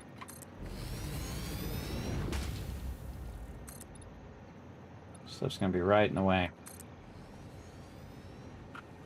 Gonna be right in the way. I know what to do.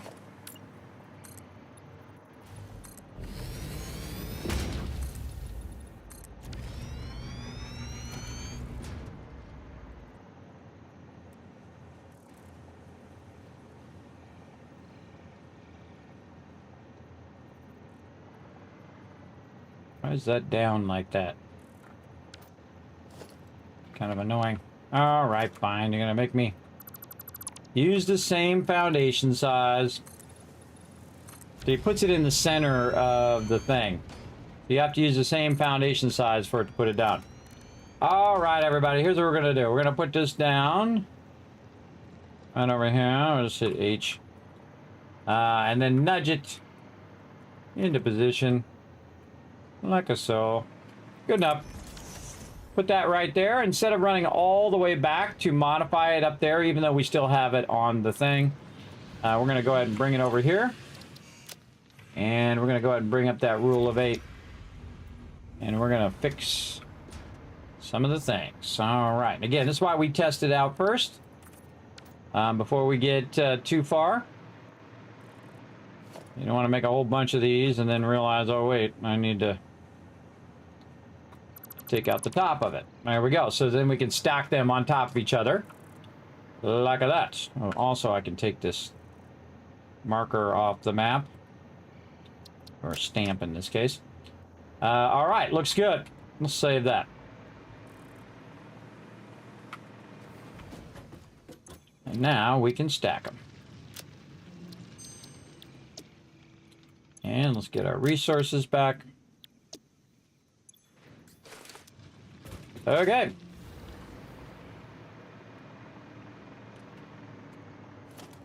Let's try it again.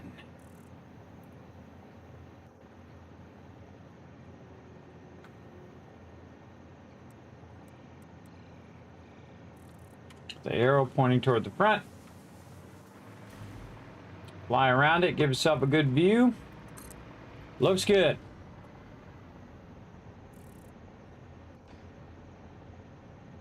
All right, that one looks good.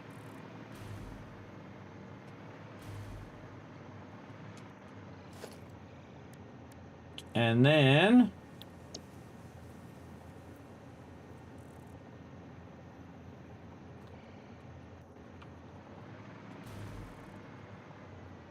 looks good. All right, now we need some power, though. Yeah, we got to run our power. All right, now's a perfect time to take a break. Missed my break by 2 hours. That's what happens in this game, everybody. Get all wrapped up. Don't worry, we're going to be going a long time, everybody. We're going to be going all night long. As well.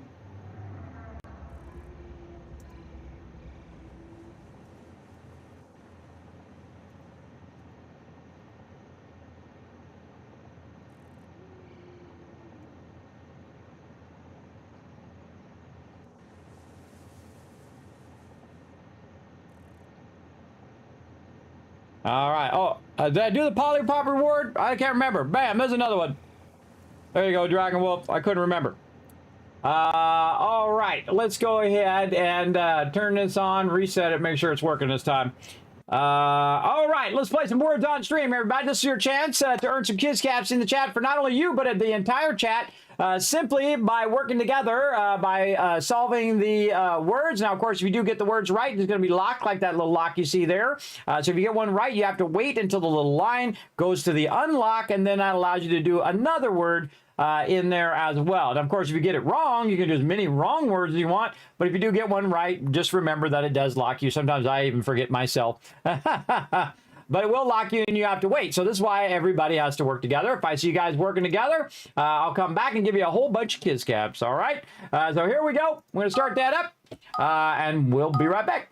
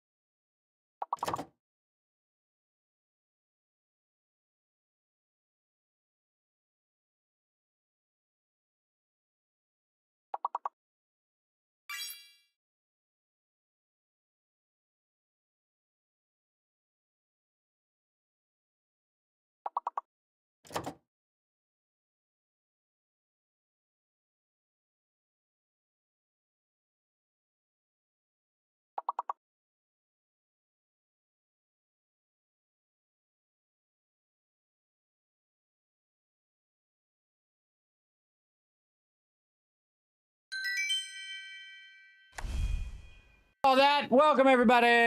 Thanks for hanging out, playing some words on stream. I just realized my chat is like broken again. Always something I gotta fix. Something I gotta fix. It's very, very broken. It was going nuts, man. It was just like scrolling and scrolling and scrolling and scrolling. I don't know what the heck.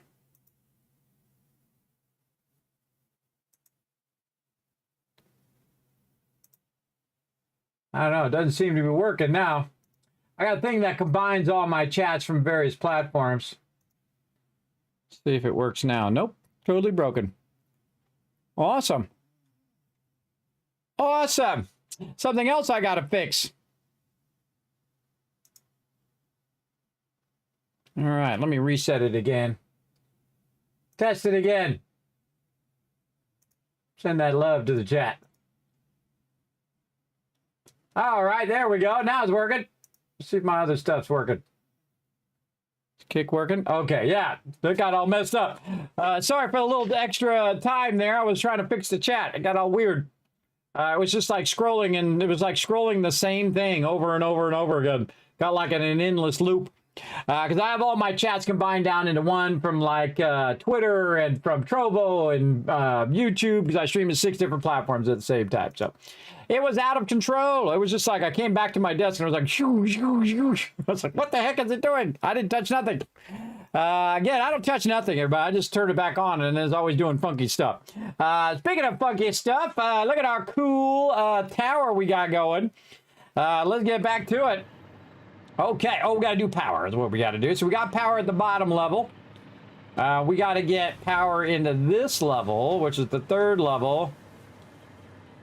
Up here. Where are we running that out? On that side, huh? Yeah, let's run it out over here on the same side. Just so we can go ahead and connect that. Pop out here. And we're just going to run this up to that one. Then we'll just do the same thing all the way up.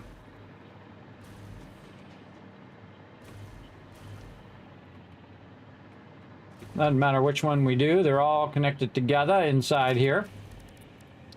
So we'll go ahead and hit it right there, and we'll just upgrade this one.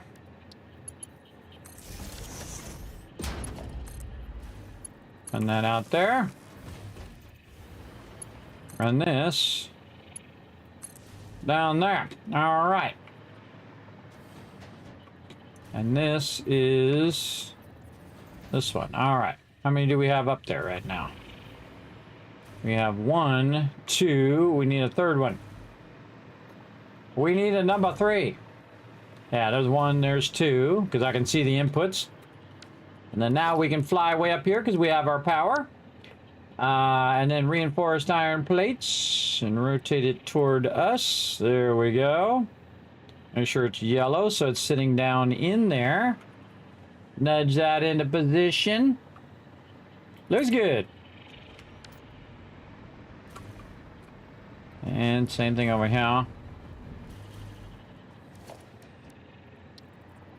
Double wall.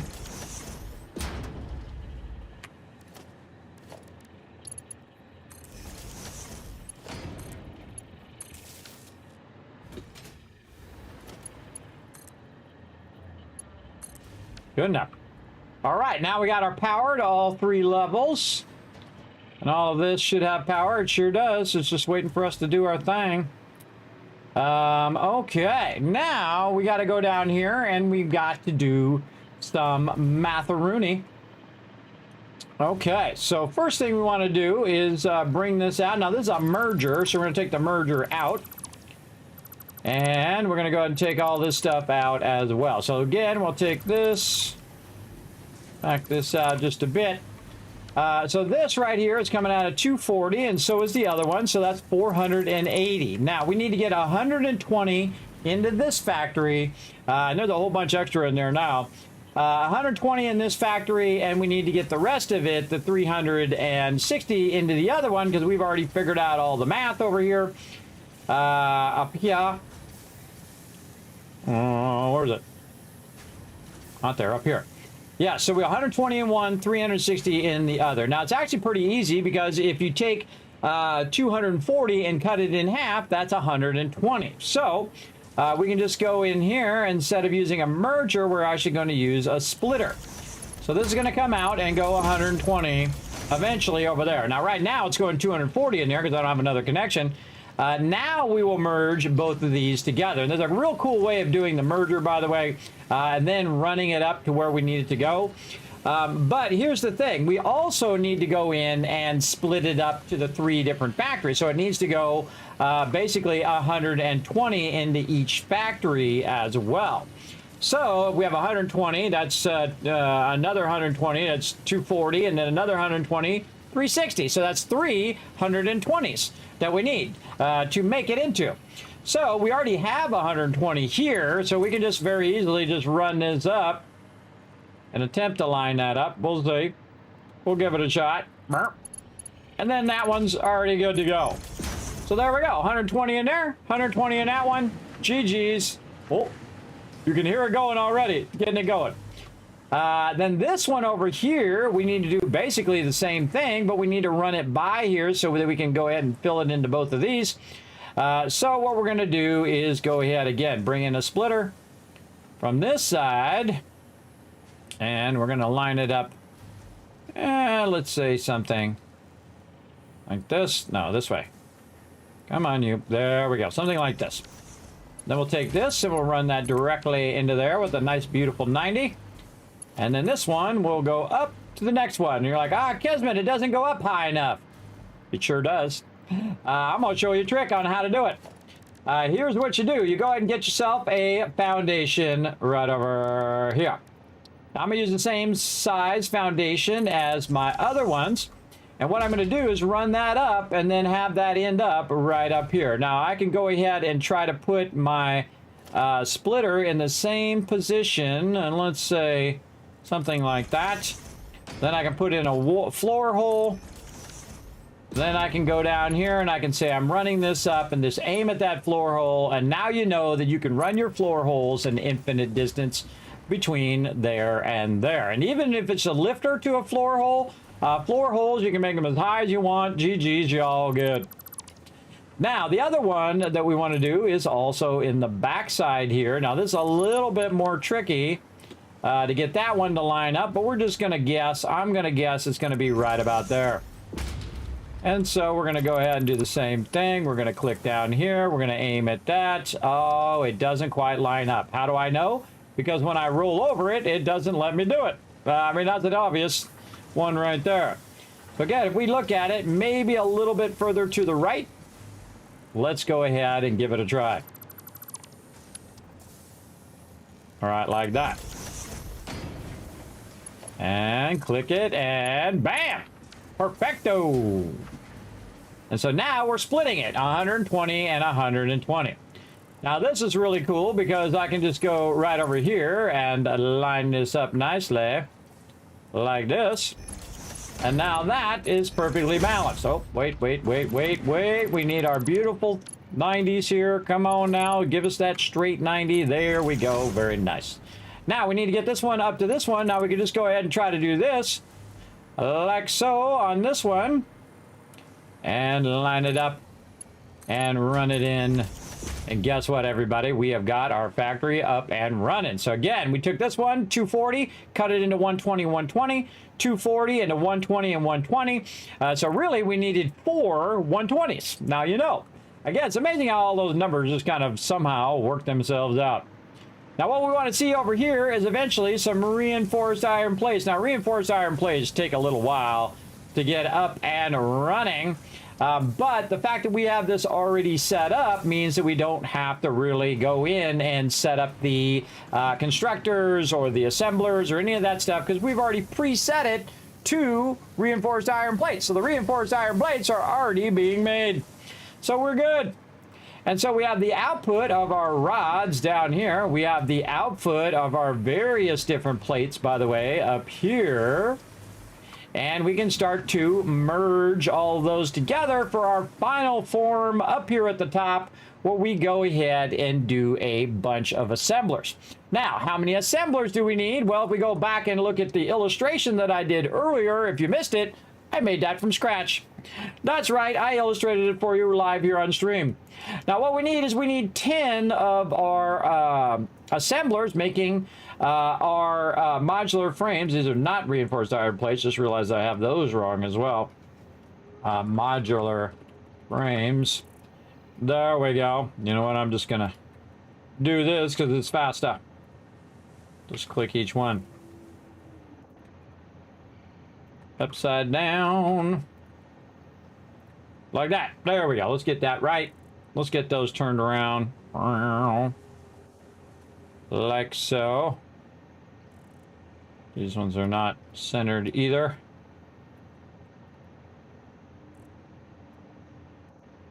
Let's get it fixed.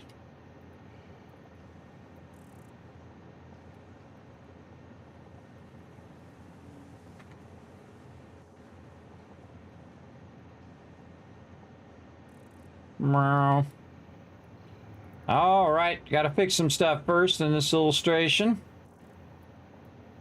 I forgot to finish that up. I was trying to get that done, trying to rush to take a break, and then I didn't even take a break. We worked on it for 2 more hours afterwards.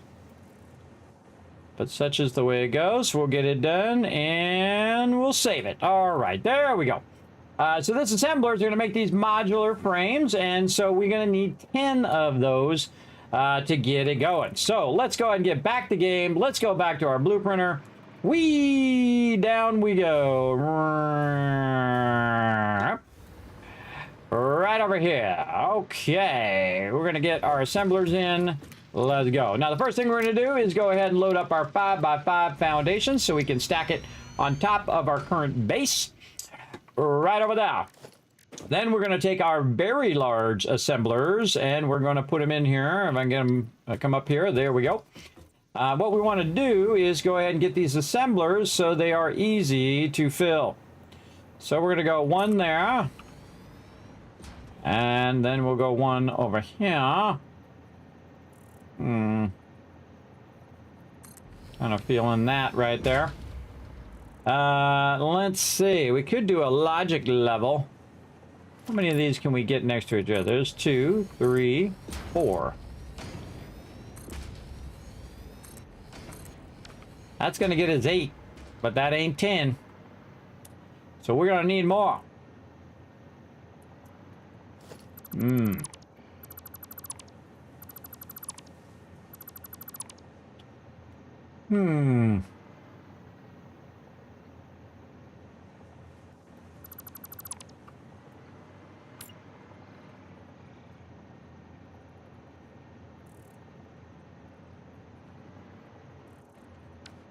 This is the wrong way. Wrong way, brother.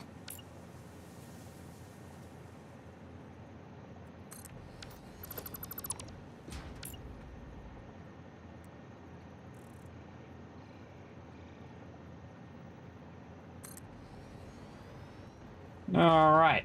So if we put these like this, that's 3. That's 4, 5. Okay, that's 5 there. And we can, let's see, which way is our plates and rods going to come in from the front? This way.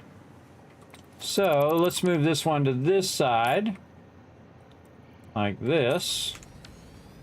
And we'll go ahead and bring our resources in. On my walls here, let's put one resource there, which is on this side. And then we'll combine all those resources together and not put it like that. I hate it when it sinks it like that for no reason. There we go. And then we'll go ahead and put in some boxes to store any excess. Get in there. There we go. And then right over here.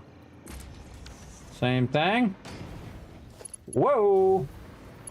Sudden power cut out there.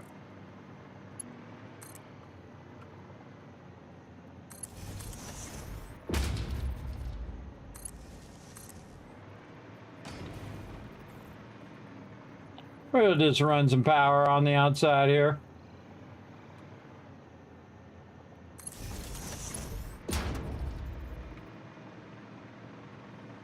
That's a long way down, everybody. There ain't no coming back from that one. Your stuff will be up here, though, if you do die. So you can still get it back, but you're going to die down there. Especially you got no power.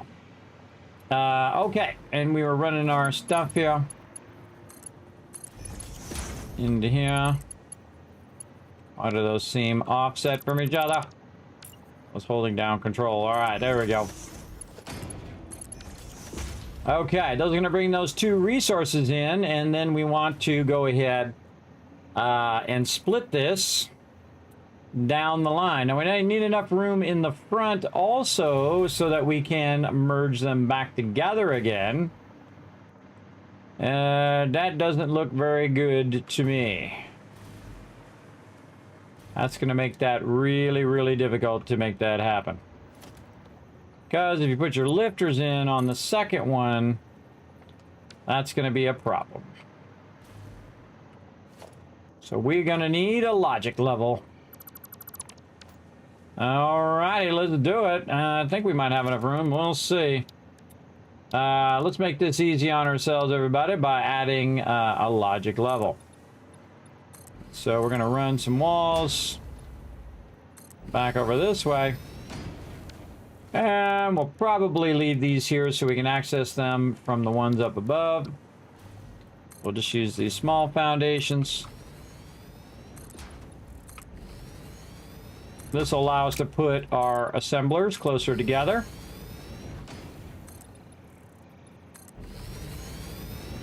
Could have just used my 5x5 there. But that's okay, we'll do that. So we want to run it out, and then we just want to do the same thing up here, except for we want them to be way closer.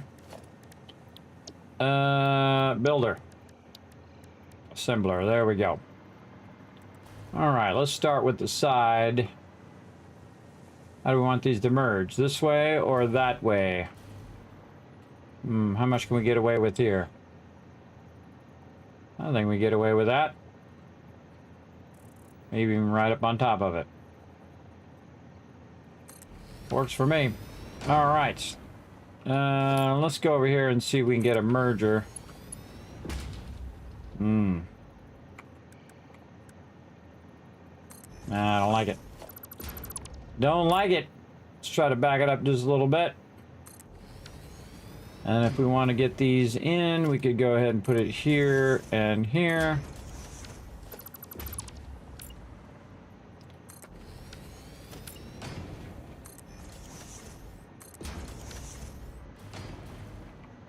And this can come out. Oh.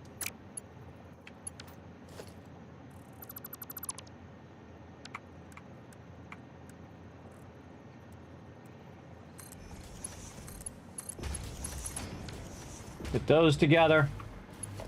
Bring this stuff up from underneath.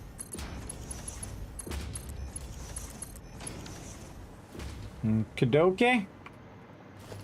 Maybe one more at the end here. Let's give it a go. Nope. Oh, we should put the 2 on this side and 3 on the other side.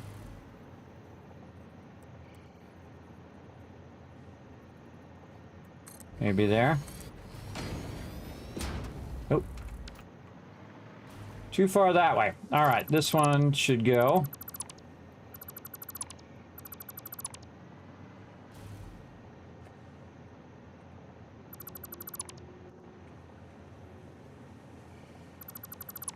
Should start on this side. I can't see your chat, Miranda. What's up?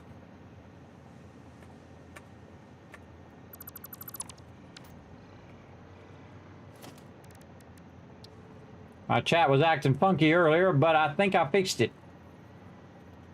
Again, merger. Or we could just merge down below. You know what? We might do that. Let's see if we can do that first. All right, so we're going to go ahead and put our assembler as far this way as we can get it. let's say this. And this.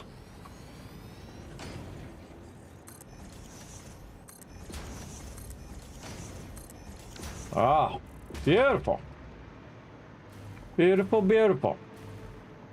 Perfectly balanced. All right, very nice. And then number 2, number 3, number 1 over here. Right there, right there.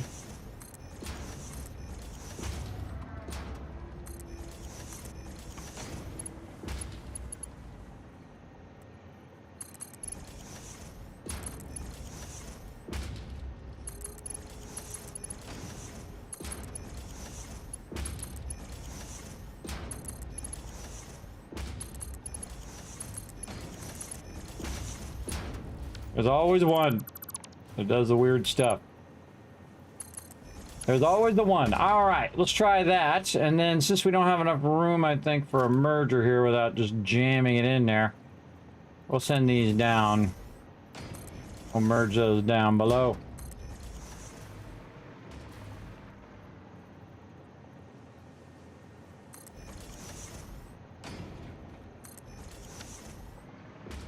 Okay, make sure we got these turned the right direction. So always do the ones on the top first. This way it auto-orients the ones underneath. It does do a great job of fixing that for you. Make sure you get the top ones right and the ones underneath should be good. If you're doing something, I also do, if you notice, I do the same thing over and over again so it all lines up well. So it all lines up really, really well over here.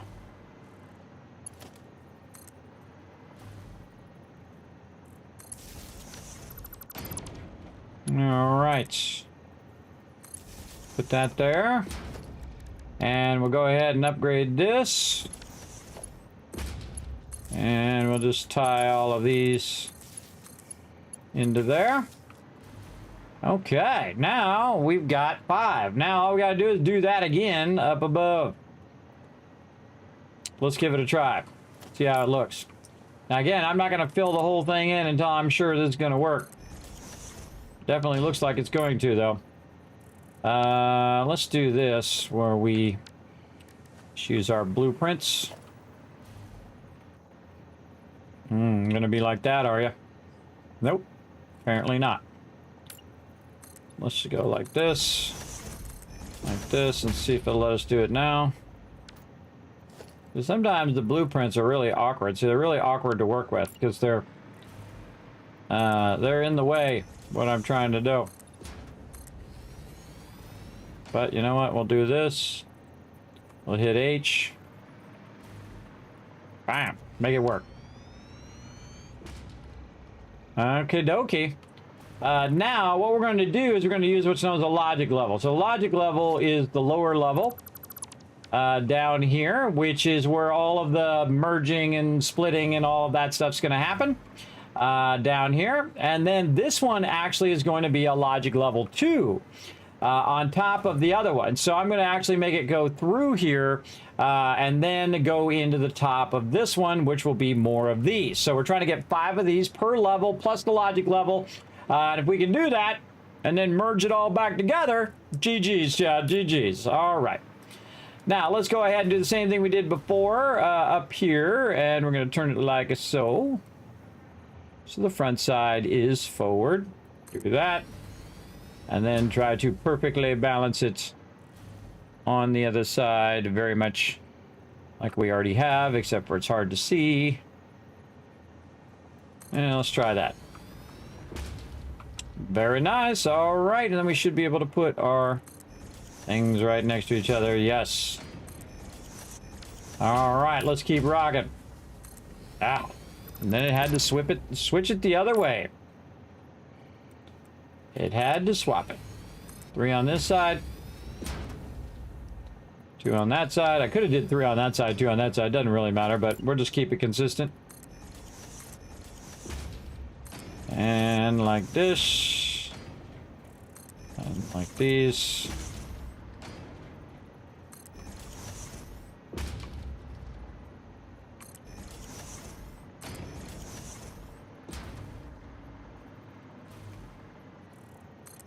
And we got a lot of logic stuff to run. Okay. That one's going to go out and go down.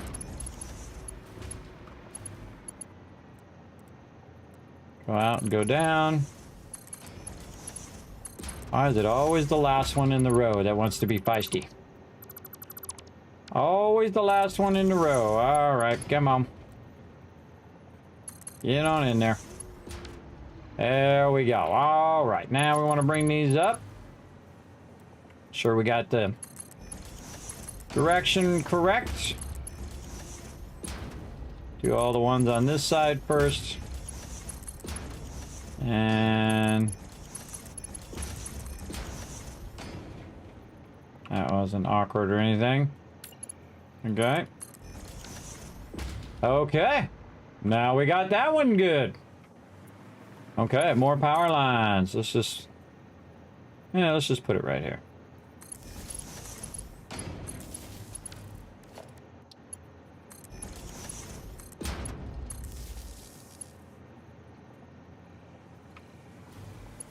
And this one over here. Oh, over there. Over there, we should have 5 connections. 1, 2, 3, 4, 5. Yep. Okay.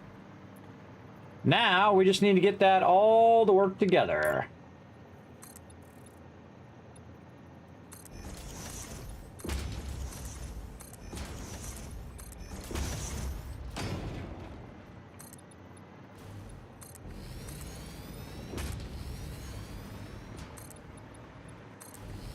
All right.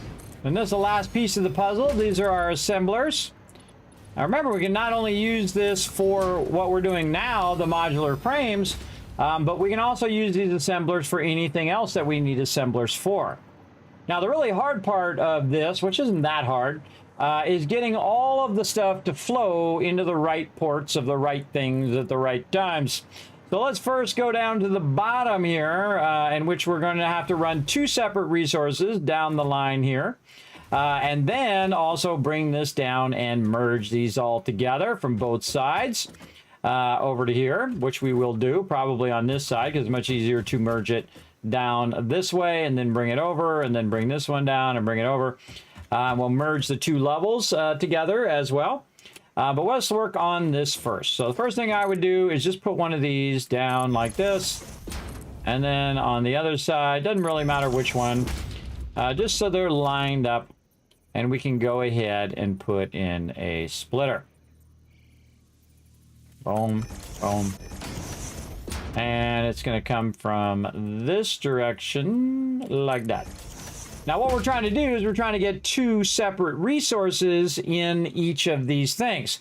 So if I were to just run the resources into both of these, it's going to just have the 1 resource and it needs 2 separate resources. So we need to think about how we're going to do that. And I find the easiest way to do that is simply just make this one lower than the other one. Just like that. And then when you take this out and you rerun this again, and you say, okay, I want this to go up into there. There you go. And then the other one we'll go ahead and do at the lower level, right? So when we run these in, those will run in on the top level, on the bottom level, and then it also leaves you a level for running right underneath there. So it's not blocking you. Now we just need to do that a couple more times here. And again, you want to line up to what you got there and then line it up to this. And these are just right next to each other. And so we're going to go consistently. The one at the end is going to be the top one. And the one here, or the outside one. And then this one. Then we're going to hit G to just take out the splitters. And G over here, same thing. And this one. And now all of these splitters should be aiming in the same direction, like this. There we go. And we got some more we got to do over there. But I would put the lifters in last and do all of the splitters first, because it's just going to be easier in what you're doing. So we're going to go ahead and do this. Line that up. This one's going to be the top one, which is going to go this way. This one's the bottom one, which is going to go that way, and then take these out. These are just to make it easier for us to stack them. Then we're going to go ahead and put in all the lifters of this side. I'd probably do the top ones first, starting with down here. I don't need to be flying to do it. There we go. And again, make sure those directions are going the correct direction. This one's going in, that one's going out, so that's good. And this one, gonna go to that one. And we're doing the top one first and then bottom. Okay, as long as you have that consistent all the way down, that should work out just fine. So there we go. Now, of course, we have both of those going down the way on this one. Now, another thing that we could do is we could put the things further away and put the splitter down the center to get both of them at the same time. But because of how big the assemblers are, we're going to actually do 2 rows of our splitters. It takes a little bit more splitters and whatnot. Plus, we're going to have to split it back here, but that's okay. We'll make it all work in the end. So we're going to go over here and we're going to try to line these up. This is probably one of the toughest things to do, is to line this thing up blind like this.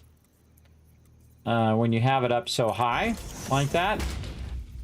I mean, I lined it up, but still, best thing to do is to bring it down to the bottom. So it's a little easier to line up to the bottom one than to do the top. But you see I take it out and I always put it in last.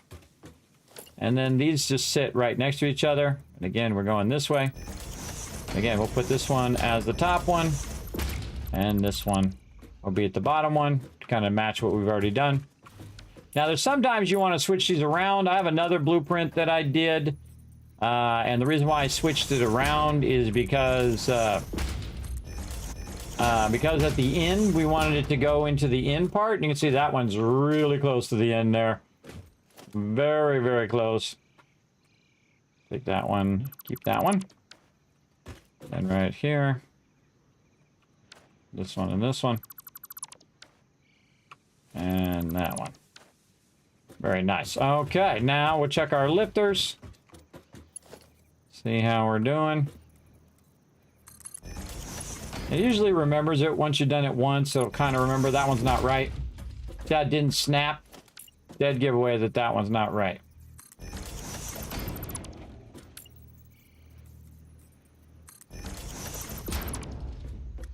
Redo your lifter, because do not trust that. Yeah, there we go. Snapped in there. It's hard for you to tell if it snaps in the chat, but I can feel it if it snaps or not. All right, and these are all inputs, so we want to go ahead and run these across. So that they're splitting across there, and then they'll go up. Other side, same thing. And they're actually going this way. Like that. These ones down here, same thing. Splitting across all of those, going up those lifters, and now we are looking good. Now, what I need to do is I need to get both the top one and the bottom one splitting some of these resources. Now, what I would do is try to just be consistent. I would go ahead and try to get this one, say, into the top one. But you're going to need a splitter there, so I would immediately put a splitter on this one as well. And just walk that up to the top. Well, try to get it more lined up. Let's try to get her nice and lined up first. There we go. Just put a splitter on that one. Got a blueprint mode. There we go. And then take this lifter out, because that lifter's not going to work right. Go down here, click this one, run it up into there. And now we can take this one and run it that way. And this one over here, we can kind of zoom around that way. How do we do that one? We did that one at the top. Let's be consistent. Let's put this one at the top as well. Like that. Okay, so now that one is going to go at the 2 top ones, and then we're going to take this one and split it into the 2 bottom ones, which is going to be a bit more difficult. So what we're going to do is we're going to try to put it this way as far as we can. So that'll make it a little bit easier to raise it up and run it where we need to go if I wasn't in the way. There we go. And then this one. Right up there. In fact, we could make this one even nicer by going like this and hitting R for the straight. Oh, a little too steep for the straight. Maybe we go the other way. Look at that. Perfect 90 right there. Went the other way, and it's still going that way, but it just looks nicer. There you go. All right. Now we got both of our inputs lined up. We got all of our stuff splitting nicely here. Now we have a bit of a problem though, because we need this stuff to go up and split across up here as well. So what I can do is after this, I can go in and take this and have it split up there. And do it that way, or I can go over here and use these other ones that are outputting, like right here. I can output that and run that up as well. You see I can't do it here, but I can do it through the door and then run it up through the side to the upper level. And we could probably do that at 2 levels, but we're going to need to basically try to line that up a little better. This one down here we should line up a little better, because it's going to be, if it's really close to the wall, it's really hard to line up. Maybe if we did a double, we can see if that's not even lined up on a double. Yeah, we can easily fix this. All right, so now we want to line this up so we can split this in a 3-way direction here. Like this. There we go. That one's going to go out there. So this is an output. And then same thing here.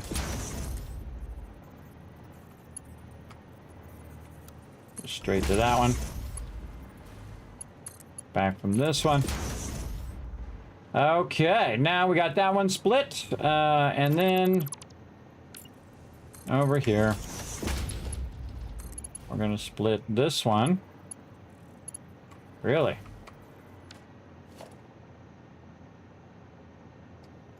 It should be an output. There we go. Now let us do it.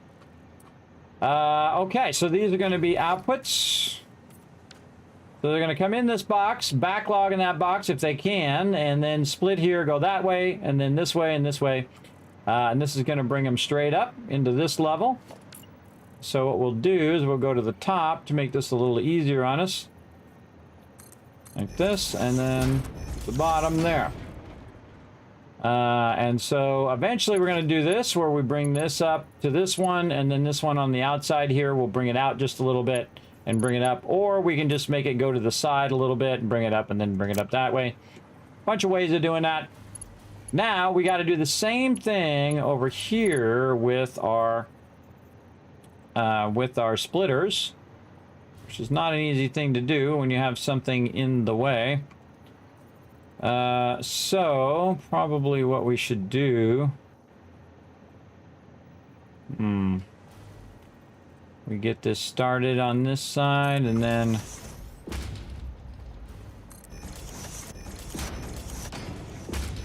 see how this lines up. Yeah, the height of that kind of lines up a little weird.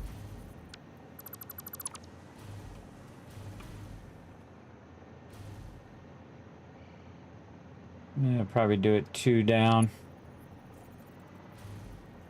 Now, so you can't snap it to the side of this. So to do these ones, we're going to need to take these out. Redo all of that. Do all of that in a minute. We'll do one side and then we'll do the other side. And I would take all the lifters out, because those lifters are going to get messed up. Okay, so let's see if we can get these lined up now. Again, we're going to come in from this side.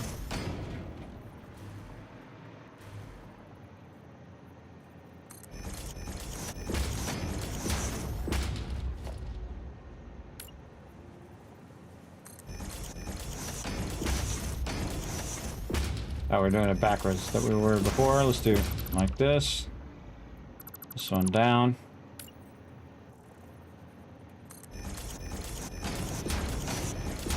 There we go. Low side and then high side.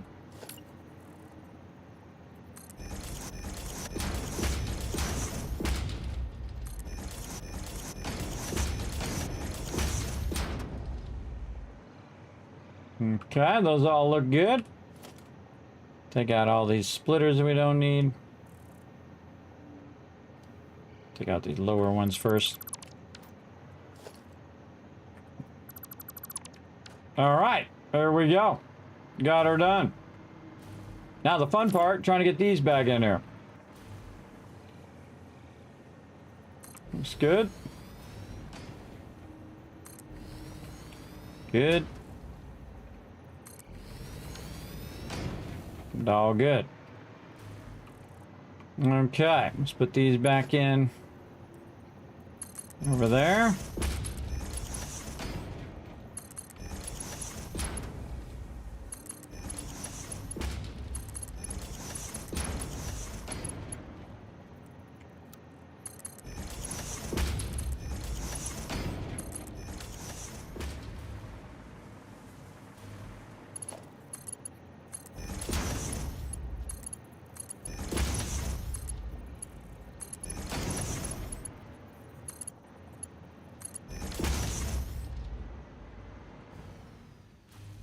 Okay, all that coming in, looking good. And let's get our things here. Now see, even if it's just a little bit down, it kind of already knows to kind of move down just a little bit to get those going, and it's snapping in there, which means that these are all lined up nicely. This one looks like it's going the wrong direction.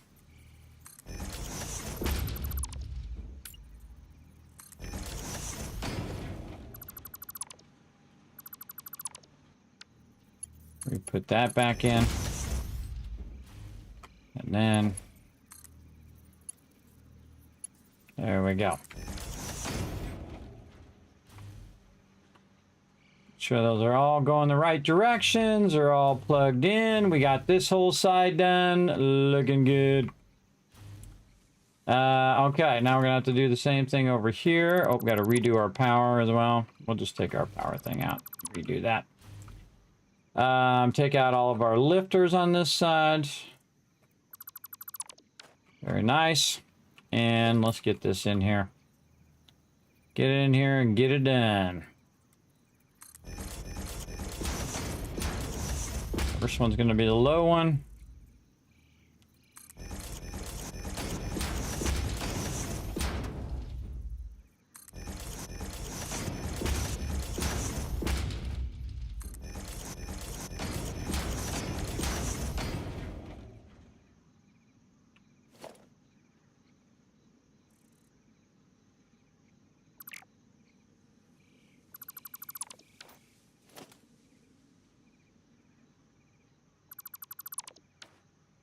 Okay.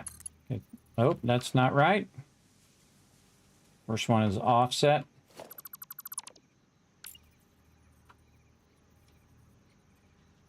No, the other three are offset.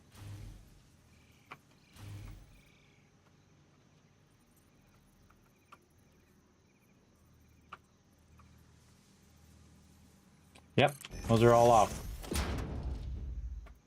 Those are not correct.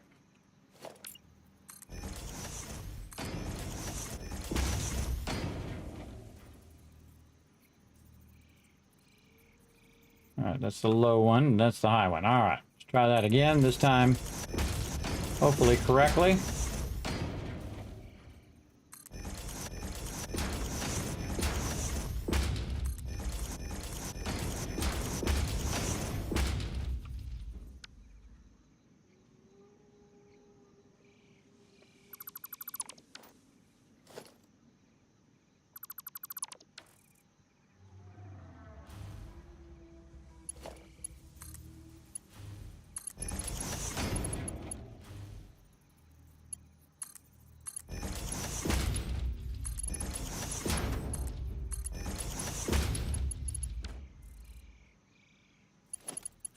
And through there.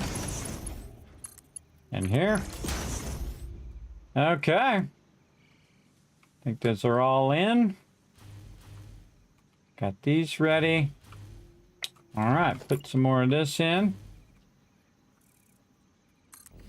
Like that, like that. Again, this is really getting complex now, so it's really easy to mess this up. Why can't I go down? Something weird going on with my little fly thing. Gotta stay diligent on this one. Going in and down. Those are already correct. You know what? I'm gonna take these out again just to double check these one more time. It's coming out, going in. Okay. Just making sure. Okay, and again, you always put your lifters in last. Now, what we want to do is yet again split this. This is going to be a lot easier because we can just go something like this. Oh, that's still not going to line up. Oh, what a bummer. Let's try it from the bottom. Yeah, see how it lines up differently when you go from the top than when you go from the bottom? I always find that interesting. How it just totally misaligns some of these.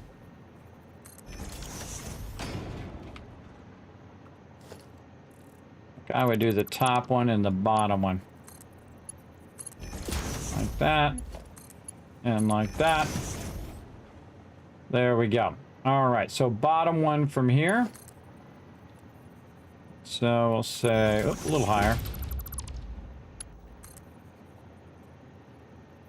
Like this. There. This one, same thing.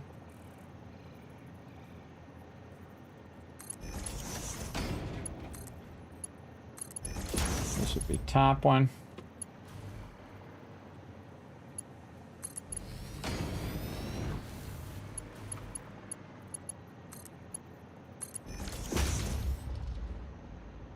That's some serious logistics right there, right? But very nice. All right, so again, we have double stack logistics. We have the lower side doing logistics for this side, and then this part is doing the logistics for the one up above. Now we need to go work on the down ones. Yep, we got all the down ones there. Now we need to work on the merging. So let's go ahead and work on our merging here. Oh, I should put my mergers in too. Should have did my mergers. But such is life. Such is life. We're gonna have to do all of that again. Do what you gotta do, chat. Do what you gotta do. Get all of that again. So that we can go ahead and get our mergers in here. On these sides. Right there.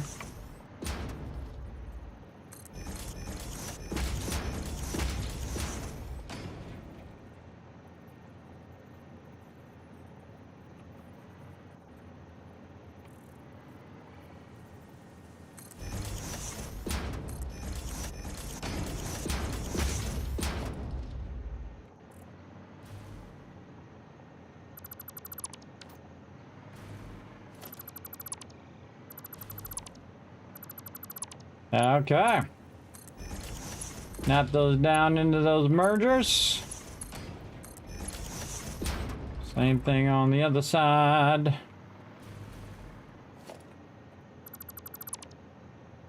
Now, if I take that middle part out, I should take all of these out and do them all over again. Never trust any of those. Those are notorious for getting screwed up.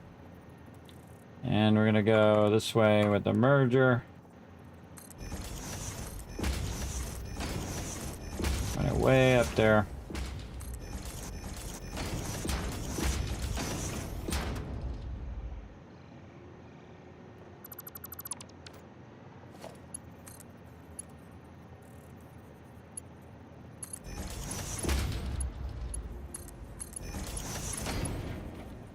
Ah. Come out of there, go into there. Come out of here, go into there. So on. Okay.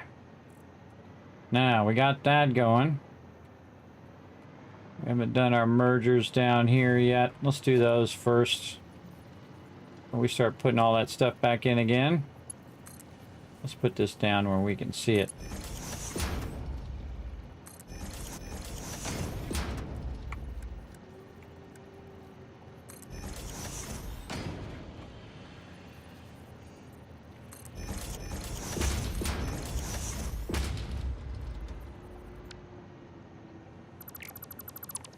Sometimes they just don't want to line up.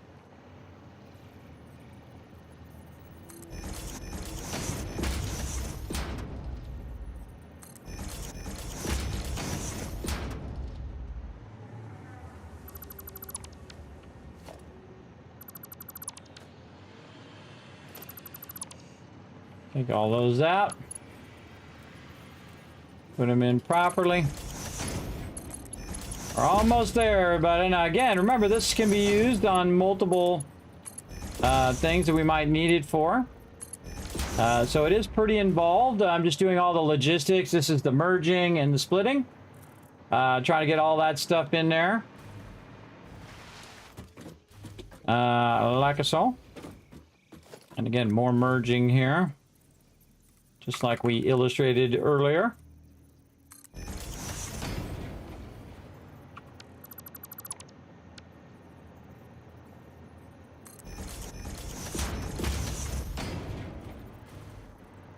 Sometimes hard to get that first one.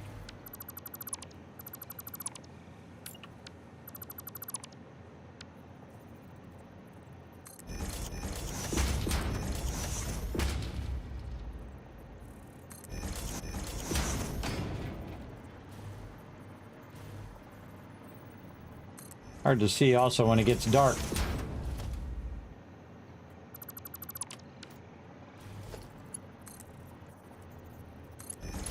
Nope. Totally off. Jeez, what the heck? There it is.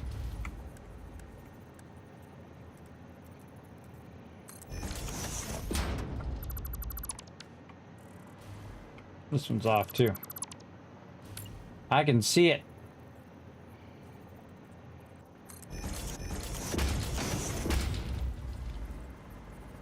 Okay, that's how it's gonna be, is it? Alright, fine. One way or another, loves to be off. Okay.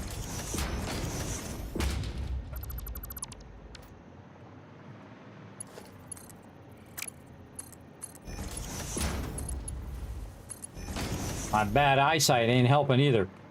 Alright, there we go. Alright, we got the mergers. We got all the splitters. Now, who knows if this is all going to work and we did it right? We'll find out for sure. We got the mergers down there. Everything looking good. We got to get these ones back in up here. So let's go ahead and get our assemblers back in the proper way.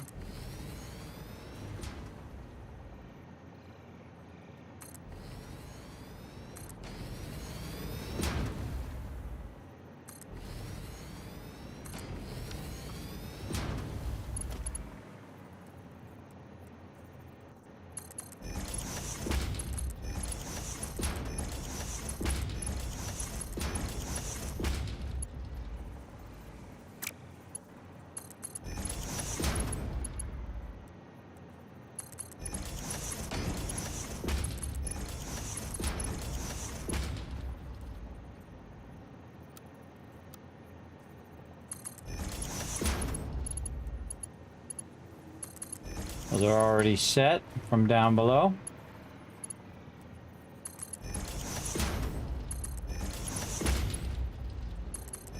We already lined them up earlier. All right, those are all lined up there. Go check the ones up above. All good, all good. Okay, now we just need to get all this stuff to merge together. And become our final thingy. Where do we feel like putting our output? This is a good question. Good question. Kind of feel like right here might be a good spot. Let's see if we can sneak ourselves in. Organizational storage right here. on the edge. Then we'll get ourselves a nice wall for a conveyor wall, and we'll go ahead and run that conveyor wall out. Then we got to get this down here into this box, which ain't that hard because we can just do this and just do that. Boom. And then over here on this side, we're going to go ahead and do the same thing. I think we can bring it back down. Maybe do a little double just to kind of push it out a little bit. Well, let's bring it up just a little bit. I call this the double, where you double do these on purpose just so you can control the way that the belt goes through there. And then, oh my goodness, that is beautifully perfect. All right, so there we go. So now we got those both merging together in the box here. And this level here is a bit lower than this other level. Now what we need to do is we need to take all of this and merge it together again. Let's see if there's a way we could do this another way. Maybe something like a floor hole from down here. Yeah, actually let's take that out for a second. We're going to go ahead, turn this into a merger. And we're going to aim it in the box and run it up. So it's on the top side. And we're going to do a little bit of this, where we merge this right there. I think we can make that nicer. Come on. Give us a nice straight one. Yeah, there we go. A nice little beautiful curve there. And then this one, we're going to go ahead and bring down this away. And we're just going to snake that across to there. No, from here into here. And that. Nope, other way. This way. Yeah, there we go. And we maneuvered that down and into here. Then the one down below, we're going to go ahead and bring up to merge into there. That's some serious logistics, isn't it? Again, when you're doing the assemblers, it does get tougher with your ability to run things. How you want to run them. Now this one's really easy. We just bring this one down. Very rarely do I run it at the bottom level, but in this case this would make a perfect use to run that right under there. And then again we'll want to go and take this like this and put an input there, and we'll just put the merger right at the end here like that, and then not trust this because don't need that top one. Because we don't trust those. We don't trust those ever. There we go. We always put those in last. And then this can go here. This can go maybe there.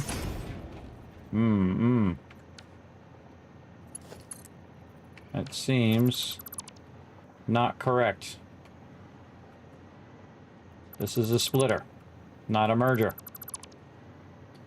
My bad. Forgot to switch it. Take this out again. Run this down. Do it again. Nice 90 there. This one down. That one into there. And there we go. And now both of those, both levels are now merging into this box, which again at two separate levels, by the way. We got to get this top level in there too.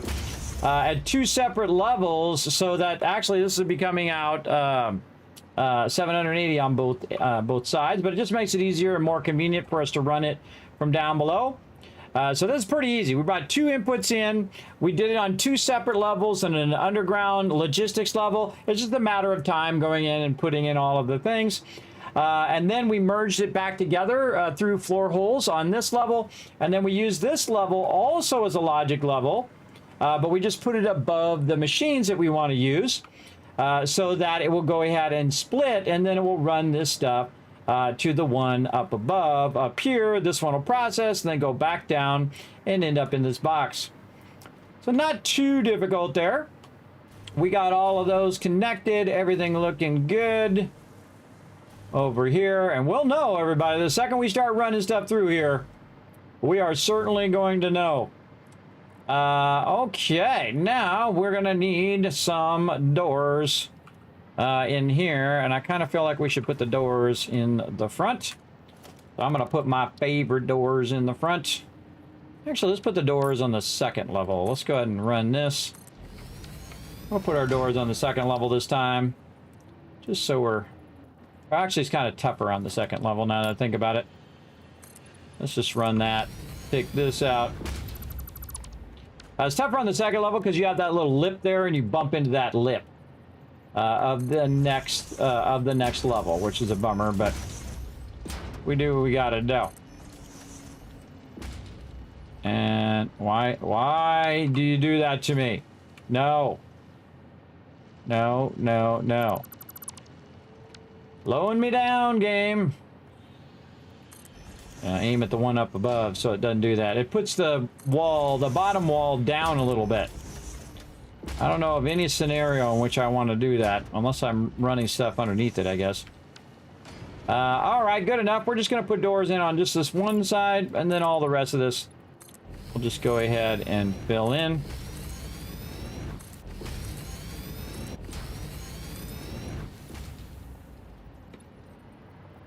What are you doing?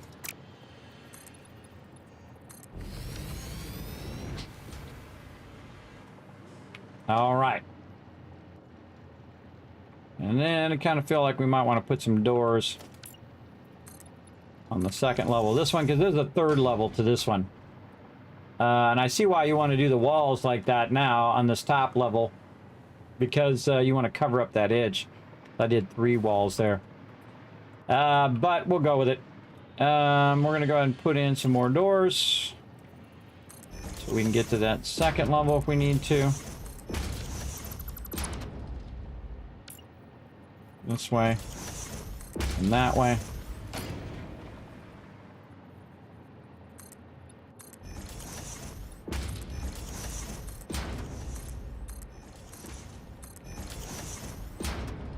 Okay, this one we need to input. Input. Not an input. Okay. And then more walls. Finish this up nicely so we don't have to look at it processing the stuff. Fly around the outside here, which probably needs a bunch of walls. Yep.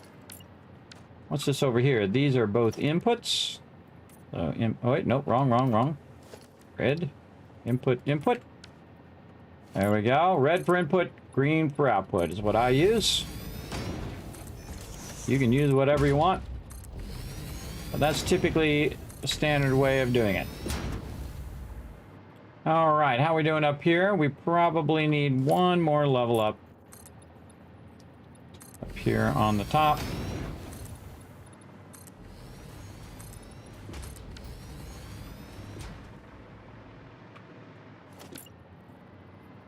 And we'll get our gates in.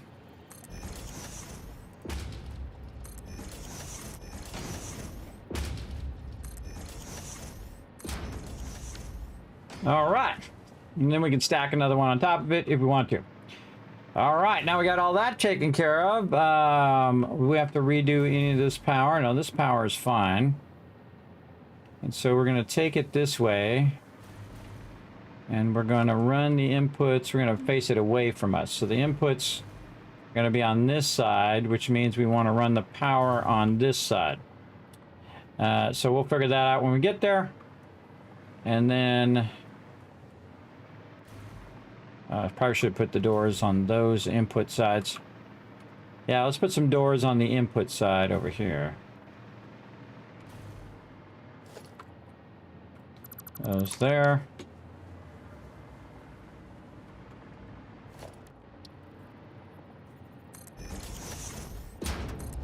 Just hanging over oblivion. Whoa! Okay. I think that'll be good. We'll run all of our power. All right, that was a lot of work. Let's go in and let's save it. Okay, so we're going to call this Mark 5 Assemblers. Mark 5, and this is actually 10 assemblers. 10 assemblers. Mark 5 belts with 10 assemblers and storage. Make sure to connect the multi-floor inputs and outputs after you put this blueprint down. There we go. Nice. Then we're going to go ahead and change this to purple. I don't think we changed the icon on those other ones. We're going to turn this to assembler. Probably should have changed the icon on those other ones. Oh, buildings. Assemblers, where are you hiding? Probably right in front of my face. I know you're in here. I know you're there. We will find you, assemblers. Dang, not at the top. That's weird. Not at the top. Heck are the assemblers at? Put it way at the bottom? No. I'm going blind. I know you're in there. I've seen you before. Can't wait for some Fixmets, everybody. Gonna be fun. Coming up. Oh, God.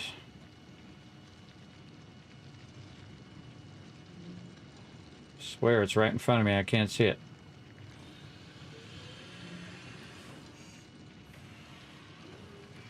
All right, fine. I'll just search for it. Right there. That's easier. All right, let's just save it. All right, and now we're going to give it a shot. Let's go ahead and put it in our to-dos. Boom. We got enough loot? Out of plates. All right, well, we'll clear the designer. We'll get our plates back, and we'll give it a shot. All right, do we have enough? Barely. We should have enough because we just made it right over there. All right, so I've got to take the arrow and turn it away that way and try to line this up to the top. Again, my suggestion, everybody, is just think of it like you're going to test it first. That's always the best way to look at it, I think, because you're usually going to go in and fine-tune it and say, oh, I got to do this, or oh, I got to do that. Or you can just get it right on the first try. That works too. I rarely ever do, but you can try.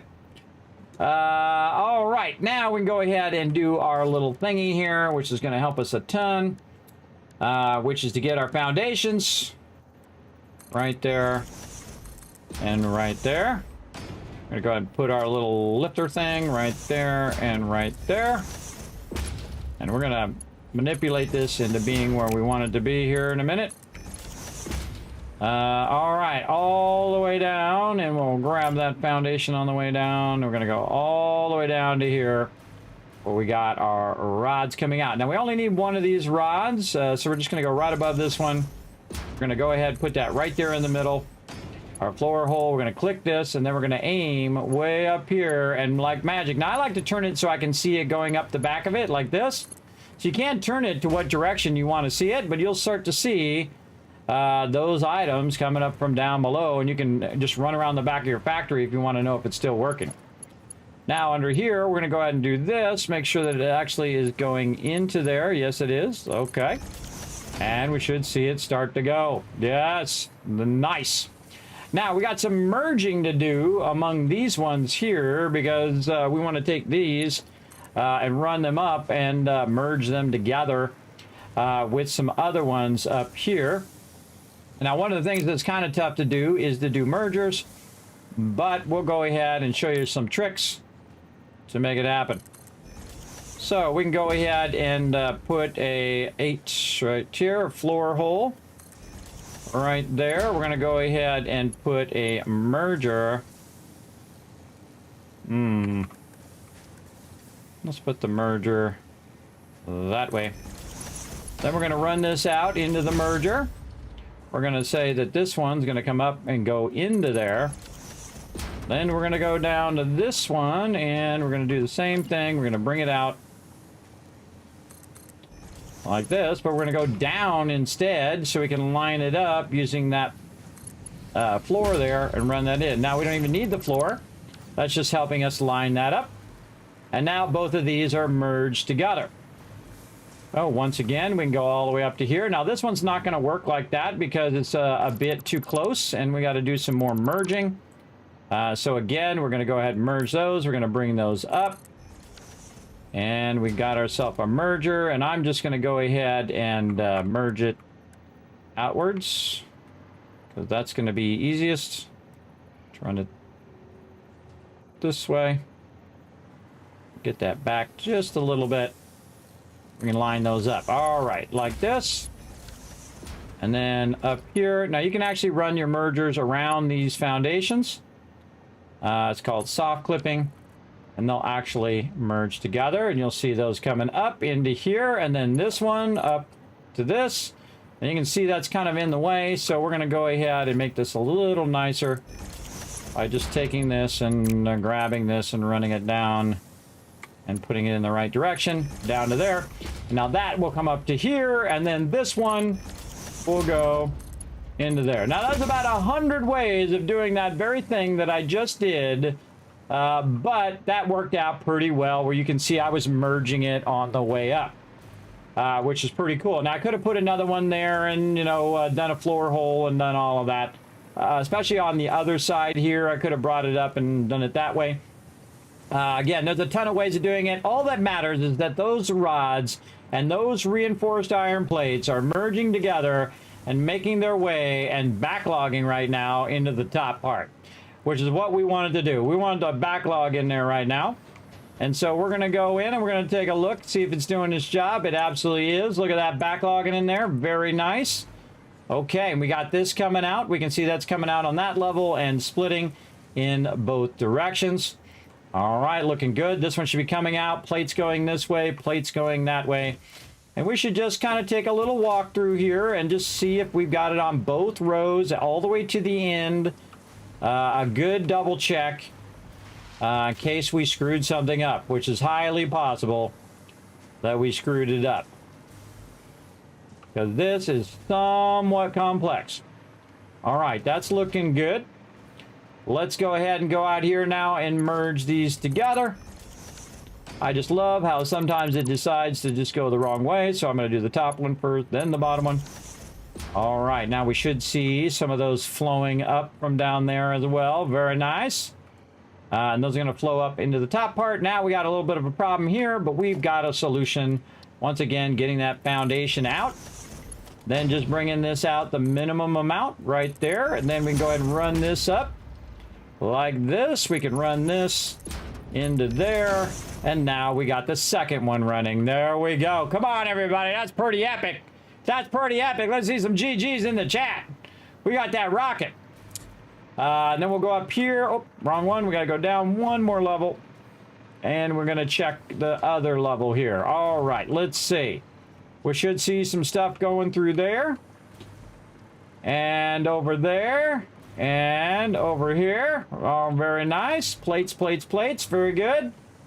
And then, of course, screws on the top level. Going through there. And this is why this hover thing is so awesome, everybody, is you can really spend some time. Oh, I forgot to put the power back. We'll have to fix that on the blueprint. I'm probably not going to fix it on this one because we can just fix it real quick. But we definitely want to put that power back in there, so we're going to go ahead and do that while we're thinking about it right here, right there. On this side, we'll just bring that one all the way from the end to right here. This one, this one. And now we're going to try to connect both of these together across here. Very nice. And then we're going to try to run the power outside. Let's get our power connectors right there. And we're going to upgrade this one to the better pole. Run that out. Okay, so that's got power. Now we're kind of right there. Oh, this way. On our way out of here. Right there. So we want to go down and do right about the same spot. I'm in the middle there. over here, and this one's the logistics level. And this one, oh, this one's the middle level, and then we need the top level right here. That's easy. We just look at it right here. So right about here, go ahead and put another one. We'll connect the two levels together on the outside like that, and then we can just connect this one over here, and then this one down to the lower levels. And now it's got power all the way up to here, and we should see these still red because we haven't told it what to do yet. We're going to tell it to do modular frames. So we're at the end, everybody. We did all of this hard work. Now you know why I don't do this in the beginning. Because I really want to scale it up, and so I'm just going to tear it down later anyway. I do it a little bit in the beginning. I'll make just one of them and do it then, but it's really not, I think, worth it to scale up in the early game and just come back and do it when you have your nice level 5 belts. And there we go, running out. Very, very nice. And now we just need one more thing. That's how it always is, everybody. One more thing. Look at this. Beautiful, beautiful, beautiful. I love to see it running. All of this is going. It's going down. And it's going here. We forgot to mark this as an output as well. We forgot our power. And we forgot to mark that as an output. We'll have to go back and check that. Hopefully I remember. This way you guys won't have to fix it like I did. Yeah, so we'll run all those powers together. Okay, so here's our output. Here's our heavy modular frames. And you know exactly what we're going to do on the top if you've been paying attention. That's right. Easy peasy max storage, baby. Right over here, we're going to go ahead and rotate this around, try to figure out where that input is. I think it's over here. We'll find out. We'll find out. Oh, I don't think that's stacked very well. No, it is not. All right, let's try that again. Sometimes you think it's right, and then it is awkwardly not right. All right, let's go. I think that might be the input there, so it actually might be better that way. So you can't see the color because it just shows you in yellow, so you have to put it down and try to remember. Yes. Oh, no, that's the output. That's an output. Now, cool thing is, if you get it wrong, you just go in your blueprint removal mode. Boom, you're good. So we got to turn it around the other way. Again, this is way faster than me building it, though. So that's the way we had it. So we'll turn it around this way. I think that's the way we had it. Let's turn it this way. Ah, and the thing was too low. Snapping blueprints can be really tough. Okay, we're going to turn it the other way. We're going to hit H, make sure it's good. Yep. And we're looking for that red right over here, so we know that's an input. Bingo! Coming right out of there, turn right here. Do all the sweet 90 work for me. Right there, thank you very much. And now we have 16 boxes to fill up our modular frames. And how do you know it's working? Because you just saw some of them come out of there. If you've seen some come out of there, you know you at least got some of them right. That's how you know, everybody. Now, these take a really long time to make, but look at that. All right, we know we got some of it right, but we should double check all of it. Double check it all before you walk away. So we're going to go down to the logistics level. See where we're at. Okay, we're right here. That's good. And we want to check our outputs. Coming out of here, yes. How about this one?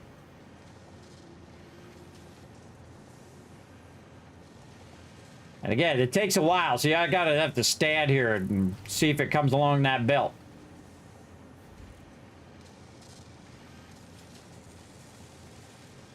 Doing 2 per minute. Might have went by when I blinked. I don't know. Well, we'll check it up above, too. But we can just take a quick check down here. And this one?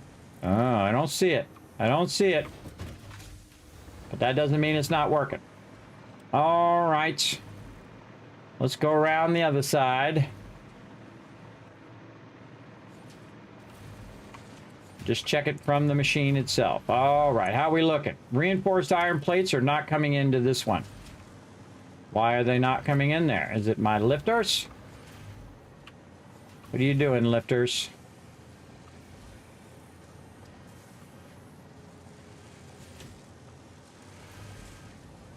Yeah, this one's working. That one's working.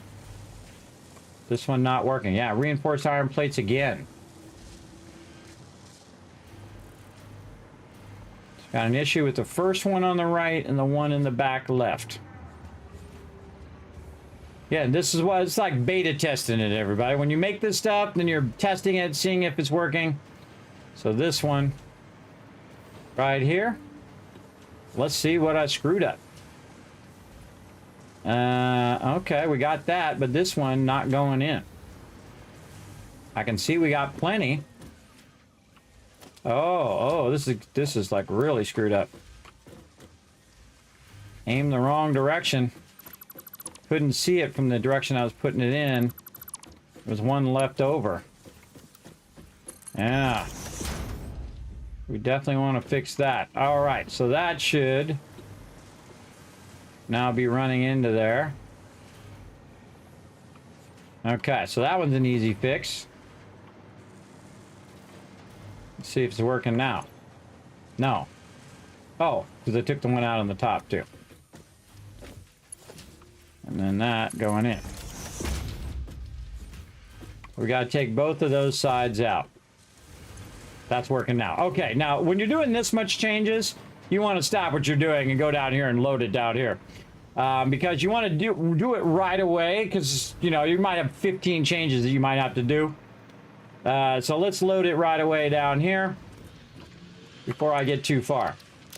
And so let's pull up those assemblers. Oh, come on. Was it plates? It's always something like plates. All right. We'll go get some more plates.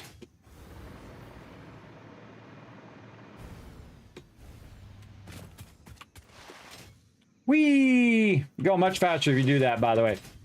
If you slide and then jump, really does help you go faster. Especially at the beginning of the game, before you have your roller skates. But even with your roller skates, it makes you go faster. Very, very useful. Burp. Now, I have plates automatically going into the dimensional depot. But I don't want to spend my Mercer spheres on them right now. Maybe later. I'll spend a bunch of Mercer spheres on them to upgrade it so I can hold more in there. I did a couple upgrades, but some of them are getting like 7, 10, 30 of them. You have a lot of them. You have hundreds of them that you can use. You're having an issue with blueprints where my conveyor belts, for some reason, will sometimes not just work. Yes, Montague, I have the same problem. The best thing to do is to use your blueprint. Figure out if it's having that problem, go back to the blueprint, remove it, re-add it back again like I'm doing right now, and it should fix itself. Maybe. Remember, it's 1.0, but it ain't like, you know, 5.0, if you know what I mean. It ain't done yet. Let's take that off the blueprinter as well. And again, I just love the fact that when I come back here that the thing's filled right back up again, and then I can just grab more, and then it's just gonna make more and run it in there and just replenish that automatically, which is pretty awesome. Now, I could have actually ran back probably over there if I let it backlog. I could have ran back to this, but all of this is being run into the Awesome Sync as well. So yeah, that's my suggestion. Like I'm doing with mine, I would go and just remove it. And do it again. By the way, if you go up as high as you can just spacebar your way down. But I find when you're falling, you fall slower than if you just get on the ground and then slide and jump. Slide, run, slide, jump. Much faster. What's up, Copper? I see you there. Okay. Let's make these changes before I forget what they were. Load. Okay, first thing, there was an output that I didn't mark. Right here. Let's take care of that. You guys remember? Did you know there was going to be a quiz? Did you remember what I got to fix? We got to fix this lifter here. We're going to fix both lifters. One up above. This way, when I give the blueprint to you guys, those will already be prefixed. And so when we were putting this second one in, it got all funky chicken. This one. Let's re-put that in. Make sure it's going. Oops, make sure it's going the right direction. Yeah, see, it might have been going the wrong direction there too. I don't know. I'm just going to fix it. We got to put the power in as well. We got to work on that. Let's get this first one fixed. Again, right when we're thinking about it, that's when we want to get it fixed. Okay, now power. Go ahead and rerun all this power again. Like this. Again, we could preset this to be modular frames, but you'll see it as I go through. I'll reuse these for other things, and I might not even need this many, but it doesn't matter. It'll run as many of these as I need when it comes to resources. If I don't have the resource for it, it's not going to run them. So it all works out great in the end if you think about it. Okay, so we have that. Let's go ahead and we got their power running here, and then that has to be run to the outside as well. And so again, we'll save that one like this. And again, this is why I usually like to leave it on the blueprinter, because I just know I'm going to change it. Because there's always like something to tweak, or something doesn't work, or you know, your lifter gets messed up or whatever, or like he's saying, sometimes his belt doesn't work. That's all part of the game. Just think of it as part of the game, and it won't be as frustrating. It'll be a little frustrating, but it won't be as frustrating. Troubleshooting is all part of what you're doing. Now again, we want to make sure that all of these have this all the way across. Those are all looking good. Always double check. This one is good. And we know this last one over here was having an issue with the thing, which is probably this one. So let's see if it's a directional problem. Nope, that goes right in there. Or maybe it's this one. I'm just going to remove them both. I don't remember which one is which. And see, okay, it's not the ones at the top. So we know we don't have to replace those. Now, if you do come back, by the way, and try to take this blueprint out, you just added and took a whole bunch of stuff out. So you'll have to take that out individually. Okay, so the one in the back right corner, we got to get in here in our logistics level. And we got to figure out what up with what up over here. What up with what up over here? Oh, that's the problem. That sucker is offset. Oh, we didn't even see it happening. We didn't even see it. Alrighty, well, we know how to fix it. Let's get her done. Oh, that's a little far forward. I see. That's an easy one to fix. That's just a human error problem there. Take these out. Again, you can always go back and do your blueprint and then just take this out and re-put it back in. I find that most of the time it's not worth to do it just for one of them. But you definitely want to correct it so that it's not messed up. Oh yeah, it's running now. I can see it. All right, now remember, we're just doing the first level. We still got to troubleshoot the other level as well. But let's make sure we got all of these going now. And we're going to go to the one over here in the corner.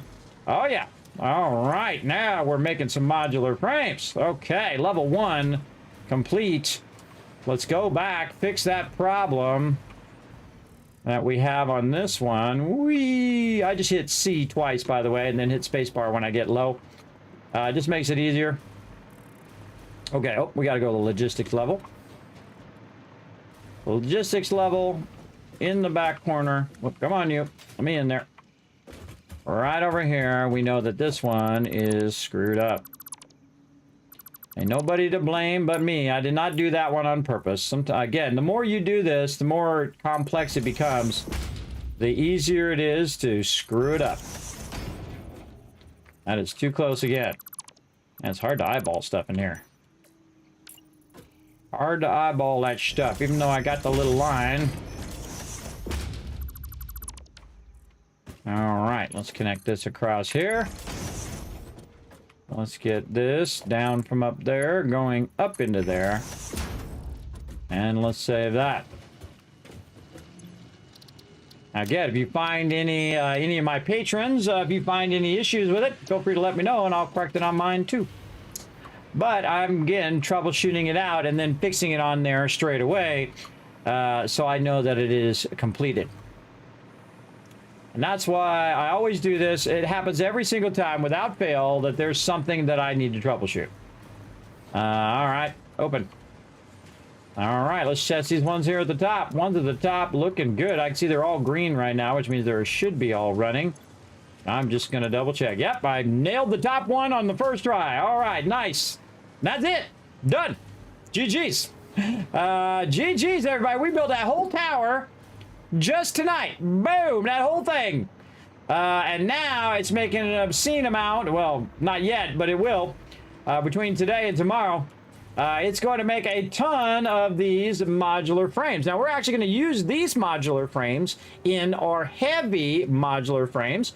So we're going to kind of couple our two things together. Now, one of the cool things is you can create a backlog and also create a use for them in our heavy modular frames later on. But right now, we want to get this from way over here to way over there. All right, so we got some work to do. Maybe we'll just go straight that way. Or we'll come out this way and then go this way. What do we feel like doing? These are good questions. These are good questions. Yeah, I kind of feel like I'm just going to go that way. I'll come out and then I'll come straight over. Let's do it.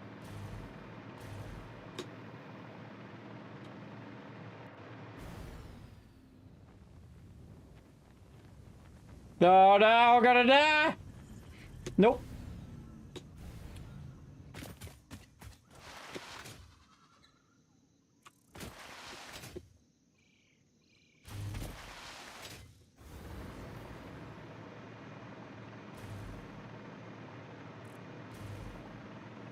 So cool, isn't it? So cool that just modularly built that thing. I can build another one. I can build 50 more of those, by the way. I can build a lot of those because I have all the resources backlogged. And I can just get 2 more iron nodes that are 2 more normal nodes, and I can build that whole entire thing again. And I'll be making 60 of them, then 90, and then or 60, then 120, 240, 480, 800 and whatever else it is, 1,000 more. I could be doing a ton of those. Now look at this kind of fly up here using our power that we've connected. Allows us to get all the way up here on the top. And now's a good time to run a train. Oh yeah, we're gonna run a choo-choo train. Choo-choo. Where we want to run that train to? I'm feeling right here. Oh, we can take these out now. These were just for example. Get those out of my road. Let's go ahead and get my road on over here. Road, road, road, road, road. Road, road, road, road, road. I always have a nice straight road that goes through the whole factory. That's what I use the yellow for. Am I going to put little lines and all that stuff in there? Maybe. Maybe not. We'll see. Okay, now we want to go ahead and put some more of these suckers down. They're trying to go this way a bit first. Around.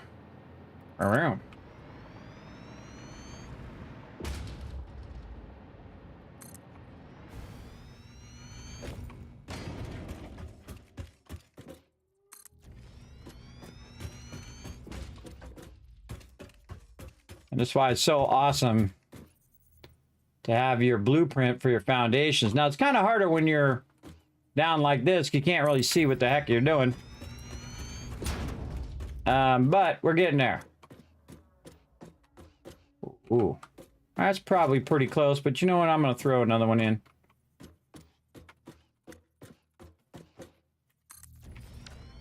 Like that.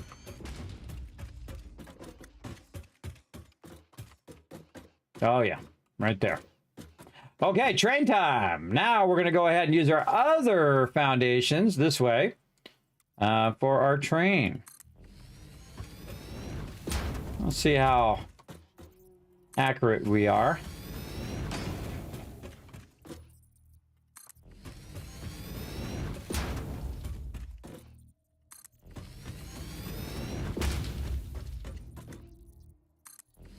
I'm just going to go real far and then look down. Oh, ho, ho, ho. That was pretty good. That's pretty good.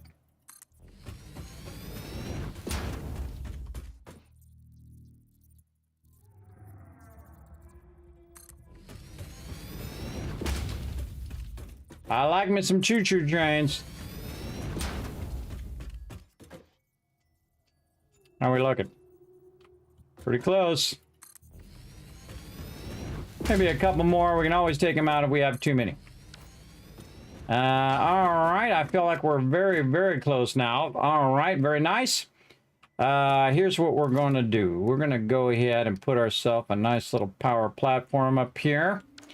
Let's see. I kind of feel like we'll bring that up from this side over here where the green side is. We'll bring that up, run it in from this side. So let's just go ahead, run a little tower over here, and let's just go ahead and push it out this way. Yeah, let's just push it out at the end.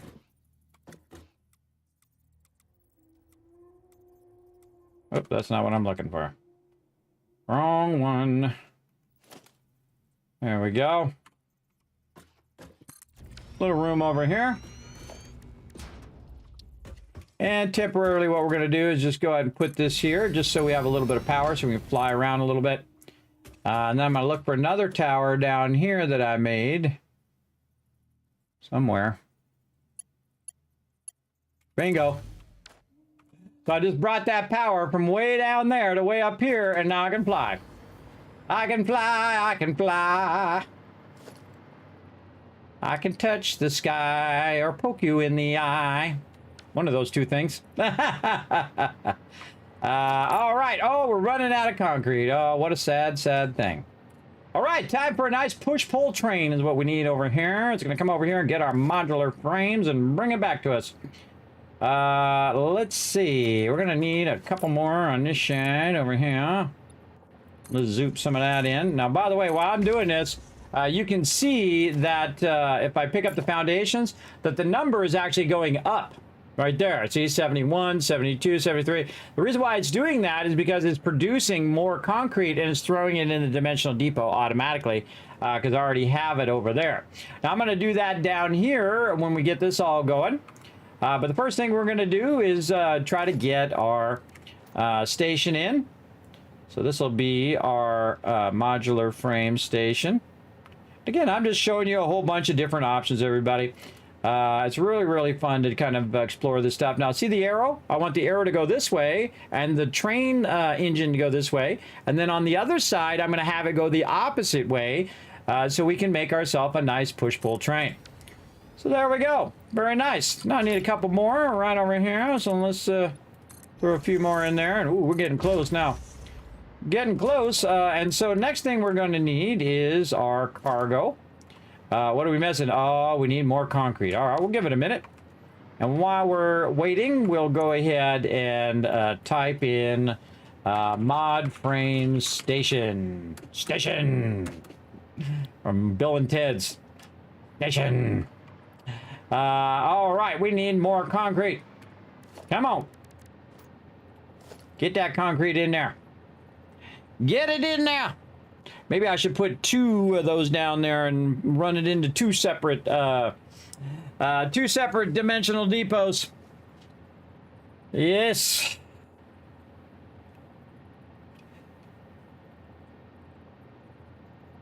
Or maybe I shouldn't run the concrete into the dimensional depot. I mean, into the awesome sink. I should run in the dimensional depot. Let it backlog over there. But that's okay. We can just wait for it to do the job that we are waiting for here. Couple more. Again, this was so nice about the dimensional depot. I have to run all the way back. But I'm going to need to run back anyway because I'm going to need more eventually. But there we go. So now we have our train all set up there. And all we got to do now is just run a whole lot of track. Aw. I ran out of power. How sad. Such a sad state of affairs. All right, let's see. Right here. Now, here's the cool thing. Since I brought that power up there, you can see I can't, use my little floaty thing. But if I go over here and I electrify the... you can do it from either side, by the way. I electrify or run power to the station. Now, the train tracks themselves allow me to float. And that's what's so cool about running train tracks. You don't actually need to run power, which I think is also super cool. And you get up nice and high, and you can check this out. Oh, a little too far, a little too far. Check it out. But that's okay. The way I like to do it is to kind of backpedal. I get to almost to max, and then I back up so it's lined up with the foundation. And then I go do the next one. I don't mind walking. I could also run power along the edge by using my little connectors. I keep being in the way. But we'll get this done. And look, it's not that far train-wise. Now, we're going into a corner here. We need to figure out where our road is and where we're going to bring our train. I think I might cut back my road and just bring the train over here. And move the train over one right here.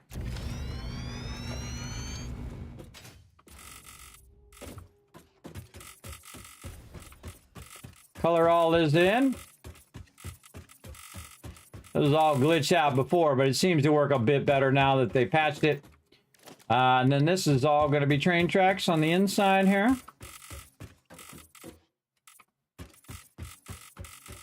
And again, you'll see me, I just do a little bit of it so I get a general idea. We'll come back, make it all fancy later. We really want this to turn this way a bit.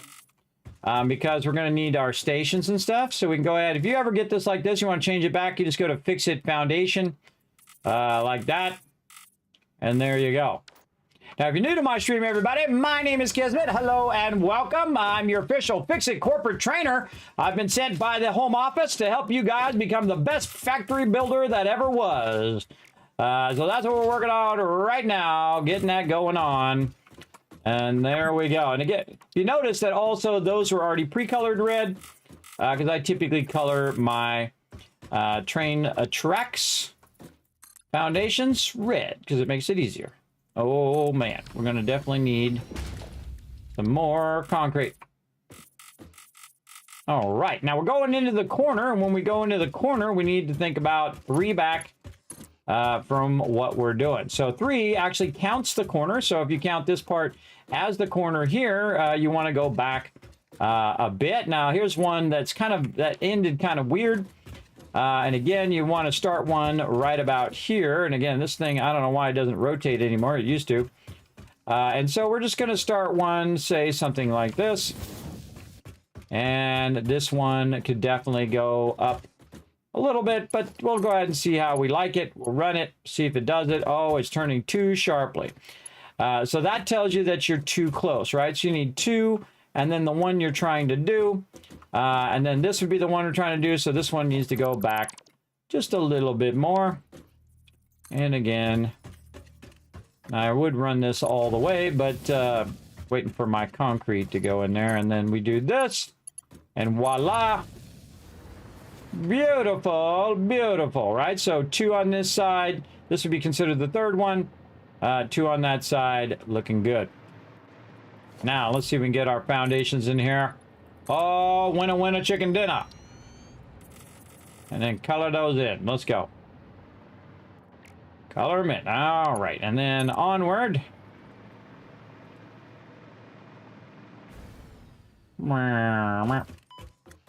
Uh-oh.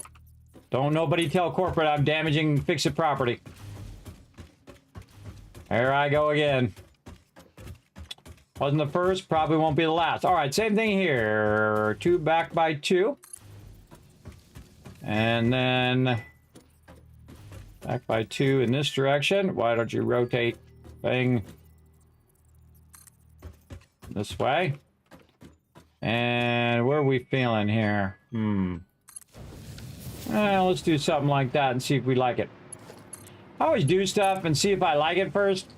And then if I like it, all right, I'm all about it. But if I don't like it, then I'll do something else.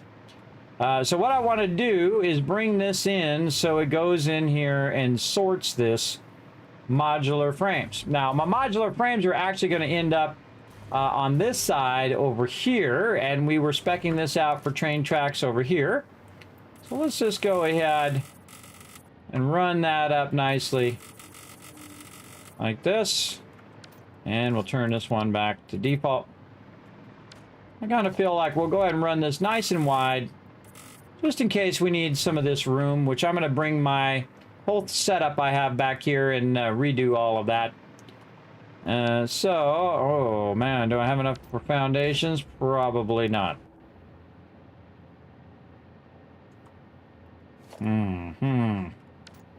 Nope.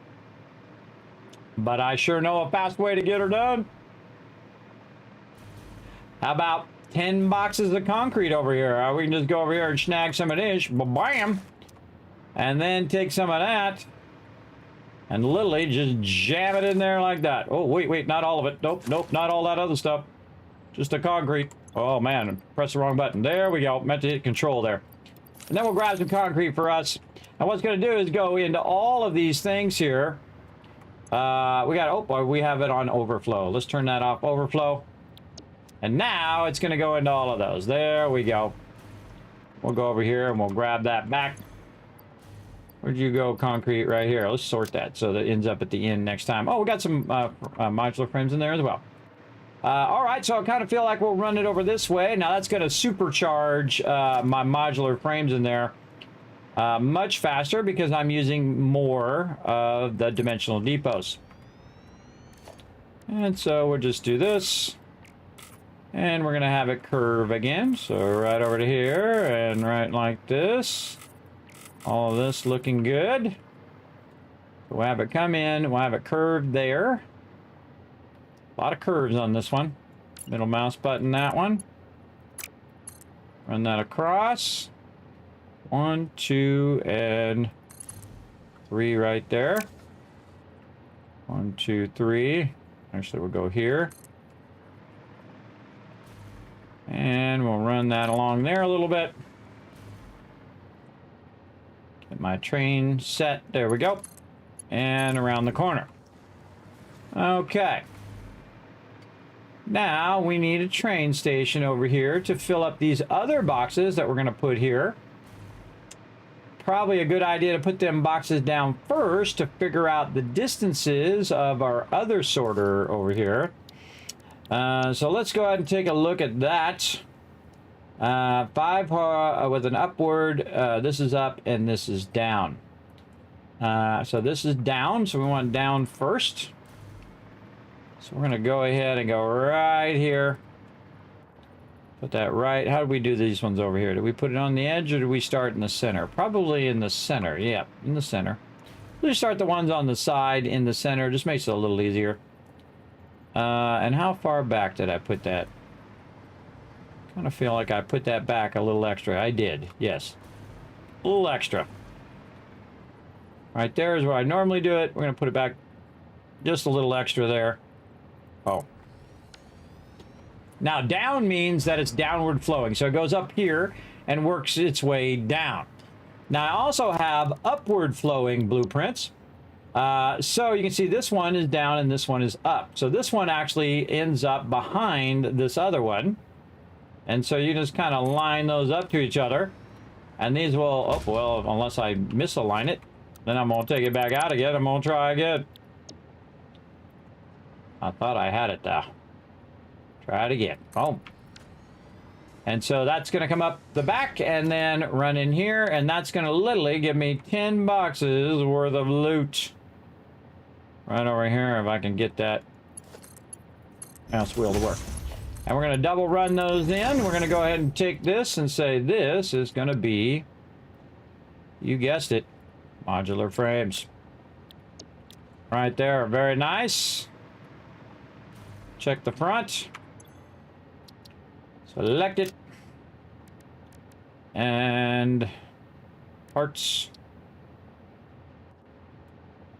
Modular frames. All right, nice. Okie dokie. I think we have another one up here. Yes, and then did we put one in the back? I don't think we did. I don't think we did. Well, we're going to need to just go ahead and do it manually. Put that right in there. Oh, okay, we can put 2 of them in. Whatever you feel like doing. Breathing mouse, what are you doing? My mouse is out of control. Okay, what are we doing now? Here we are. Modular frames.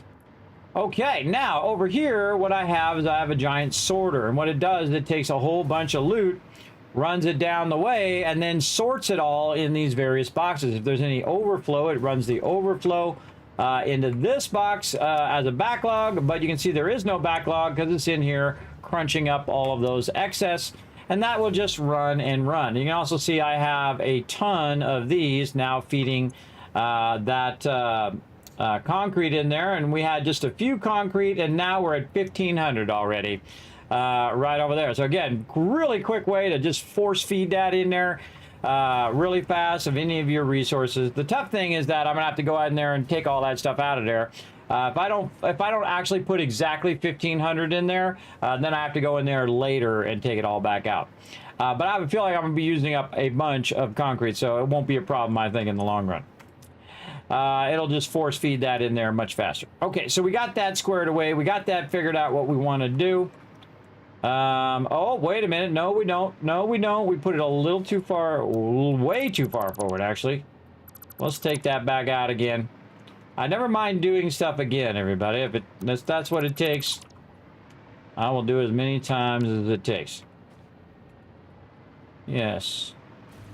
Got a single row on that side. We got a double row on this side. Before we get into it, we should probably color all this in for storage anyway. I use blue for storage.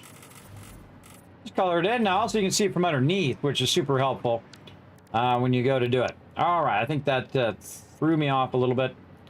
So we're going to go ahead and hit H on that. We're going to go down and nudge that back just a little bit. All right, easy. Now, this is why I have the blueprint, so I can very easily take it out and then re-put it back in again. So if you do make a mistake, or if it's misaligned, you can see I can very easily go in and adjust for it. And I don't know why that's that color. There's something...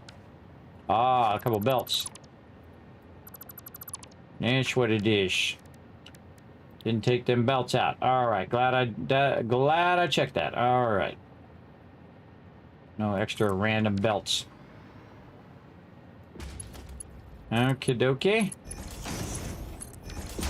Once again.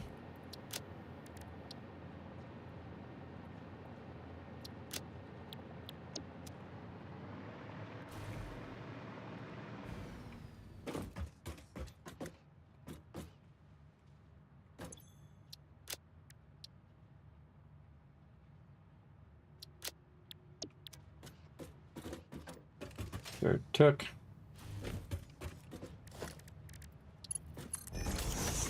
You do it twice as fast the second time, I find. All right, but much better. Much better aligned to over here, which is what we want to do. Now, what we want to see eventually is we want to see some modular frames come right out of there, just like over here. We're going to go ahead and run the train and do all of that. And hopefully by the time we're done doing all of that, it will drop stuff off. Now, I'm also going to have other trains come over here and drop stuff off. Plus, we're also going to tap into this train over here and have that run it over as well. So one of the smart things we should do is just to go in and just go ahead and do our ups here and line a bunch of these up. We can always do the front part. Oh, and we're out of beams. Well, how convenient. And we just happen to have a ton of them right over here. Now, as I take them out of there, it'll just fill it right back up. How about I wanted some of these, too? Let's get some of those. While we're at it. You didn't know, you can also pick up blueprints by middle mouse button. I find you have to go into the thing we're going to be taking it out. But that's just an old school thing there. That does not look lined up. What the heck is going on here? What is going on with this? Pick up that blueprint. Snap in there proper. There we go. See, we should see that blue line. Not as hard to see when you're putting them real close together.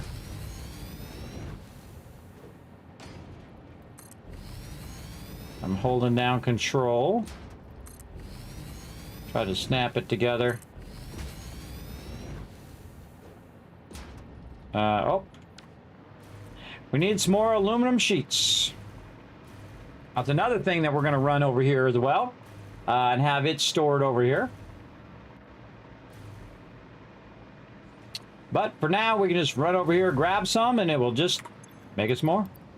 Just like this, as well as it'll run it in here and then run it into the dimensional depot as well. Automatically, here comes our train. Get that oil, get that bauxite, get that water, go get it. Oh, now we're stacking. Now we're stacking some loot here. Very nice. All right, one more here at the end. Let's go. Nope. Oh, yeah. Middle mouse button. There we go. Get in there. Nice. Okay. Now, we want to do what we want to do over here, and we're going to make some choices as to what we want in the back here. So we're just going to put, snap all of our signs in right over here. And let's go over here and take a look. Are we double feeding this or single feed? We're single feeding it. Okay. And you can see we've got smart splitters along the outside over here. And then we have on the outside here, these are just mergers. We're merging all this together and running it into the awesome sink. So let's get our smart splitters in. But before we do that, let's make some choices. Let's go ahead and say this one is going to be heavy modular frame, and there we go. Do we do our plastics yet? I don't think we did our plastics. Actually, let's do our plastics first. Usually I like to do my plastics first. So let's go ahead and say plastic. All right. And then the same thing we make with plastic is going to be rubber. Rubber.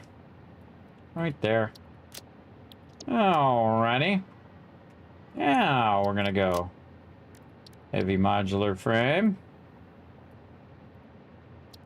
Very nice. Sometimes I put the modular frames together, sometimes I don't. Okay, what else we got? We got aluminum. Now again, this is not necessarily the order in which people make them. This is the order in which I typically am looking for them as well. Oh, we got to do our stuff there too. Gotta put that on the list. Put that on the list. Case industrial beams. Let's put that on the list over here.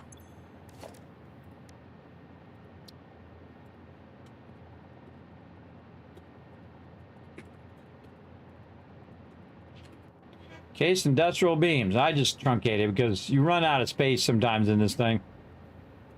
I just truncated down. All right. All right, so that's what we need over here. What else we want to do after that? We want to go ahead and do all of our rotors and stuff. So we want our... Oh, have we done our quick wire? I don't think we have. I don't think we've not done a bunch of this. Yeah, we haven't done our quick wire. All right, we're moving these over then. Let's get our quick wire in first. I'm looking for that every now and again. Not really that much, because you make a crazy ton of quick wire. Quick wire. Where are you hiding? In plain sight. There you are. Quick wire. Then plastic.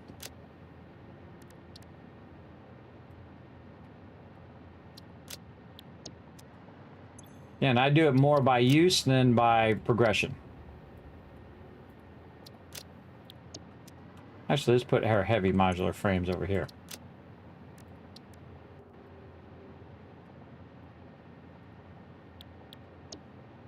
Okay. Oop, that did not take hold.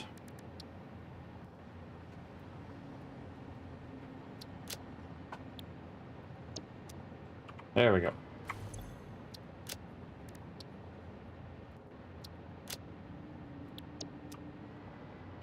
Perfect. Then we want our rotors. And then our stators. Right there. And then those are going to make these things here at the end our motors. All right, we got a lot of resources to get over here, and we're just this one tonight. Again, why I don't spend so much time in the beginning, because it does take a lot of time and effort to get that going. I'm gonna go ahead and turn it this way, have it come in from there, and then we're gonna have it smart splitter all the way down if we line it up properly.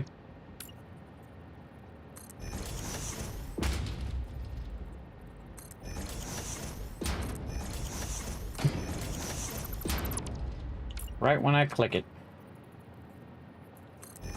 Right there. Right there.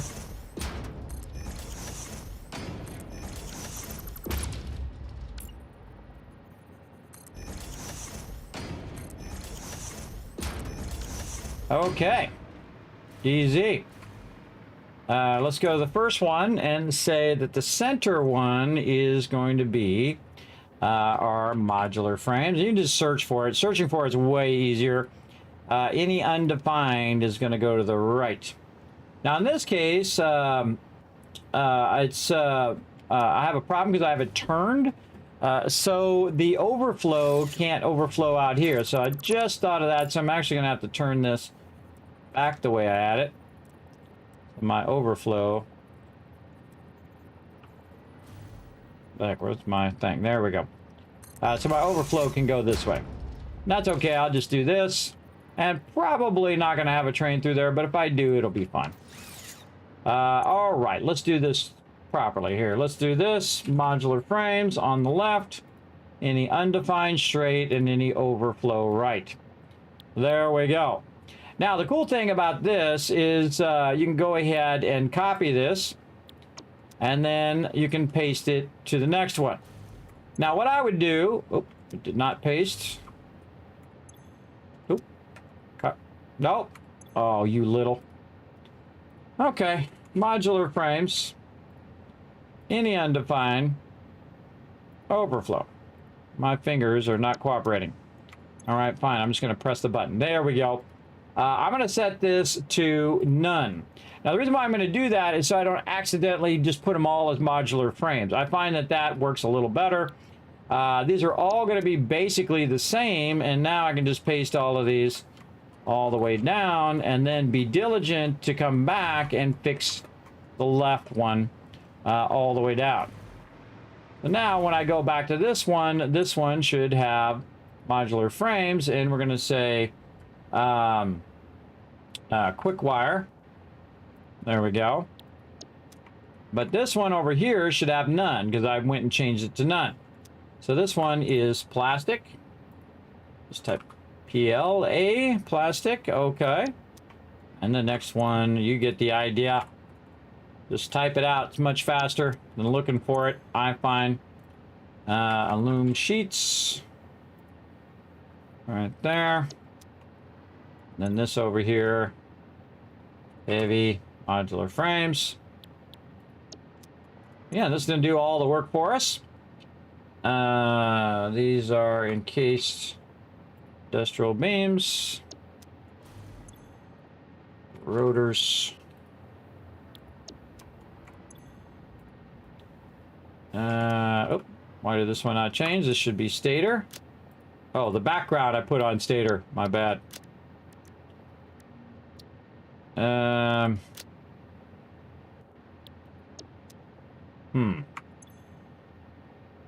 Revert settings.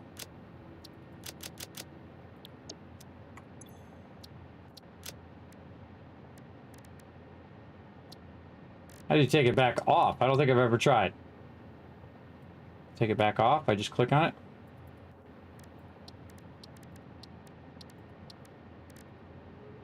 Blank. Set it to blank. I clicked the wrong buttons. My bad. Right there, select icon. Now we should have a stator. There we go. Now the background looks a little different, but we'll go with it. So again, want to make sure we got the right thing with the right thing. Stator. Right there. And then motors. And this is the double check. So that's why I take it out, just so I make sure I put it back in. Make sure I don't accidentally leave it the same. All right, now it's easy time here, because we can just go in and double click.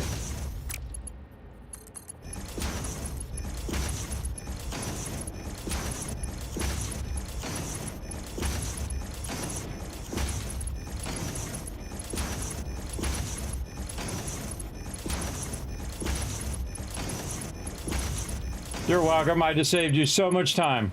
That's a lot of time right there. All right, now we just need a simple merger out here. Make sure we're aiming it in the right direction and lining it up nicely. We can get up here, get a little bird's eye view.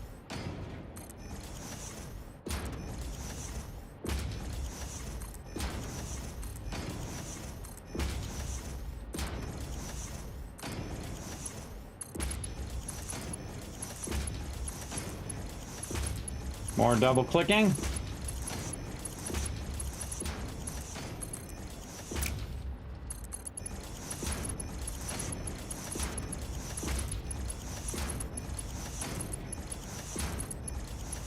And there we go. We got ourselves a sweet sorting system there. Okay. Now we need our train to roll up here and drop that loot off. And eventually we'll have this train go pick up a bunch of other stuff as well and bring that back from other stations as well. But for right now, let's just get the rest of the train track in. Kind of run this forward. Where do we want our train station to end? That's a good question.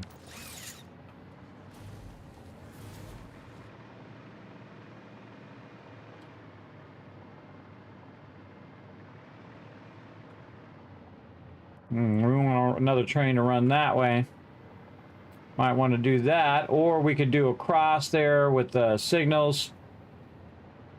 I feel like I'm going to put it over here for now. We can always move it around later. But I'm feeling the vibe. Like that. Again, the thing is facing in that direction. Oh, no, it's not. See how the sign is toward me? That's actually got turned right when I clicked it. Yes, it should go that way. And you'll see the sign is now far away from me. That means it's going that way, which is what you want.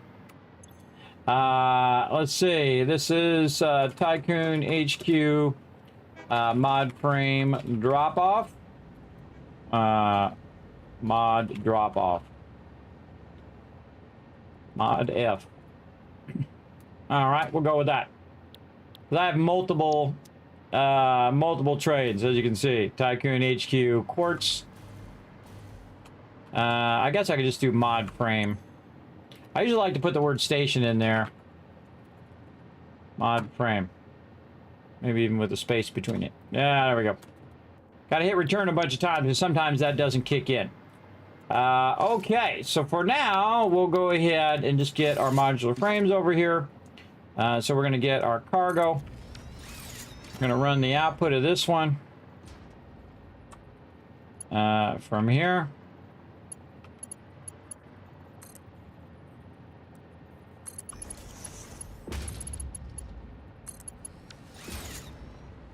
Boom, love them 90s. Okay, so that's going to bring it over.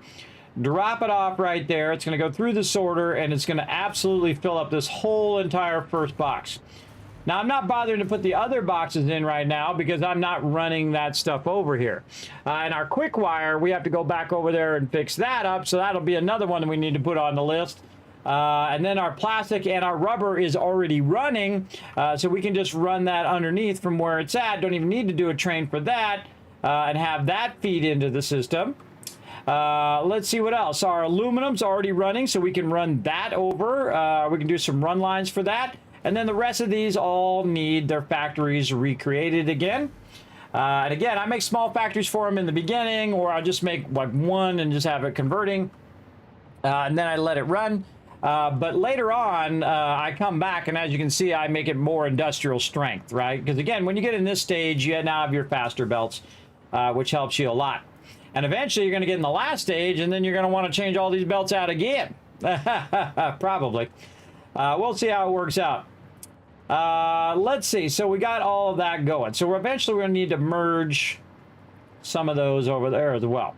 Okay, let's put the rest of our train track in, and let's give this train a go.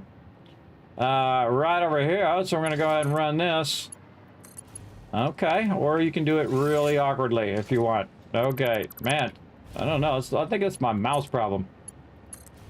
Does that weird, like, stutter at the last second there, or maybe it's an in-game problem. Okay, so now we're going to build a push-pull train. So the first thing we need to do is make sure we have our locomotive going toward this station. Then we're going to go ahead and put a cargo car in there, and then we need a train that's going in the opposite direction toward the other station, like that. And there you go, a nice push-pull train, one going that way and one going the other way. That's all you need. Now what we want to do is we want to tell it to unload on this side, because it's all, both the stations are automatically set to load. So this one's going to unload on this side, and the other side's already set to load, so we don't have to set that. And then we have a train over here, so we want to rename that train to mod frame train. We're going to hit that a bunch of times because that sometimes doesn't kick in. And then we'll say go to mod frame, Tycoon HQ mod frame, and then go to mod frame station, save those changes, then turn on self-driving, and if it starts moving, then we know we did it right. And there goes our train. I tell you, it's easy once you know. Anything's easy once you know. What's up, Babs? Morning, Unforgiven. What's up?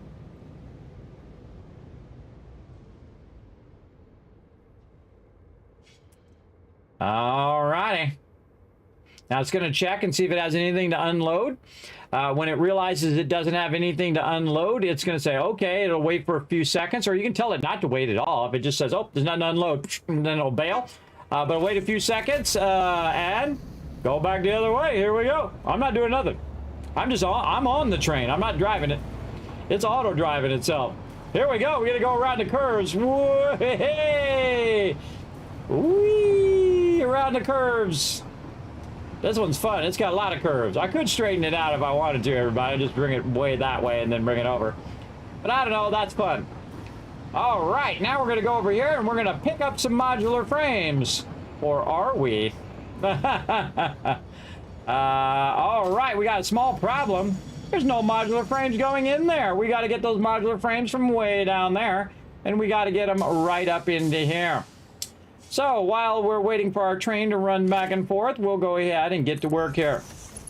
So we're going to go ahead and tell this to run directly into there. And then we're going to go under here. We're going to look way down there. Now we got a bit of a problem with our power because there's a gap between down there and where we are up here. And our actual output is right here. And so we're going to run that up and then try to get that connected in there. So the first thing I would do is get this one in underneath. So we can just go ahead and know about where that's at. Or I could just run it way down and try to get it down there at the bottom. So let's go down here and connect down here. And here we go. We can kind of eyeball it. Turn my light on. Light's on now. Okay. Kind of hard to see, but we'll just eyeball it a bit. Now we're going to have to work some of our magic here because these are on two separate grids. Now I could make them all on the same grid, everybody. I'm just showing you how to do some of the more advanced stuff where you can have all of your extractors have their own grids like this and then still match them up to the world grid, because this is on the world grid and these are on the grids of the actual extractors, which I like more. I like it where it's lined up to the extractor and then you can just align everything that way and then just bridge between these two over here. So what we want to do is get a general idea. Actually, let's take this out, get a general idea of how far we want this to go. Now here's a great trick. You go ahead and go one way, then you go the other way. Now this is how I used to run my lines, everybody. I don't do this anymore, but I used to run it like that, which you don't need to do. What we need to do is we need to get this all the way down here like this. let's say like that. And we need to be able to take that hole and line it up to a hole down here. So what we want to do is get some foundations in here like this, and then take the floor hole. I'm showing you great stuff right here by transitioning from one world grid to another. Right like that. And again, if we get it lined up nicely, let's get it right in there like this. There we go. I think that's good. In fact, actually, we should bring this up by one. Make that a little nicer. We can take this out now. We got a general idea of where that's going to sit. Something like that, I believe. Let's take it out. Just double check it. Oh, yeah. Take out all this stuff underneath. There we go. Now, in theory, I can take this out now. And this. And click on this thing up here if I could see it. It's so dang tiny. And then basically aim it at this one over here. And GG's, chat. GG's, everybody. Boom. And so I just transitioned from one grid to another. World grid to extractor grid. Now what I'm going to do is be even more tricky by going over here and turning this like this and running this right into there. And so now our modular frames are going up between two separate grids up into the top part up in there. There we go. I'm just barely able to go between the two power grids as well. And so now this should be filling up like a boss right there at 780 per minute. Now I can double it up if I want to. I could put another one in there, run it down, tap in that second one, and run it up. But I seriously doubt it's going to be an issue.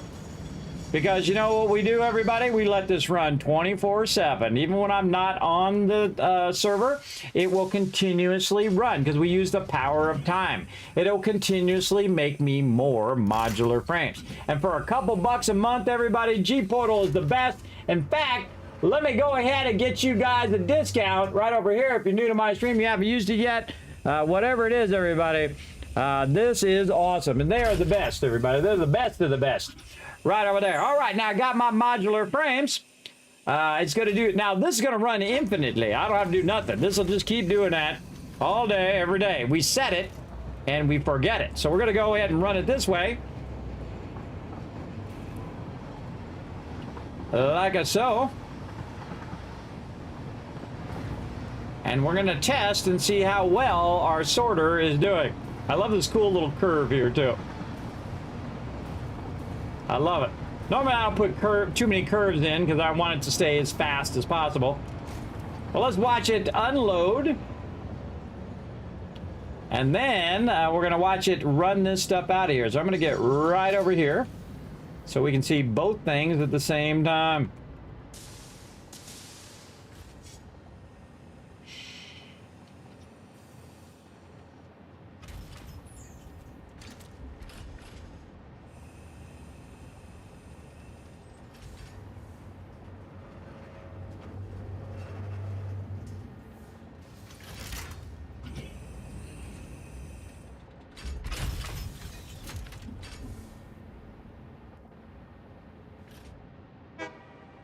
And there they go.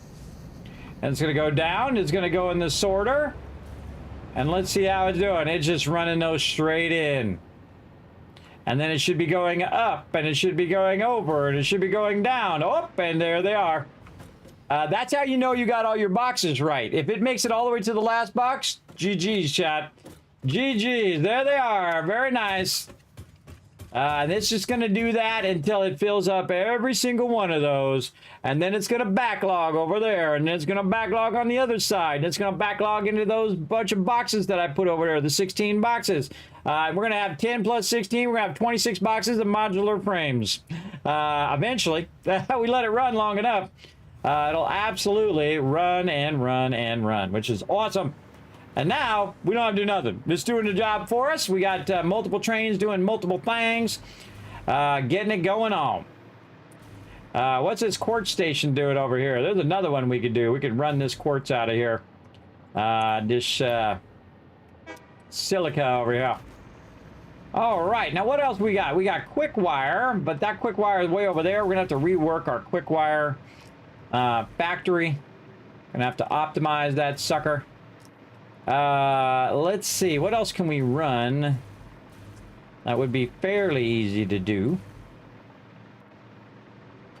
I think we could run our plastic, our rubber, and our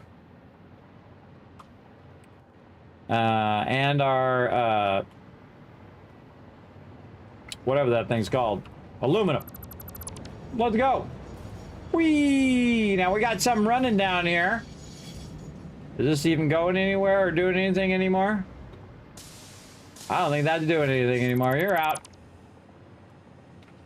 Take all that out. That's alien technology right there. We'll come back to that. Take out all these mounts. It's blocking. There's my silica running there. Very nice. Again, this is an underrun level or a sandwich level or what's known as a logistics level.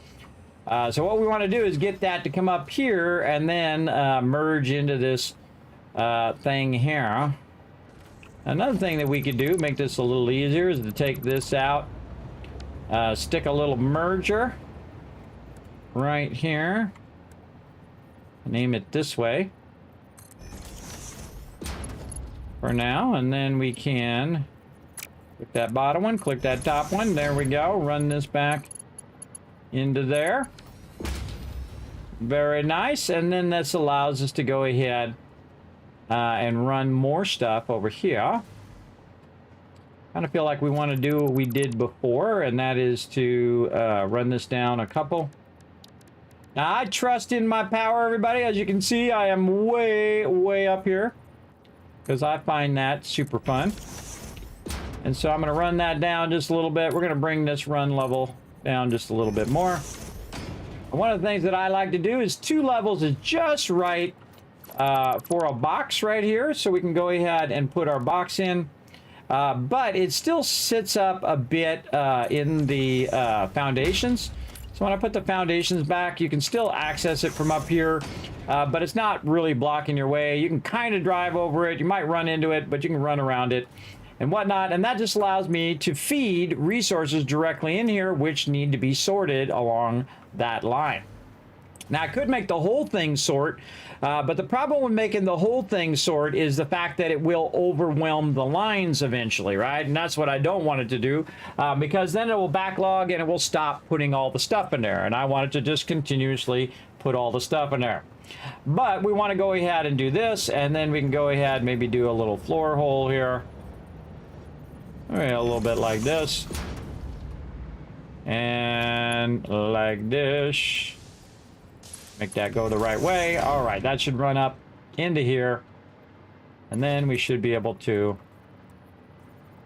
line that up nicely. And we're going to run that into there. Okay, let's test it out by putting something we know is going to sort in there. How about a little bit of aluminum sheets?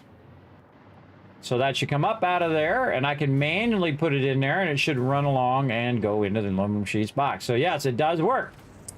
All right, that's what we like to see. Go, trade, go. Give me some more loot. And we can go ahead and take out all of this underrun that we did before. Try not to get my silica over there. And we could probably fix that so it's not hanging down like that anymore.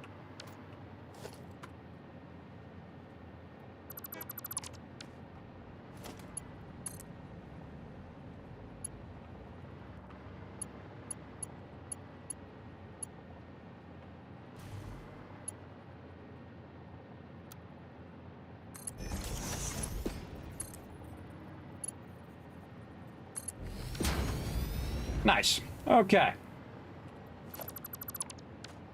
Now, we got some runs to do. Now, what we want to do is end up where this is ending up over here. And let's see. We're going to have 3 resources coming this way. We'll want to merge and then merge again. So we'll do 2. Now, so this container is going to act as a merger for our rubber, say.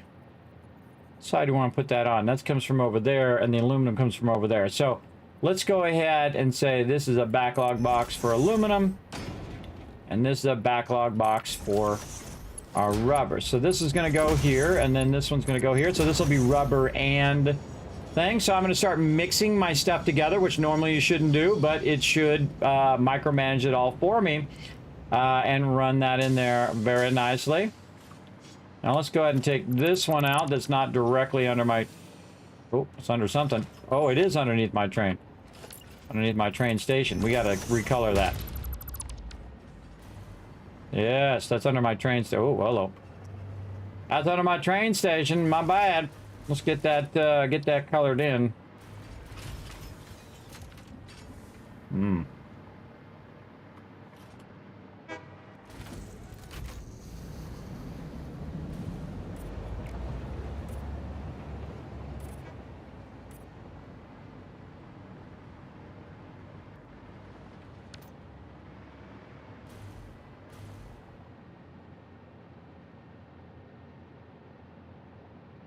Yeah.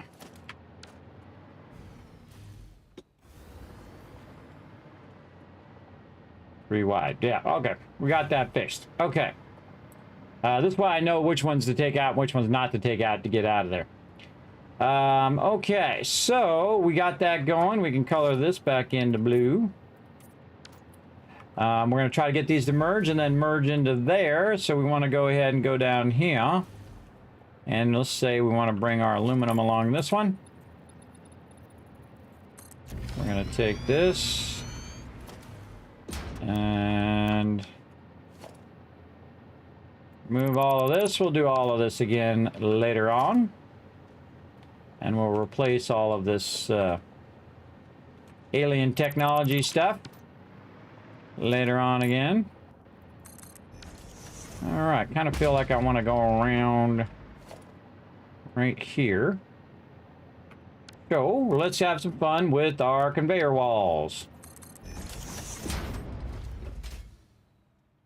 Okay, so get that conveyor wall. There we go. 1, 2, 3, 4, 5, and 6. So I went to the corner first where I'm going to have it turn the corner. I'm going to have it come from this way and then hit this. And then I'm going to go ahead and have the first one go this way into this box. The second one go into the bottom. And the third one going to the top. Now we can make that a little better so it's not like running up on each other like that simply by using a lifter. Which I like to do in the middle one. And then run it in. Oh, it just doesn't quite reach. That's a tragedy. Or the lifter is going the wrong way. Might be the lifter is going the wrong way. Yep, lifter was going the wrong way. There we go. I thought it reached. Okay, so now we got all those going in there, and also just set the direction of all of those as well. Felt like I was about to fall off there. That's vertigo for you.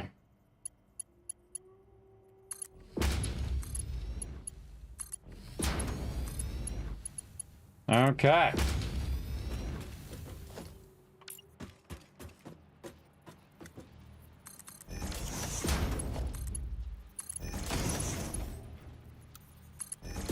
And this is when this straight thing really does a great job.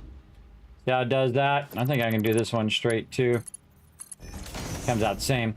But the straight thing does a great job so it doesn't cut through there. It just makes that nice 90-degree angle, which most people love. I do. I do. 1, 2, 3, 4, 5, 6. Not there. Long way down.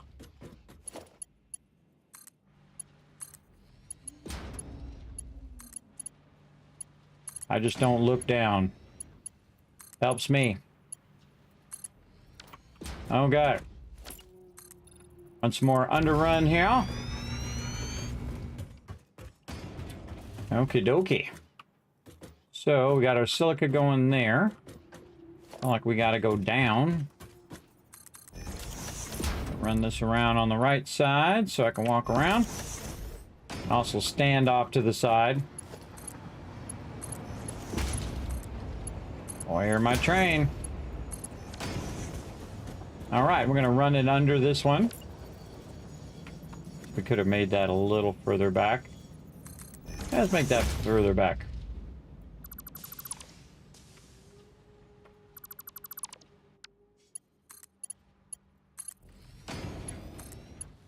So I'm working from the end backwards. Just makes this whole line running a little easier. So we need to go straight over that way, and we need to go straight back this way. You can see we're underneath the road, because you can see the yellow. We can also see that we're underneath my power, my storage power, and then eventually we'll get over there where my oil power is. I kind of feel like we want to go right here. Right there. Now we'll just go to... Well, we might as well do 3, just so later on we want to add more. Yeah. Okay. 1, 2, 3, 4, 5, 6. We already have this out here. We'll just run that up. That's running silica there. And yeah, we had to run that under to do that. And then this one back to there.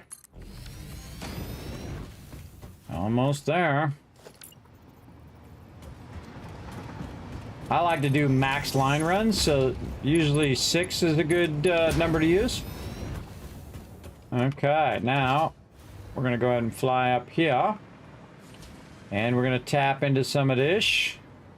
And this is going up and then back down. Now I'm just going to leave this backlog here while it runs this out. And then eventually this will all run out of here. And so I'm just going to do something simple like that. If I had it going the right way. There we go. Something simple. Right out of that box, down into that lifter, down below. Going down. And there we go. All right. So we'll go ahead and take this. Run it that way. We'll find our other one over here. Run that out a bit. 1, 2, 3, 4, 5, and 6. Wow, okay. That was pretty nice. Lines up pretty good. And we'll just leave this little area around the side. And then we're going to go ahead and just do a little lifter. Make it a little easier. Oh, we can actually lift it the other way. Make it even nicer this way. There we go. And then it should do that sweet 90. There we go. Gonna run that really nice 90 out of there into there, and there it goes.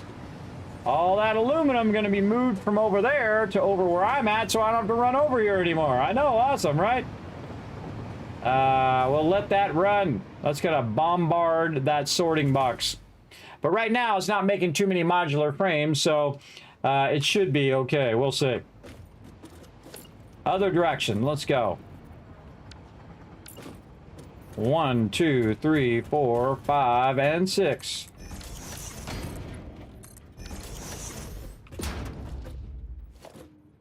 And I might as well run the line while I'm doing it, because when I get to the end, it'll then start up and start running it. Okay, we're getting close, but I don't know where it is. So now what we want to do is take out a little piece of the road here, make sure we can fly, and flying up. Now what we do is we already got that lined up. We want to go over here and line this up and run it back that way. I believe I already have some of the plastic run down there, so I can use it for making other things. The rubber isn't the one that's not run down, so we'll go ahead and work on that. Now this will just make this endlessly now until it fills up all of this stuff. Make sure that's going the right direction. Okay.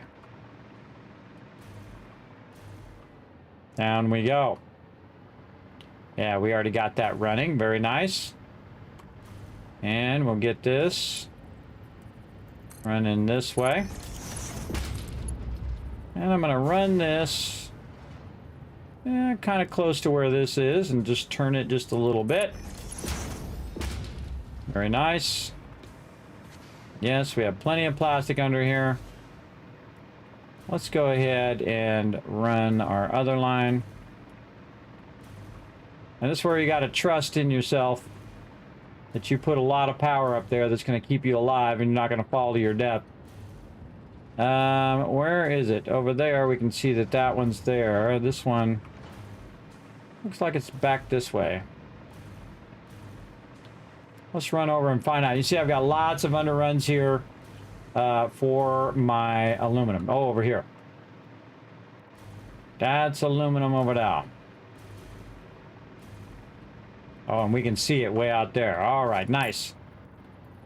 Then run this. Now again, I don't need to run a whole lot of these under here. I could make a whole under part. I only make as many things as I need as I go, usually. Or if I think I'm going to expand that area, then I might build extra. Kind of like what I did with the train. But again, this takes time. 1, 2, 3, 4, 5, 6. Now I can just stand to one side here and run these. This other one's currently not being used. We can just fly around the outside. 1, 2, 3, 4, 5, 6.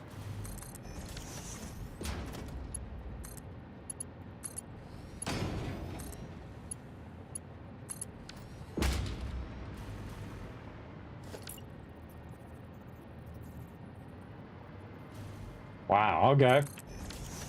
Lucking out with these distances today.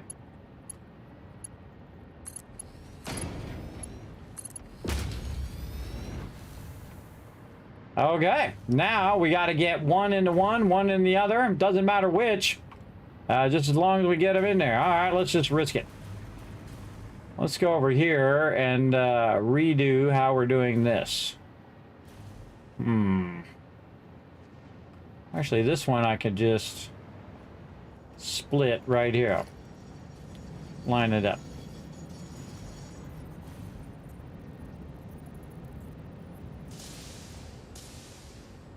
You just aim at the line you already have.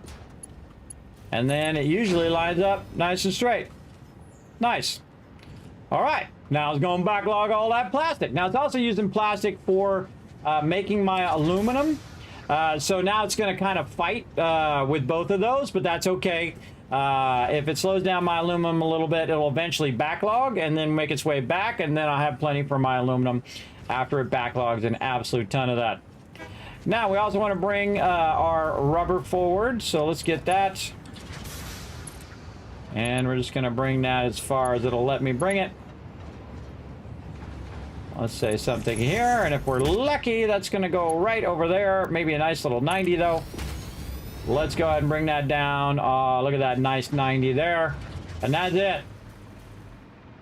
Now it's going to run that all the way to the end. And we should see a whole lot of sorting going on. That's going to take a lot of sorting. But that's okay, because again, we're running it 24/7, so we should be good. And now we should see a triple line running. Oh yeah, triple line running there. All the way back. And then this is when it gets, it's going to struggle because it's going to be double whammying the box. Yeah, gotta get out of here. This way. Double whammying that box. So it should, basically, it's going to override. It's not going to properly merge it when it runs it out.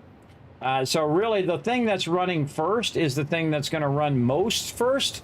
And so I can stop it from doing that by just breaking the chain here. But this has already got a ton of this in here. So all I have to do is just say, oh, wait a minute. I don't want you to do aluminum right now. I want you to do the other thing. And so pull that out. And when it's done, it'll then now switch to the other items that I want. Here, in this case, rubber running out. Very nice. over here.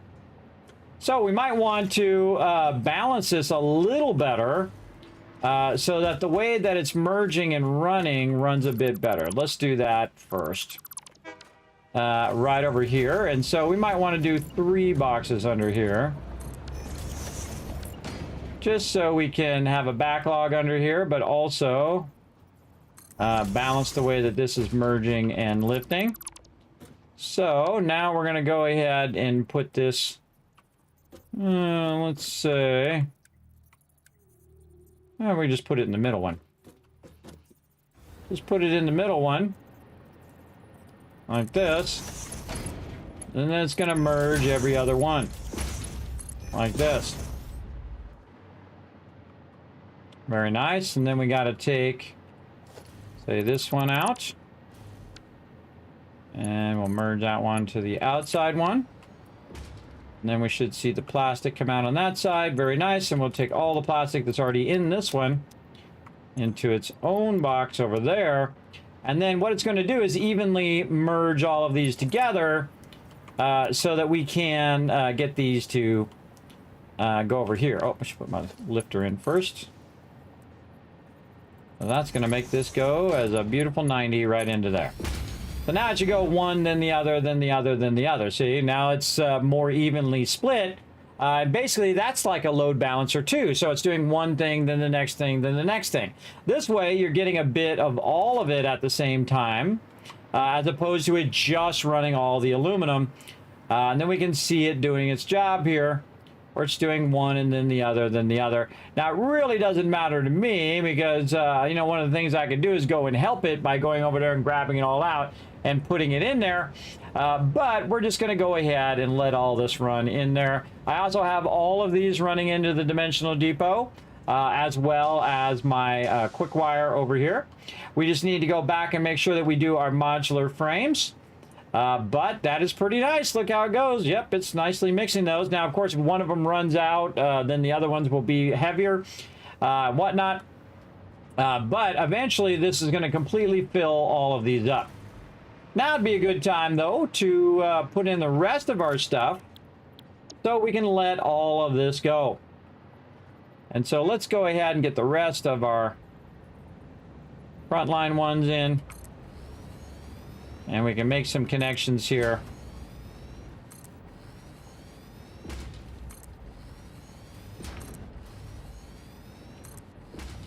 And we can test and see if this is working. Oh, out of pipes. No problem. I got a bunch of them right here.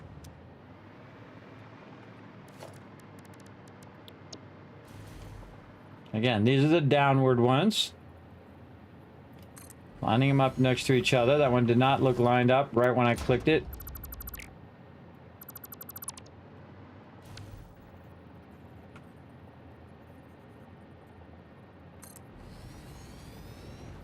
Oh, not any more beams.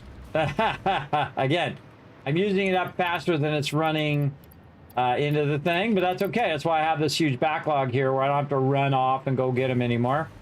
Like I was doing before, where I had to run all the way back and get it and run all the way back again.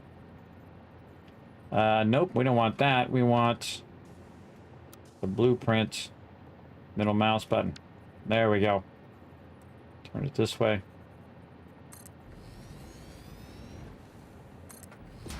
All right, that should line up. We'll find out here in a second. So now we want to go to the top here. I'm going to double line run all of these. I'm going to line there on that one, which is quick wire. Now the reason why I put one up here, telling me to take a break. The reason why I put a quick wire up here is so that I can match that the quick wire is running out of there when I put the when I look up here at the top. If it's the wrong thing, then I'm like, uh-oh, what's going on there, right? So that should be a red flag. Like this is a great example, plastic here, right? So this one should be plastic. So when I run the plastic, I should see some plastic going through there. Yeah, there we go.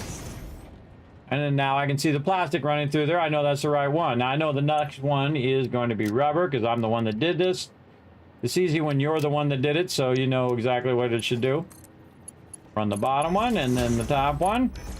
And I should run that rubber in there at double speed. Very nice. Now the next one, aluminum, is what we chose for this one. Very nice. And when we run this one,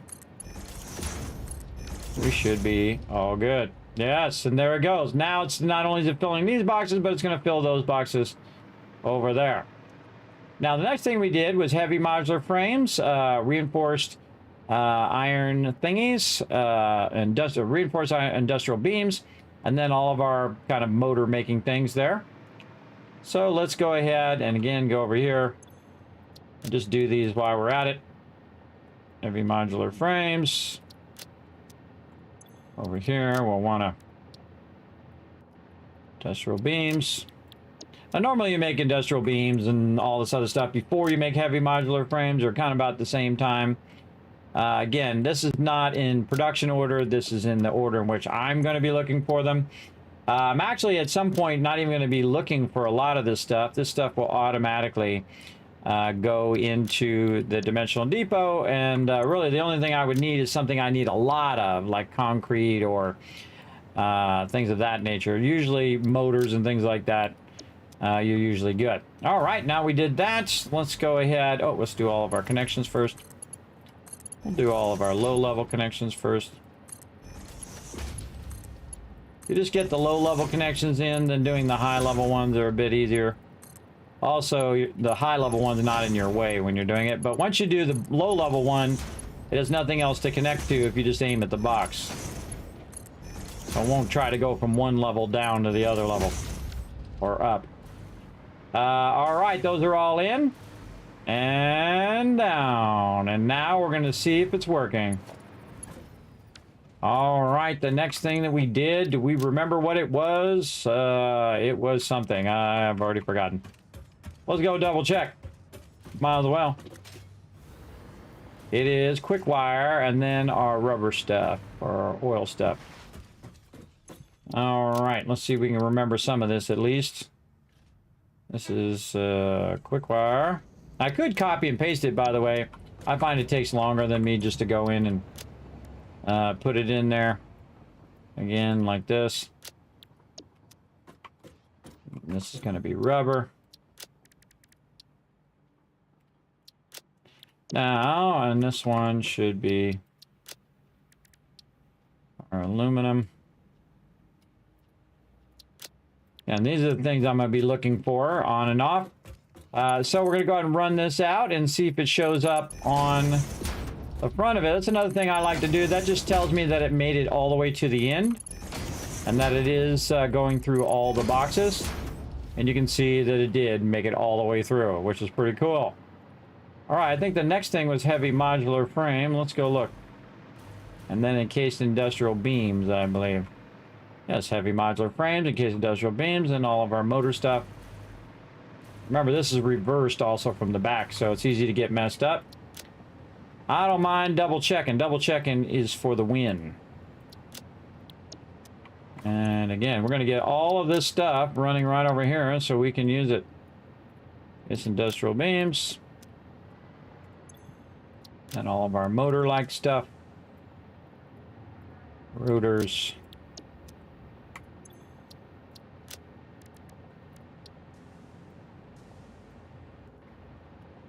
Stators there. And then the end product of both rotors and stators is our thing that is now hiding. There it is, motors. And there we go. That's all set up now. All I have to do is get those resources to go in there. And we all good. And we'll go ahead and just run these out since we're doing this. Again, that's what's so nice about blueprinting. Now you got this massive storage of resources. Again, I don't do this in the beginning game because I just don't have enough resources yet. And so I'll do this in the later game. I'll take all this out and really scale it up to basically 10 times the size it was before. And look at that. That's just going to keep running and running 24/7 until those all fill up. And then it's going to start to backlog, and then it's going to run out our overflow. Now, we need to deal with our overflow here. I believe we could probably sneak a little shum-shum in here. Let's see if we can get ourselves a nice awesome sink squeezed in here. Oh, a little close, a little close. Maybe we have to back run it.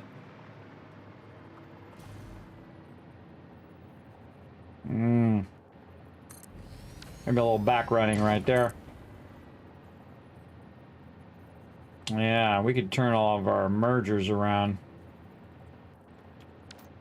Oh, wait, we could put another... we can try to put an industrial storage going the other way on this one.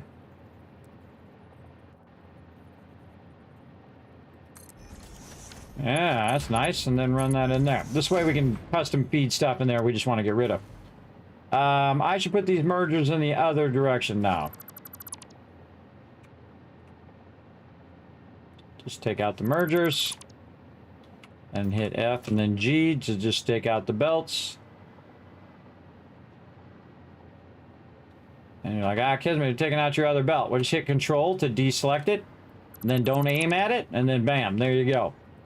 Now we're going to take these mergers and we're going to run the opposite way. Merger. Go this way. Very easy to turn these around. Definitely worth it. To make it a bit easier to run it. Actually, I could run it right there and turn it this way. So it's merging like that. And then this one I can turn this way. Could have left these ones at the end now that I think about it. That's okay. What they're going to do is end up on this one here, and then this one's going to come out and go in the box. But when it finally does get to overflow, they're all going to end up right there at the end. Double clicking. That wasn't so bad. Put it back in, easy peasy. Oh, right there.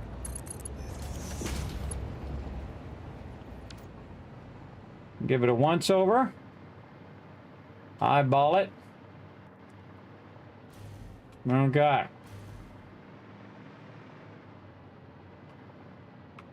Okay, now it'll do all that overflow into there, into that box, into the awesome sink.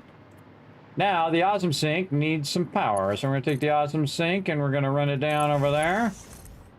And we're going to find some power over here. Where's he getting his power from here? Oh, that power is coming from the other side. I see.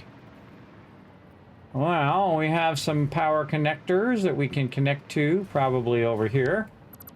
Let's see, what do we got? Nothing? Oh, how am I? Oh, I'm running those across the top. Interesting. Yeah, running those across the top. Here's a great little trick. Right here. Run this down into there. Wait, let's run this over just a bit. Let's make this really nice. We're going to run this one. Nope. Run this one down. Run this one down. And connect those under there. I'm going to put these blocks back. Wait, not yet. We want to run this from here all the way over here to the awesome sink. And then cover that up. Awesome sink is up and running. Okay, and then we can put these back like this. And then color those back in. Whoa! Holy mackerel, made me jump! Construction coming in, showing lots of love. What's up, everybody? Thanks for coming in. That's a big raid. Holy mackerel, made me jump there. The train went by right when you did that. Welcome, everybody. Come on in, relax, take it easy. My name is Kismet. They call me the Gaming Tycoon. I've been gaming for 50 years. That's right. I was there at the very beginning, everybody, and I shall hopefully be there when Fallout comes out in another 10 years. Right now, we are scaling up our factory. As you can see, we got a little teensy bit of power going, about 10,000. We got trains running. We got backup power. We got our massive stacks of endless loot over here that we are auto-sorting into these boxes for us now. You can see we're bringing in a lot of goodies there. We're stacking up all of these, letting them backlog 10 boxes deep. Way back here, we've got our quick bada bing, bada boom over here to the Dimensional Depot, where we can just run that in and we're just having a great time blueprinting like crazy. I'm assuming you were playing some Satisfactory. I'm going to find out here in a second because I'm going to give you a shout out. Thanks for coming in the stream. I don't know how you found out about my stream, but I appreciate all right, come on. Nope, tried it. All right, mouse. Work with me here, mouse. Work with me. There we go. My mouse is out of control today. But man, let's see what you were playing. I guessed it. Satisfactory. Now again, everybody, I've been here on Twitch for almost 10 years now. I'm a Twitch partner, a YouTube partner. I also stream into 6 different platforms at the same time because I'm a crazy man. In 1080 HD, I'm streaming to Twitch, to YouTube, to X.com, aka Twitter, Facebook, Kick, and Trovo, all at the same time, simultaneously. I'm the ultimate multi-streamer. Just did a search for other people playing Satisfactory. Well, hey, I appreciate that random love. I appreciate it. Thanks for coming in, hanging out. Let's everybody go ahead and follow that link. All my tycoons, run over there, hit construction, hit a follow over there for bringing that sweet raid love over here, and check them out the next time they go live. Now, I've been playing Satisfactory since it came out in the Epic Game Store for, I don't know, 5, 6, 10 million years. I don't know, long time. It's been a while. And so I love the game so much, I actually bought it also on Steam, which is where I'm playing it right now. I've played every single update of the game. And right now, I am doing a slow play of the 1.0 update on purpose and not in any rush. And I'm showing you how to be massively effective. Now, let me just dazzle you for a second, because you're not going to find this anywhere else, everybody. First, you are in the home of the master of the spreadsheets, everybody. That's right. Here's my spreadsheets right here. I'm talking about my inputs and my outputs, how to balance all of your stuff right over here. And you're like, Kismet, numbers. Oh, numbers are too hard, man. You know what I really need? I need someone that goes above and beyond and actually illustrates exactly, because I'm a graphic designer, been a graphic designer for 30 years, exactly how to perfectly balance all of your factories. That's right. I call the Kismet Rule of 8, where you make 100% efficient factories that run and run and run forever. Like right here, you can see this, which is 3 pre-done, blueprinted, reinforced iron plates factories, and then of course combined with our assemblers and our rods that we made earlier. We got our 4 smelters, our 8 constructors, our 10 assemblers, and then our pre-done factories over here. Now let me just dazzle you again. Hold on with just one more second. That's right, I go in and I actually illustrate all of this stuff. So if you want to see what the reinforced iron plate one is, right over here, there you go, all illustrated as well as in how you can find perfect equilibrium. Now, we talk about load balancing, and we also talk about manifolds. We talk about logistic systems and how to set that up. Or you can be an incredibly awesome modular builder like me and make that exact thing that you just saw, but make it in a really cool tower down there that's currently running my reinforced reinforced iron plates on 3 separate levels, and then running it up to my train. That's a push-pull train that's running over here, and then dropping it off right over here where I want them to drop it off. Now, also, I can use it for my heavy modular frames and all of that. And again, I have played all the way through the game multiple times. I have gotten my golden cup in early access. So yes, so hit that follow button, relax, take it easy, and again, thank you for coming in with that raid. Now again, if you're all worn out, because you know people don't realize it, you get worn out because you know you're trying to entertain people, you're trying to put on your song and dance here in the stream. That's what I do, try to bring a little joy and positivity into your day, a little entertainment, maybe you learn something along the way from somebody who's been gaming again for 50 years, everybody. I was there when Pong came out on a stand-up arcade. I was there at the very first gaming console. You know why? My first gaming console was the first gaming console, the Magnavox Odyssey, which you probably never even heard of. You used a little white square and you moved it around your TV in the little haunted house where you'd put the plastic overlays on the TV and you had to turn the TV to channel 3. Way back in the day. So there you go. And again, I love it when everybody comes in on a raid. I appreciate you guys coming in. And again, we got push-pull train going there. And then also we were talking about using what I call circular trains right over here, which are bringing in all of our oil. We don't have to go get it. Why am I going to go get it? I'm going to go bring it to me. I'm not going out there. Go out there, get that oil, get that water, get that bauxite, bring that sucker to me because I'm going to be right here. Here's where I'm going to be. in my primary base. Now, my primary base is slightly up. We call it the Kismet Tower. It's just slightly up off the ground, just a little. Also down there, you can see I've got my perfectly balanced, actually advanced balanced coal power down there as well, which I also illustrated here on the stream. I also make those available, including blueprints and all of that stuff, available to my patrons as well. So if you like blueprints and you like cool designs done from scratch, by the way, you'll find nobody else illustrating the designs other than me. But that's, again, I've been doing it for 30 years, so it's very easy for me to go in, just draw that out. Give you a bit of understanding of perfectly balancing your reinforced iron plates, and then you make that into a blueprint, and then you can stack 3 of them on top of each other like I just did today. In fact, we made that tower just today. We made that whole thing, and we just used it blueprints and stacked one on top of another on another, and just connected it all together, ran up to our train, have the train bring it back for us, and then auto sort it into our boxes, which is pretty awesome. Pretty amazing. I also play other games like 7 Days to Die. I also play Fallout series, which is my favorite series of all time. This is also one of my favorite games of all time, everybody. They just absolutely knocked it out of the park. It is exceptionally good. Exceptionally good. And I played all of these type of factory games, everybody, from Factory O to Dyson Sphere to all of those ones. I played all of those, but I've been playing this one since it came out, and I've loved every single update ever. And you only get to play 1.0 for the first time one time. So that's why I'm taking my sweet time. Taking my sweet time, working my way through, showing you how to be super efficient at the beginning of the game. Just having the greatest time ever right now. Just having a great time. So now we've moved into our next phase, which is basically bringing all of our resources over here. And you can see we've got our modular frames going in, we've got our plastic running, we've got our rubber and our aluminum. And those are the things I'm typically looking for. One of the next things that we do want to work on is our stuff right here, which is our encased industrial beams. Now, I could just throw some in there, but I don't want to throw any in there because I want to see if it actually is coming out on the other side. Which I actually label it and I make the thing come out so I can see if it actually made it to the end. Right, in this case, we've got to still work on our quick wire, running that over, get our train over there to pick it up and bring it back for us. Because it's already running right now. I'm running in the dimensional depot. And again, I could just go in the depot and get my quick wire.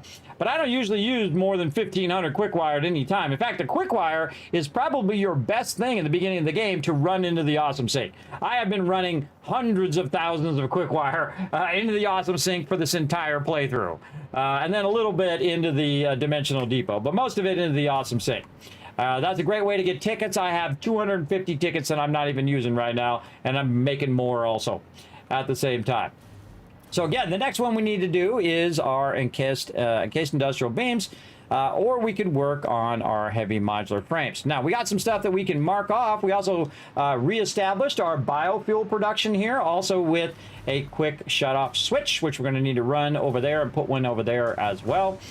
So if we do want to make some biofuel, we got it right here. Now, if you notice things that have to do with power is by where my hub is. You also might notice that I've colored my floors here.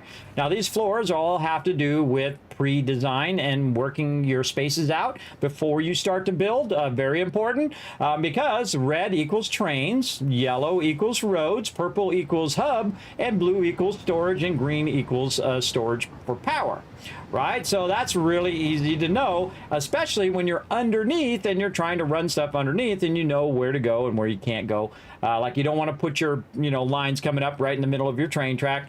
Really does help a lot to kind of pre-think that stuff out. Now, you can always change it later and move the whole thing around. In fact, you can tear the whole thing down and start again from scratch like I did. Yeah, tore the whole thing down. Going to sleep. All right, good to meet you. Good to meet you as well. See you around. Have a good night, construction. Thanks for chilling out. So, again, we're going to get in here. Oh, what happened to our thing right here? We don't have no beautiful 90s here. What's going on here? Oh, that's right, because they're offset. They're offset there. Okay, so we got that done. Now, we need to think about our next stage, which is making that encased industrial beams. So we're going to hit N, encased industrial beams.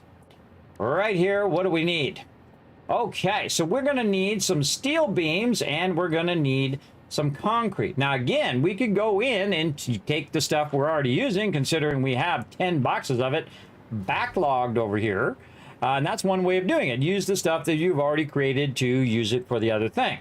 Now, there's another way of doing it where you split it into separate, whole entire separate processes, which I like to do because I know what happens toward the end game. I haven't saw tier 9 yet, so remember, everybody, I am your official FICSIT corporate trainer, and of course, follow those regulations. The learn to play sign is now wrong lit. button. You may backseat Wrong game button. during this time. Hold on, try it again. Official FICSIT corporate regulations prohibit Oh, my headphones backseat died. gaming. My headphones died. That's why I can't hear it. Sign is lit only. Wrong button as well. All right, hold on, switching headphones. I have 2 sets of headphones. In case my headphones die. Like that. Alrighty. Man, we're going long stream, everybody. I've been putting out these long streams for you. I hope you like them. There's a lot of hard work, man. This is, again, this is like running a marathon every night. Running a streamer marathon. Let's see if I can get it to come up here. Where are you at? Right here. There you are. Yeah, I can hear it. Nice. I was a little loud on these ones. Okay. So, again, I'll do it one more time just for funny. Official FICSIT corporate regulations prohibit backseat gaming. Please backseat when the learn to play sign is lit only. There you go, everybody. Now you know.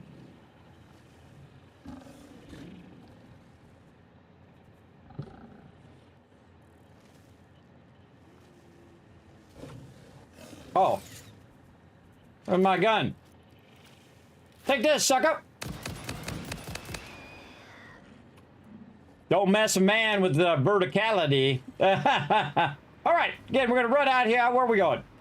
We're going this way. And for those who just came in, I'll show you my little modular factory I've got going over here. Now, what we did is we came over here, and you can see that we have it on the blueprinter that we've been stacking. And this is our assemblers, right? So we have different layers. We have the bottom layer, which is smelting. Then we have it running up into the other layers, which you can see right over here. It's smelting and then making rods. Over here, you can see that it's bringing up the raw iron. That raw iron is then going all the way up. As you can see, making our reinforced iron plates. And those reinforced iron plates and those rods going all the way up here to the tippy top.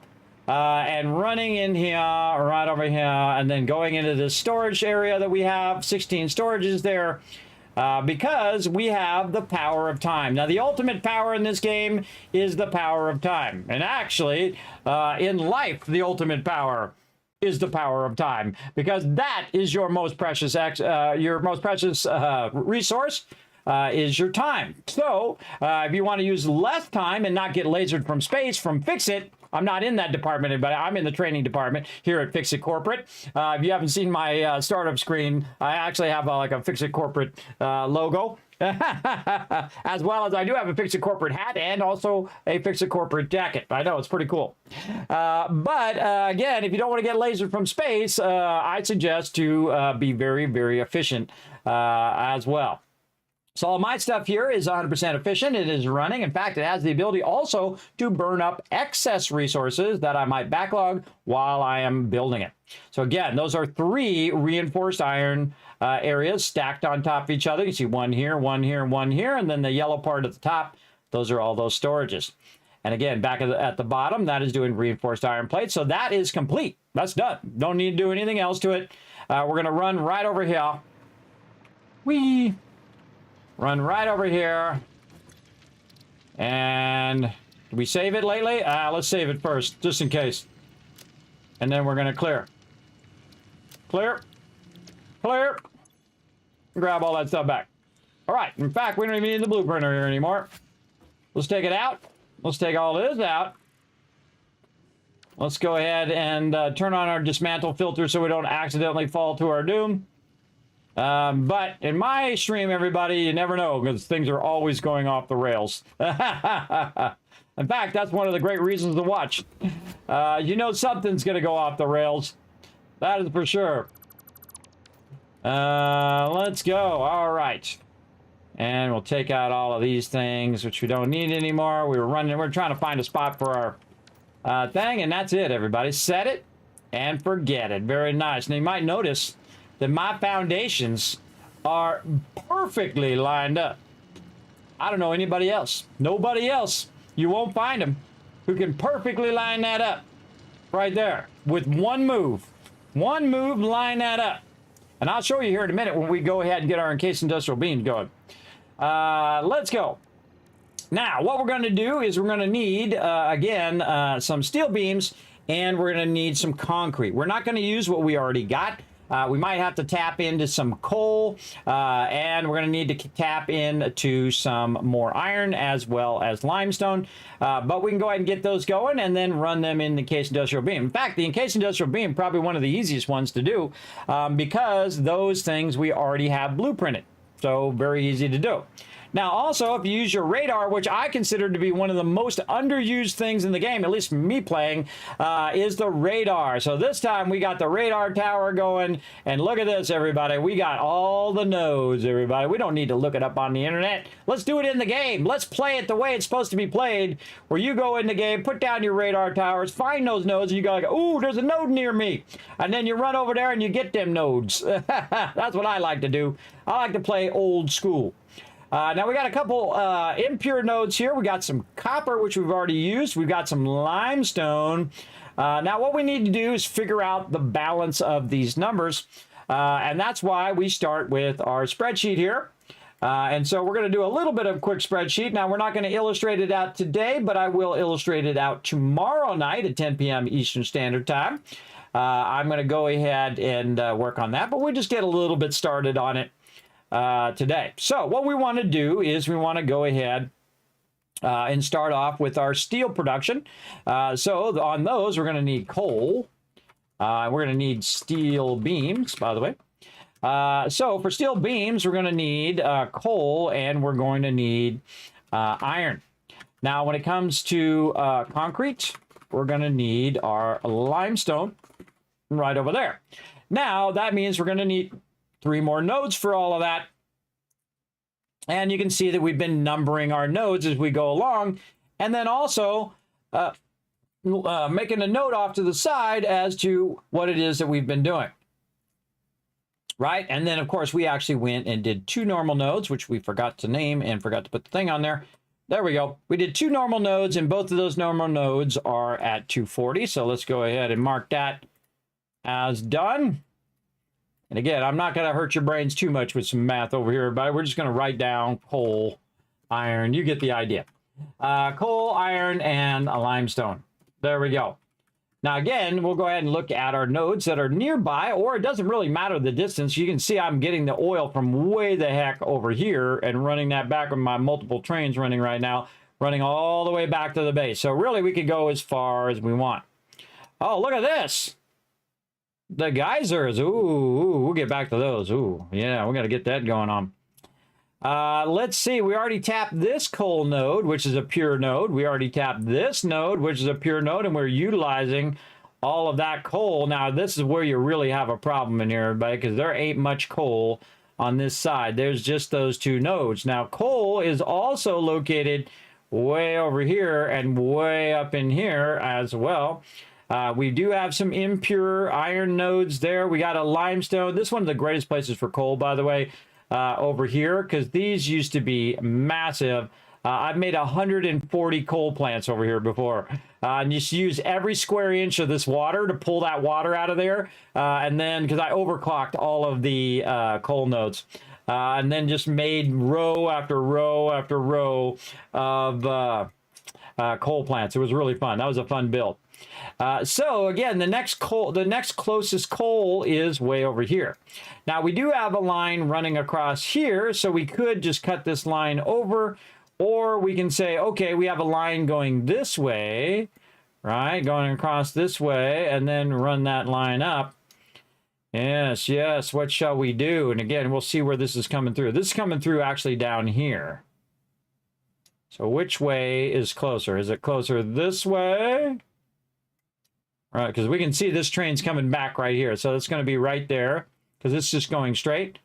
So it's coming back here, so we can go up or we can go to the side, and it kind of feels like the same distance. That's how it goes, everybody. And there's a pure node back there as well. More copper there. We also have a SAM ore, which is a pure node, double or limestone. And we have some copper ore. Now, this is actually one of the greatest places to start right here. These are all pure nodes. All of these are, this is an incredibly great place to get a good start. The only tough part here is quartz and coal and sulfur. But you can go over here and get yourself some Caterium ore and run it down. You can go over, grab yourself some quartz from way over here and run that over if you want. Or you can grab it from up here where I've grabbed it before and run that down as well. But again, that's a really great spot. But I start wherever I start, if you know what I mean. So I start in the forest, wherever it puts me, that's where I build my base. Because I feel like that's much more challenging than just going to the easiest places in the game where all the nodes are pure. I feel like it's much more fun logistical problem to try to make that all work. Okay, now another thing I can do is just run over here, get the coal, and bring the coal back, and then combine it with the ones that are nearby. So I don't have to collect all of this and run all of this back, though eventually I probably will anyway. Or I could build it over here and then just take the final product and bring the final product to me, which is often a good idea because then you're just training one thing instead of training 5 or 10 things where you have to go in and put in all the train stations and all of the things and move all the stuff. So I feel like what we'll do on this one, just for fun, is we'll go in and we're going to go ahead and run ourselves a spot over there, bring these resources up and bring the resources out to the tower, and we'll make ourselves a tower here that we can use for our reinforced iron plates, and then we'll just have the train come down. And we can actually have our current train divert and go up and grab it, then come down and then go this way, but we'd have to add more trains for sure. Or I can make it super easy, just have a push-pull train going back and forth, bringing the actual final product, which is also a great way. So again, there's multiple ways of doing it. Like you can go in and get all the resources and bring them into a central area, or you can build it in modular style, or you can, do a little bit of this and a little bit of that. You can convert all your ignits at the node, and then take the ignits and run it over, and then run it to your factory. There's a million different ways of doing it, everybody. I prefer to do stuff that is nearby and have them in separate factories, so they're not just monopolizing my space by my hub. And then you can see I'm also bringing quartz back over here. Running all of this stuff up and back here for the frames, and then oil, water, and bauxite over here for aluminum. So let's get into it. Now we have to kind of figure out how we're going to line that up somewhere about right here. How do I want to line? I want to probably go kind of edge on the side of this. Again, we'll just eyeball that a little bit. Let's say somewhere right here. So we'll just put a little question mark right about there. Let's say here. Okay. Now we're going to go ahead and get out of there. Go back into the map. Click our question mark and then highlight it. And then what it's going to do is put a big beam in the sky right there. So it'll give us a general idea of maybe where we want to run that way. So now we're all done over here and we're ready to run back. Lock and load. This is my buddy Fred. Everybody say hi to Fred. There he is. I love you too, buddy. You're both lovable and annoying all at the same time. He loves to get in my base when I'm building them. Whee!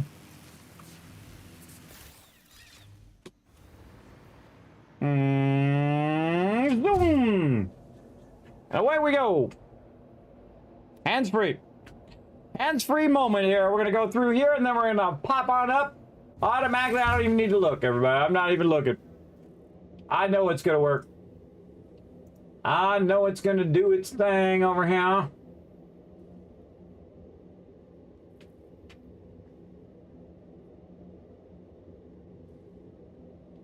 And again, we're just trying to get this case industrial beams going a little bit. Over here. Oh, you know what else we could do? We could go to our edit to-do list. We could clear that. We could go ahead and put encased industrial beams, and then we can actually add it to the to-do list. So it'll remind us over there on the side that we need steel beams and concrete and all that fun stuff. We'll hide this. And now we're back at the base. Okay. We came back here for some reason. Oh, we're going to go out here and see if we can run some foundations. We're going to need just a smidge of concrete, so we might want to grab a little bit of that. How much do I got on me right now? I got a good amount. Yeah. You know what I feel like doing? I got to empty out my inventory here. Let's go ahead, put this back in here. Let's put that back in there. I don't think we can put much of this other stuff in here. I think that's already full. I'm going to see what's not full in here. That's full. What else we got? That's not full. Heavy modular frames are not full. I kind of feel like all this other stuff is full. All right, let's do the ones that are low first. Then we can throw some computers in there, maybe. That's one of my favorite things, everybody. Just throwing it in there and it just takes it out of your inventory. It gives you more inventory space. Very cool. Now I don't need to keep this. I got a lot of that. I think we already have our quick wire in there. But our computers. Computers are maxed. All right, that's what I like to see. Again, I do a little testing and see what I can and can't put in there when I'm low on. These should all be going in there. All of this stuff has its own dimensional depot. Oh! That's what I was going to do. Dimensional depot and the turn-off switch. Now remember, we got to go back. Let's go do that first before we get sidetracked.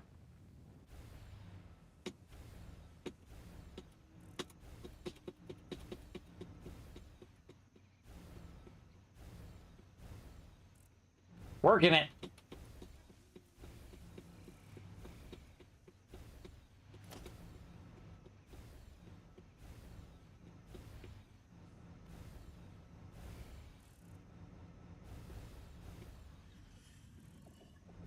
Am I going to get there before I hit the ground? Oh, so close.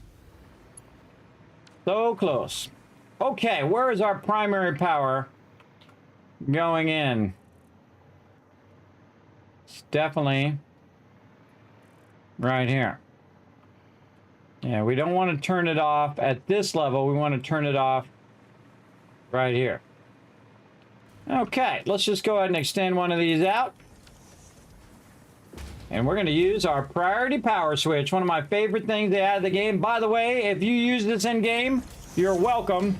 This was my suggestion, and I'm sure a whole bunch of others, but it was definitely my suggestion, so I should get a little credit. So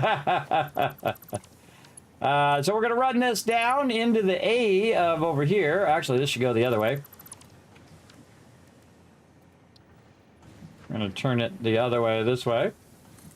There we go. We're going to hide that sound here for just a bit. We're going to go ahead and do this, and then we're going to put B up here, and then like this. All right, so now instead of this running to each of these, it's going to run to the switch, and then the switch is going to run to this, which is then going to connect into everything else.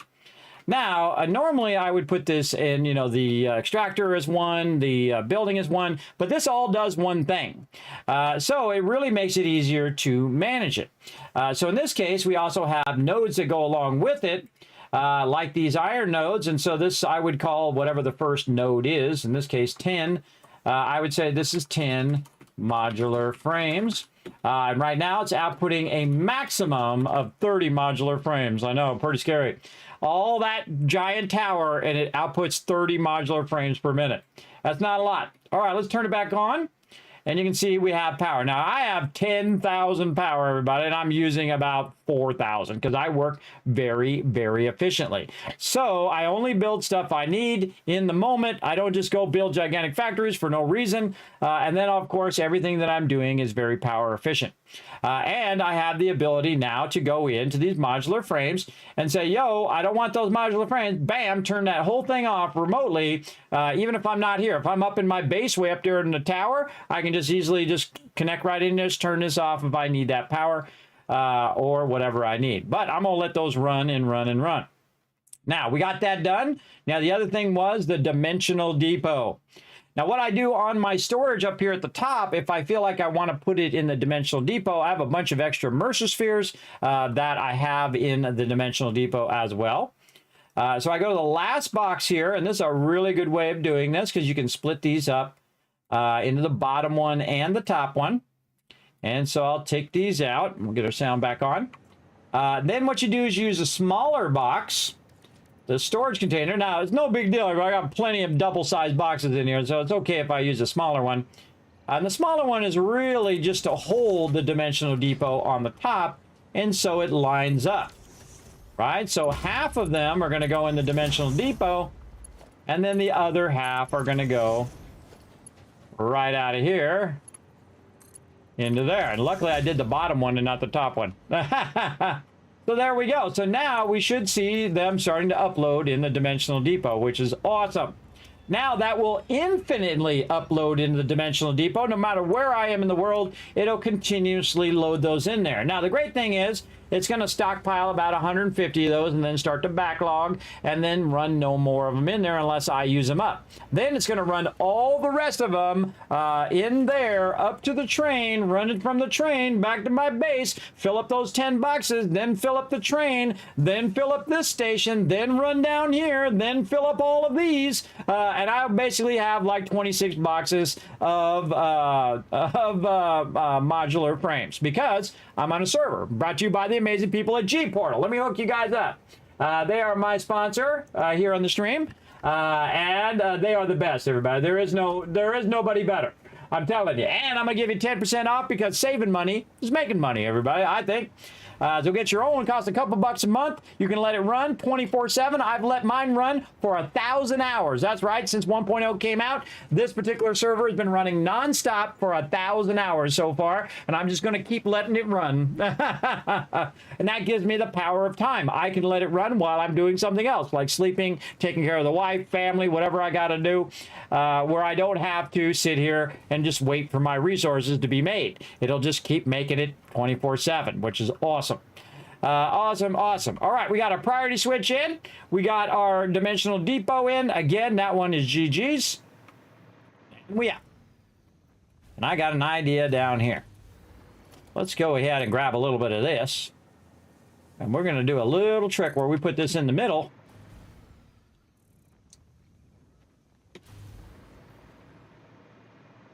Or we can catch that on the way through. And then that should bridge us over to that one. How convenient. What's up, Fred? I see you over there. My buddy Fred right there. He's like, hey, Kismet, over this way. What is it? What have you been doing? You look like you've been up to no good. Yeah, don't give me that look. I know when you're up to something.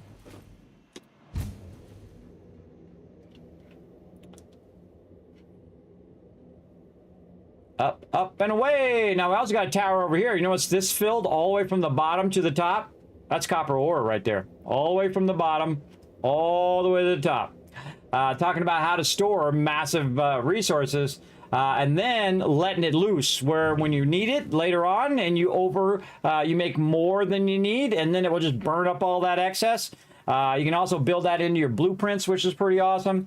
And I make 4x4x4 blueprints, and now, of course, using 5x5x5, which is very fun. Very fun. All right, we got that done. Now, we're going out here. We got plenty of plates. No train over here right now.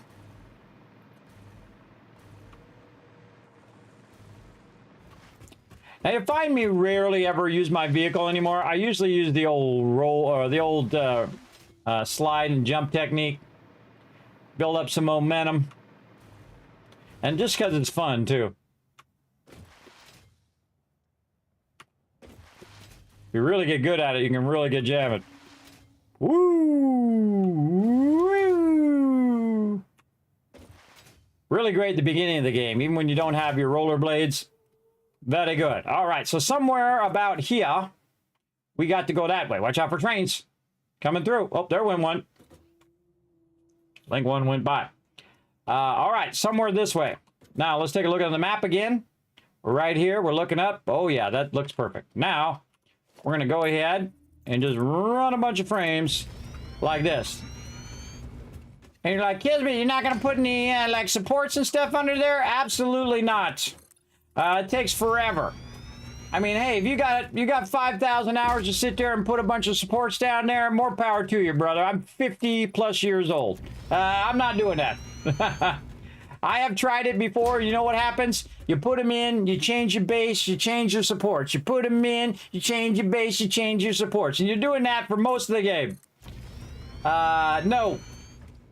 I might put them in at the end, but I ain't putting them in right now. That's for sure. I'm going to run this across. Now, I'm so old school in this game, everybody, that I used to put these in one at a time. That's right. You used to have to put those in one at a time, and I've put thousands of them in across all of my playthrough. One at a time.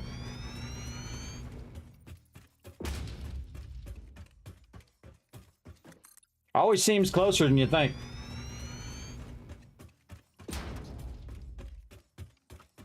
That does not seem like it's going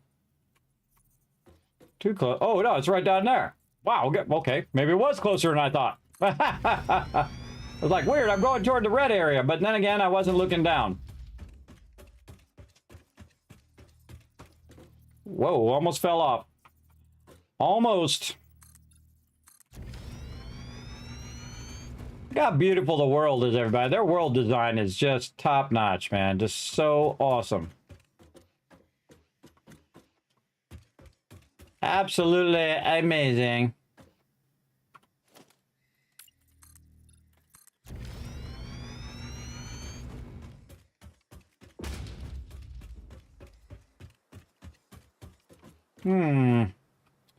I get a feeling for where I want to build. Look at that cool little pond there that's going down, water falling down to there. Another cool thing about getting way up here is you get this nice, beautiful view of the world. And I've been all over, but I haven't been everywhere. If you know what I mean. I purposely didn't go into every cave and look at every single... Plus, they also were changing the map in early access. I purposely don't burn myself out on early access games. It's very easy to do that. Oh, look, there's some Samor over there. I see you over there, Sam. I was looking for Samor forever, everybody. I could not find it. I could not find it. I was wandering around, I was like, don't tell me, no backseat gaming, don't tell me nothing. And so I finally found an ore node way over here. And then once I found it, then you can search for it. And then I searched it, and there was one literally right next to my base. Right there. Right next to my base. Now, I'm not going to tell you where it is right there. You're going to have to hunt it down. But there is one there. Okay, we need to make some factories. We need to convert some stuff. Okay, what do we want to do first? I think we should probably run a train first. So then we can get back and forth nice and quick. Oh, God, no, we're out of time. We can run a train tomorrow. We are out of time, chat. Holy mackerel, that went fast. Holy jeez. That was like it massively accelerated, everybody. All right, I might as well do a train on the way back. Hold on. Let's be smart about this.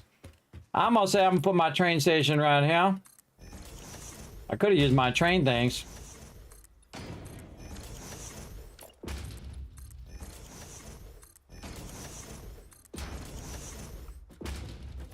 And I think we'll do a push-pull train. We'll get into really complex trains later.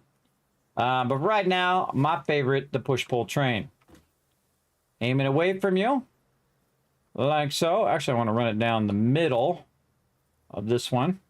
I like to run it down the middle of the foundations. I don't know how I started that, but at some point I started doing it and I started liking it, so then I started doing it more. That's why when you get off the train, you don't just fall off or feel like you're going to fall off. Okie dokie. I could actually just take all these out and redo them in train. I say we redo them on the way back.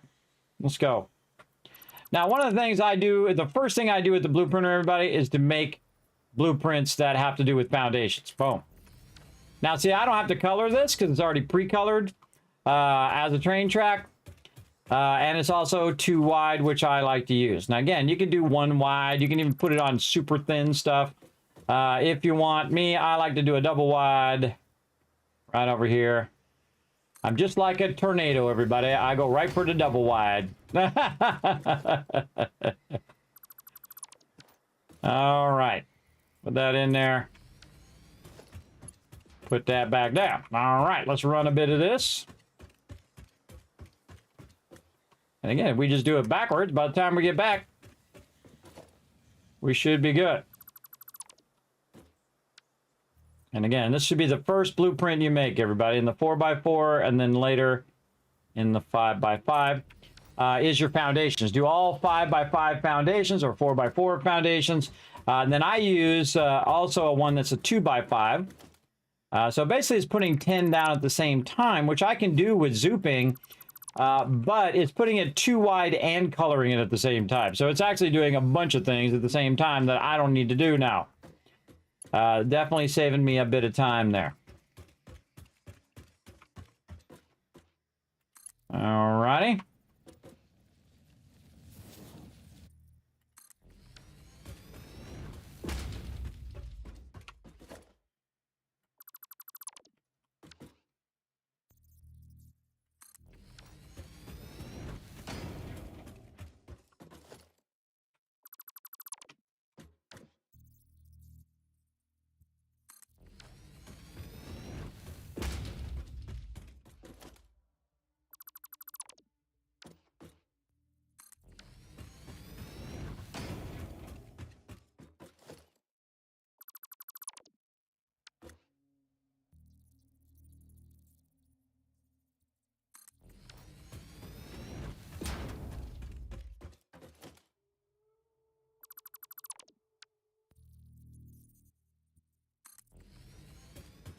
Almost forgot about my train track.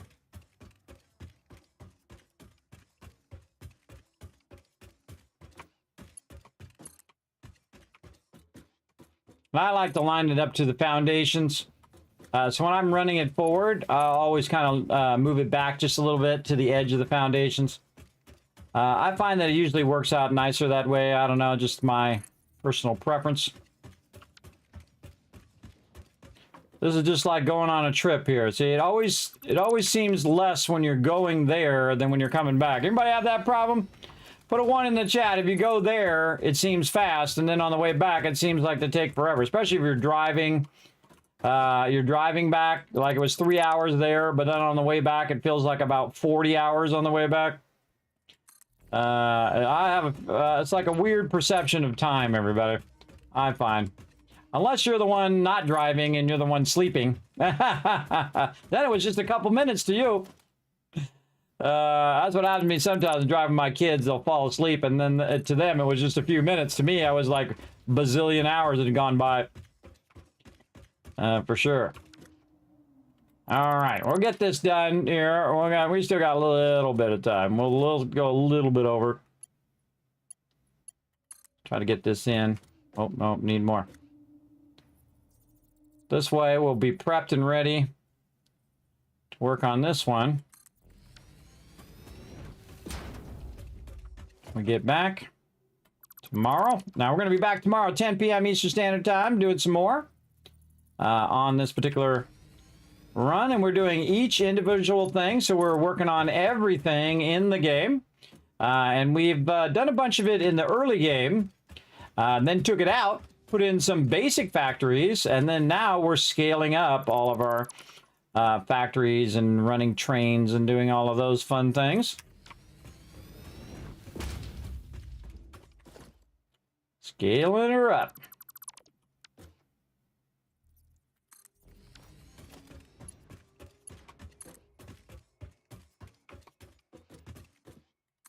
You also notice that I don't build fancy stuff, everybody. Why don't I build fancy stuff? Because I don't want to get shot by from outer space from FICSIT for being inefficient. Building fancy stuff is very inefficient. Making stuff that works and works for the least amount of time and gets it done the quickest, that's very efficient. And that's why I'm at FICSIT Corporate and those other people aren't. The official FICSIT Corporate trainer, as a matter of fact. Not have anything to do with you getting lasered from space. That's a different department than the one I'm in.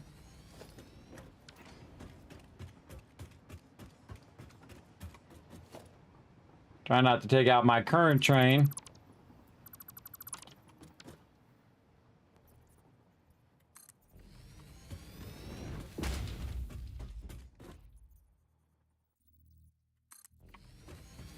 It was wild when that just magically lines up. In this case, it didn't, but got close.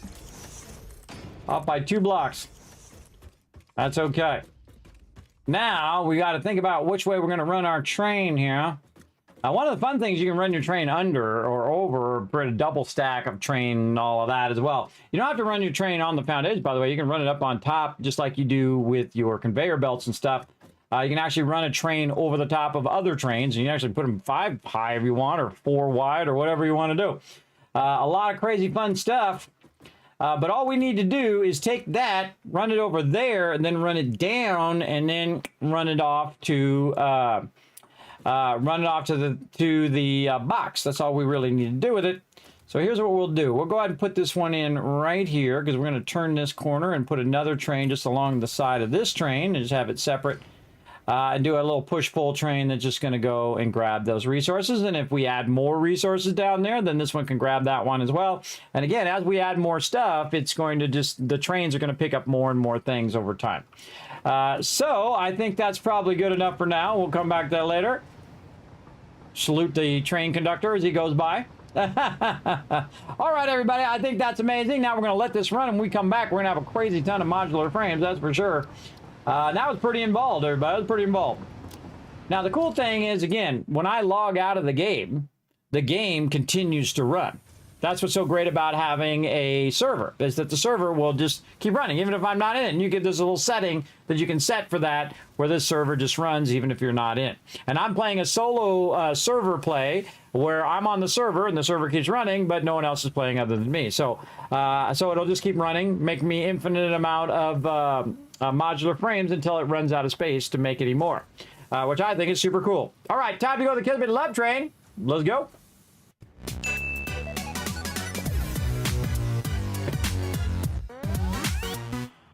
All right, everybody. I don't know about you, but that time went by incredibly fast. That was like massively accelerated. Very, very fast, I think.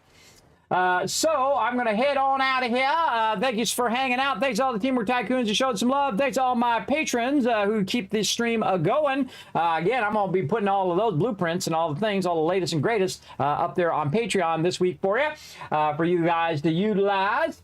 We're at 9 retweets. You know what? I'm going to give it to you anyway, everybody. I'm going to give you some love right there because you guys hung out all the way to the end of the stream.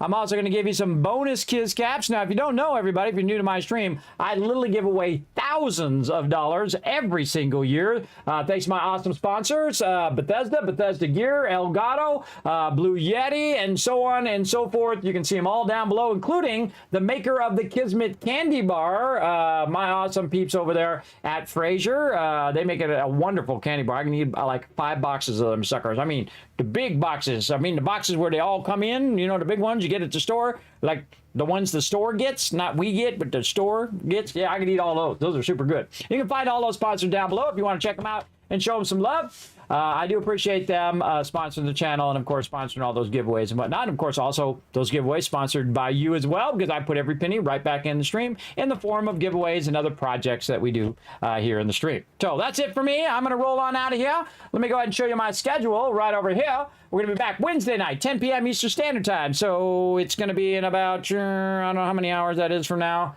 Let's go ahead and see. 6, that'd be 12. 13, 14, 15, 16, 17 hours, whatever time it is for you. For me, it's going to be 10 p.m. Eastern Standard Time. I'm going to be streaming every single day this week. Also on Thursday with some 7 Days to Die Solo Wanderer. On Friday, we're going to do a bonus stream, Throne of Liberty. We're going to be raiding with the team, which is going to be awesome. I know, because we just crushed it. We did a bonus raid on Monday, and we absolutely destroyed that boss. That boss had like 0 chance. He didn't even enrage or anything. We wiped him off the map, everybody. everybody. Obliterated that guy. And then, of course, on the weekend, we're going to do some team play with my team as well, playing some 7 Days to Die, pushing day 400, by the way, and also the loot table of about I think it was 800 last time I looked. Yeah, so yeah, that's a lot. That's very, very high, everybody in there. And of course, we're also checking out every single new POI, which there's 750 of them. So we're looking at those as we're running around, just having a great old time, everybody. We're also waiting for some updated content, hopefully this year, from 7 Days to Die. We get some storyline, maybe some bandits, maybe some crossplay. All those would be good stuff. That will be for sure. All right, so we're going to roll out of here. Again, you guys can help out the stream by just taking a quick moment and popping over here to the social media. Go over to youtube.com/KismetBP. I have literally thousands of videos over there, guides, highlights, all sorts of stuff from the past 10, 12, 14 years. I don't know how long it's been. It's been a long time. And you can go ahead and find all that stuff over there. And you can find a bunch of playlists for like my playlist of my 7 Days to Die, of my Satisfactory, all of that kind of stuff you can find over there as well. You can also check out discord.gg/Kismet. That's the home of the Teamwork Tycoons. All my awesome peeps over there, including a bunch of news, free games, all sorts of stuff like that over there. Feel free to check it out. You can also check out Kismet.gg, which is my website. That's right. Pretty cool website, right? You can see all of my like computers and megabits and megabytes and all the stuff I use in my office, and you can see a shot of my 6 monitors with my multiple computers and all of my microphones and stream decks and all that kind of fun stuff that I get asked about all the time. Kismet, what kind of computer do you have? What kind of computer setup do you have? Go see it right there. Bam, right over there. And of course, you can also help out the stream and get exclusive stuff like blueprints and all that other cool stuff and illustrations over on patreon.com/Kismet, as well as a bunch of exclusive stuff I make just for my patrons over there. Or I also make sections of videos when I'm doing videos that are just for my patrons so they can work with the blueprints that I give them and cool stuff like that. So there you go, everybody. That's it for me. I'm going to see you guys later tonight, 10 p.m. Eastern Standard Time. See you then. It was fun. Man, that went by fast. All right, we'll see y'all. Bye.